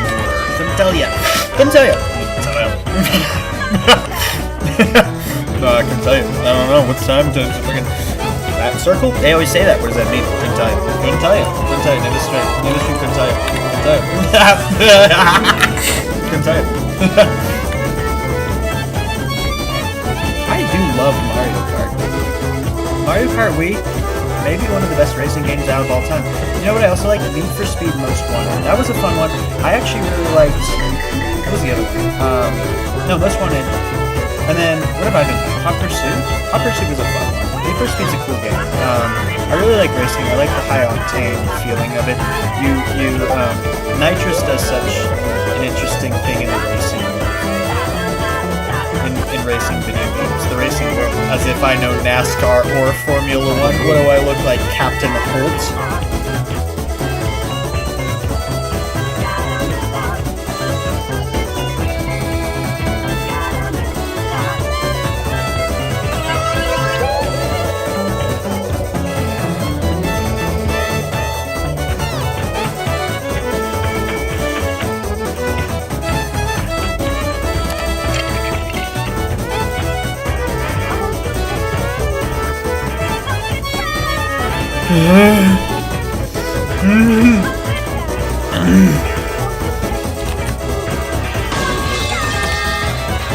I need to make an axe so I can cut down the tree so I can get more wood and free up a space to plant another tree using the spruce sapling because we are in a cold biome in which spruce saplings tend to grow more frequently than any other sapling. I think we can all agree that to be the case. Oh no, the tree is higher than I had originally anticipated. I will sneeze in a little bit, but not now. It will happen later.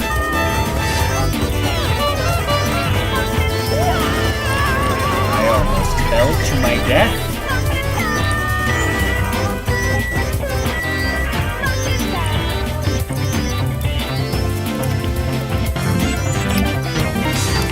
I had a recent conversation with both my coworkers and certain members of my family about ethical cannibalism.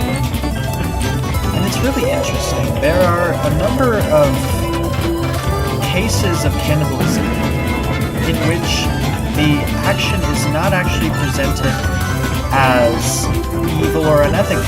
My main reference is placentophagy. Placento referencing the human placenta, phagy referencing to eat, similar to astrophage in the recent movie Project Hail Mary. And the interesting thing is that in certain cultures and in certain environments, cannibalism is not perceived as hugely morally unethical. And to that point, I raise you the question: if we are comfortable eating an animal because it cannot perceive its own suffering, or at least that's the way we've dictated its own morality, why is it less ethical to eat an animal that can perceive suffering? Or rather, to that point, is meat not meat? Is not all meat meat? Meat is meat. If it comes from a living, breathing corpse, that defines it as meat. Therefore, who is to say what is and what is not ethical to eat? Not I. Not lawmakers. Laws are threats made by the dominant socio-political party in any given establishment. To butcher a Brennan Lee Mulligan quote. A moment of respite.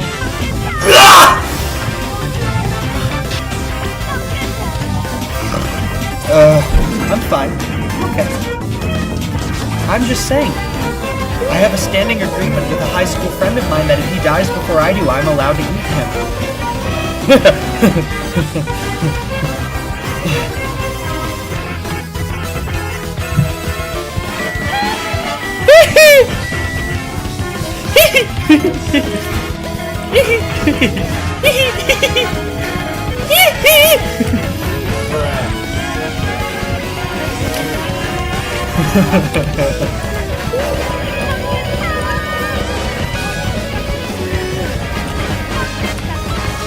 Farm is progressing rather nicely.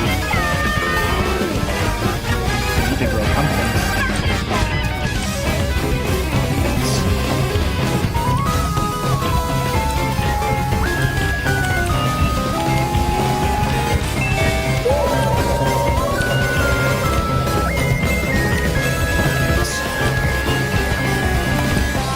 Pumpkins. I can't grow pumpkins. What's the point? Saplings. Gotta get pumpkins for the sapling. Because if I can't do the pumpkins, then you can't make a fun helmet. Everyone needs a fun helmet in Minecraft. You don't have a fun helmet, the Enderman won't leave you alone. The Enderman don't leave you alone. They get mad at you. They teleport around and they get mad. Enderman.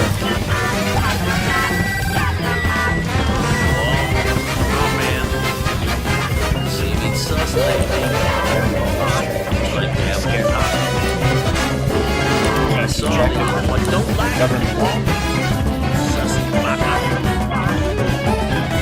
Hey, Government. You know, when the government comes, they want to take your taxes, they want to take your babies, they want to call this. And the government, doesn't matter what nation, could be America, East Swan Week. Government I came up for my D&D campaign, the government I made up, could be real. Space fascism. Stick with the sci-fi genre. Why do you think that is? Because government's bad. If governments wasn't bad, why so much fascism in space and sci-fi? It's because government's bad in sci-fi. Because governments, when you take a and you put it in a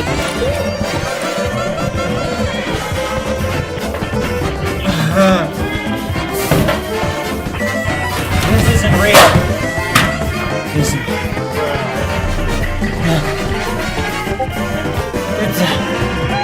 because did mine.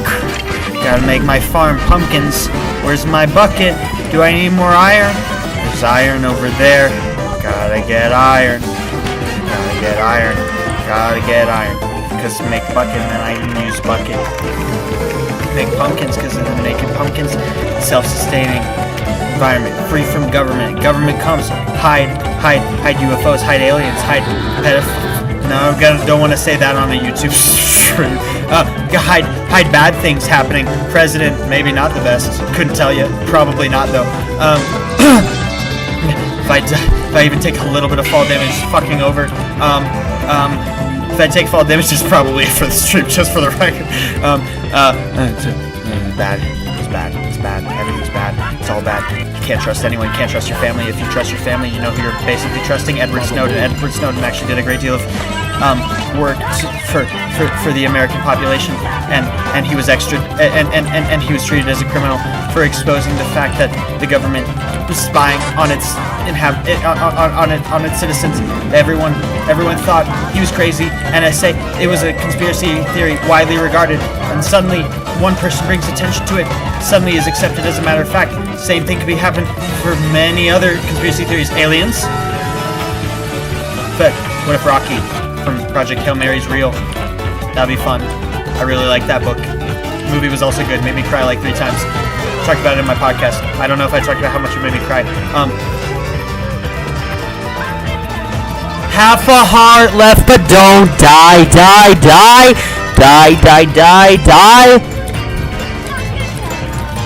Pitbull is an artist.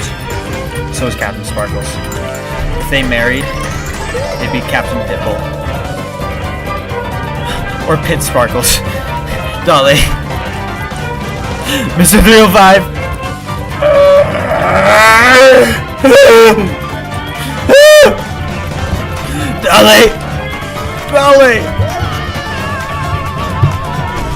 Dolly.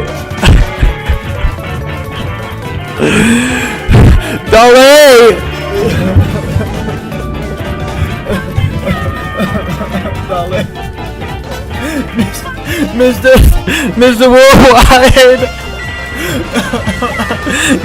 Mr. 305. Dolly. The fish.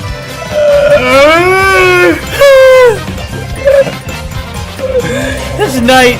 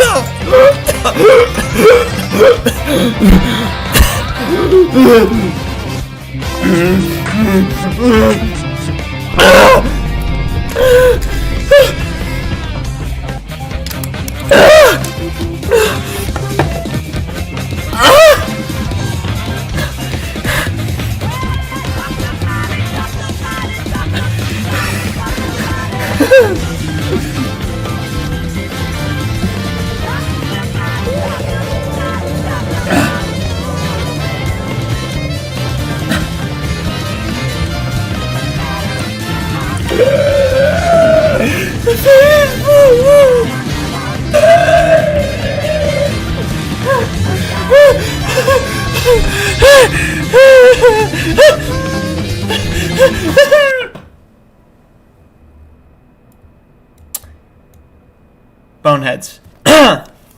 Thank you so much for joining me for another one of my streams. I had a really great time hanging out with you. It has been so much fun. I appreciate you hanging out with me through whatever this was. It's been a lot of fun for me, and it's been a lot of fun to fully dive into a incredibly strange and incredibly hard to pin down bit. But I had a lot of fun with it. I wasn't intending to do this as much as I did it. My original intention was to kind of have fun with the little spooky element, maybe spin it off into something fun if I had a better idea for it down the line, but mostly just have fun with it. And it became its own very fun thing. I had a lot of fun with this. I don't always celebrate April Fools, but I'll be perfectly honest with you. This is probably the most fun I've had with the holiday in a long time. I appreciate those of you who stuck with me through my basic incoherent screamings. My girlfriend texted me several times during this occasion asking me what the fuck I was doing and why I was interrupting her homework. So if anyone deserves any praise, it's my girlfriend for putting up with me and my job and the person that I am. So let's give a quick round of applause to my my lovely partner. She's the love of my life, and she's way more tolerant of me than any person in their right mind should be. So, love you, darling. But this has been tonight's stream. I actually, as ridiculous as today's stream was, the parts that I was actually playing Minecraft were whatever the correct tense is. This has been emotionally exhausting for me, but either way, I had a lot of fun with this, and I hope you all did too. This is not something I'm going to do all the time. Obviously, this was a very weird one, very out of character for the vibe I generally try to set up on this channel, but if you enjoyed this, maybe send it to someone and just say, oh, hey, if you want to get a quick look at what this becomes, go to the, last 40 minutes of it or whatever it is. But either way, let's get a bit of better lighting for this last little send-off. I really appreciate you guys. I really love hanging out with you guys, especially those of you. I'm so sorry. Most of this was a bit. The drinking was not. I have actually had multiple drinks during the stream. Kind of necessary to do the insanity that I was doing. But I'll fess up to everything just for the record, just so no one can say I'm trying to take advantage of them or no one thinks I'm an asshole. I knew what was happening the whole time, obviously. Anyone who watched this for more than 10 minutes knows that to be the case. It's really fun looking up the little YouTube videos of this many hours of silence broken up by this, that, or the other. I found a couple spooky ones, interlaced it, did some funny stuff on Minecraft, and just fucked around, I don't celebrate April Fools all that much, but when I have this audience, it's fun to do it. So, I heard it the whole time. I'm sorry if I made anyone feel bad by pretending I didn't hear it. That was part of the bit, but I'll fess up to it now. I appreciate you guys. I had a really fun time today. And I hope that we can have this amount of fun in future videos. You can tell I look like a mess right now. I am sweating my ass off. This was a really good time. Thank you guys for joining me on this very strange stream, and I hope you had a good time as well. I'm going to say my last goodbyes to everybody, all the people who really, truly did suffer through my insanity. I'm going to scroll right to the top, and I'm just going to say every individual name that I see that's unique. We got Ella-Y1G9SP Comedy. I agree. Thank you. Damacorus, member. Thank you so much. Very good. The Sweetest Sapphic. I saw plenty of you. 42VM. Same with you. Awkward Yoshi. Always a pleasure to have you here. Ploidy Pop, I saw a good amount of you here today. Thank you so much for hanging out with us. It was great. Holly Ghost Cat. So fun. Oh, my favorite username I've ever encountered, and I mention this every time, Comical Mustache Twirling Villain, so sick. Spitineer or Spitineer, whichever way you prefer. Cat Fox, saw a bunch of you today, that was awesome. I know there's a bunch of people I'm missing, I apologize for that. Can't get everyone. Hopefully I was able to communicate with most people here. I know I've got a couple more. Some weirdo artist. Hello. Very good having you here. 1010, very calming stream. Yeah, I'd say so. I'd say this was not arguably the most obtrusive and aggressive stream I've ever, I was going to say been a part of, but I think I played a greater role in this experience than that. Was personally responsible for is maybe a better way to phrase it. John Hobbs, very cool. Welcome. Lol. LOL. Couldn't have framed it better myself. Cosmos, obviously, love having you here. Dogma, I'm pretty sure I said it to you earlier. Always love seeing you. Awkward Yoshi, you're a regular. Mustache Twirling Villain, so fun. We got the Pikmin in there. I'm just trying to make sure I don't miss anyone who's in the recent chat history. If anyone wants to... Ohime, obviously Ohime, member, love it. Thank you so much. Always a pleasure. Someone or the Mandela catalog filter over this. Dude, I saw a bunch of people being like, that's a short, clip that. If you don't think I'm going to capitalize on me fucking screaming my ass off while a cacophony of mindless sound effects drowns me. We were talking about the buried earlier. Fucking primary example right here. What a fucking stream. Tiger, hello Tiger, awesome having you here. Mike Jemmy, oh hey, I mentioned you earlier. Did I hear him say DeviantArt? I don't think I said it, but I was on it when I was in middle school. Not anymore, but yep. We did it. Hey, if you made it through what that ending was, I'm proud of you. I can't even believe I made it. We got Ella, Beth Phillips. Beth Phillips, I saw you earlier. Good reminder. Thanks for joining so much. What a pleasure to have everyone here. If you've ever watched my other streams, you know this is not what my normal streams look like. The rambling, for sure, but not the screaming and going insane and trying to fuck with people and gaslight them. That's not how it normally goes. Oh no, did my background music change too? Oh, it might have. We're gonna pause that. Hopefully that doesn't ruin everything. That's fine.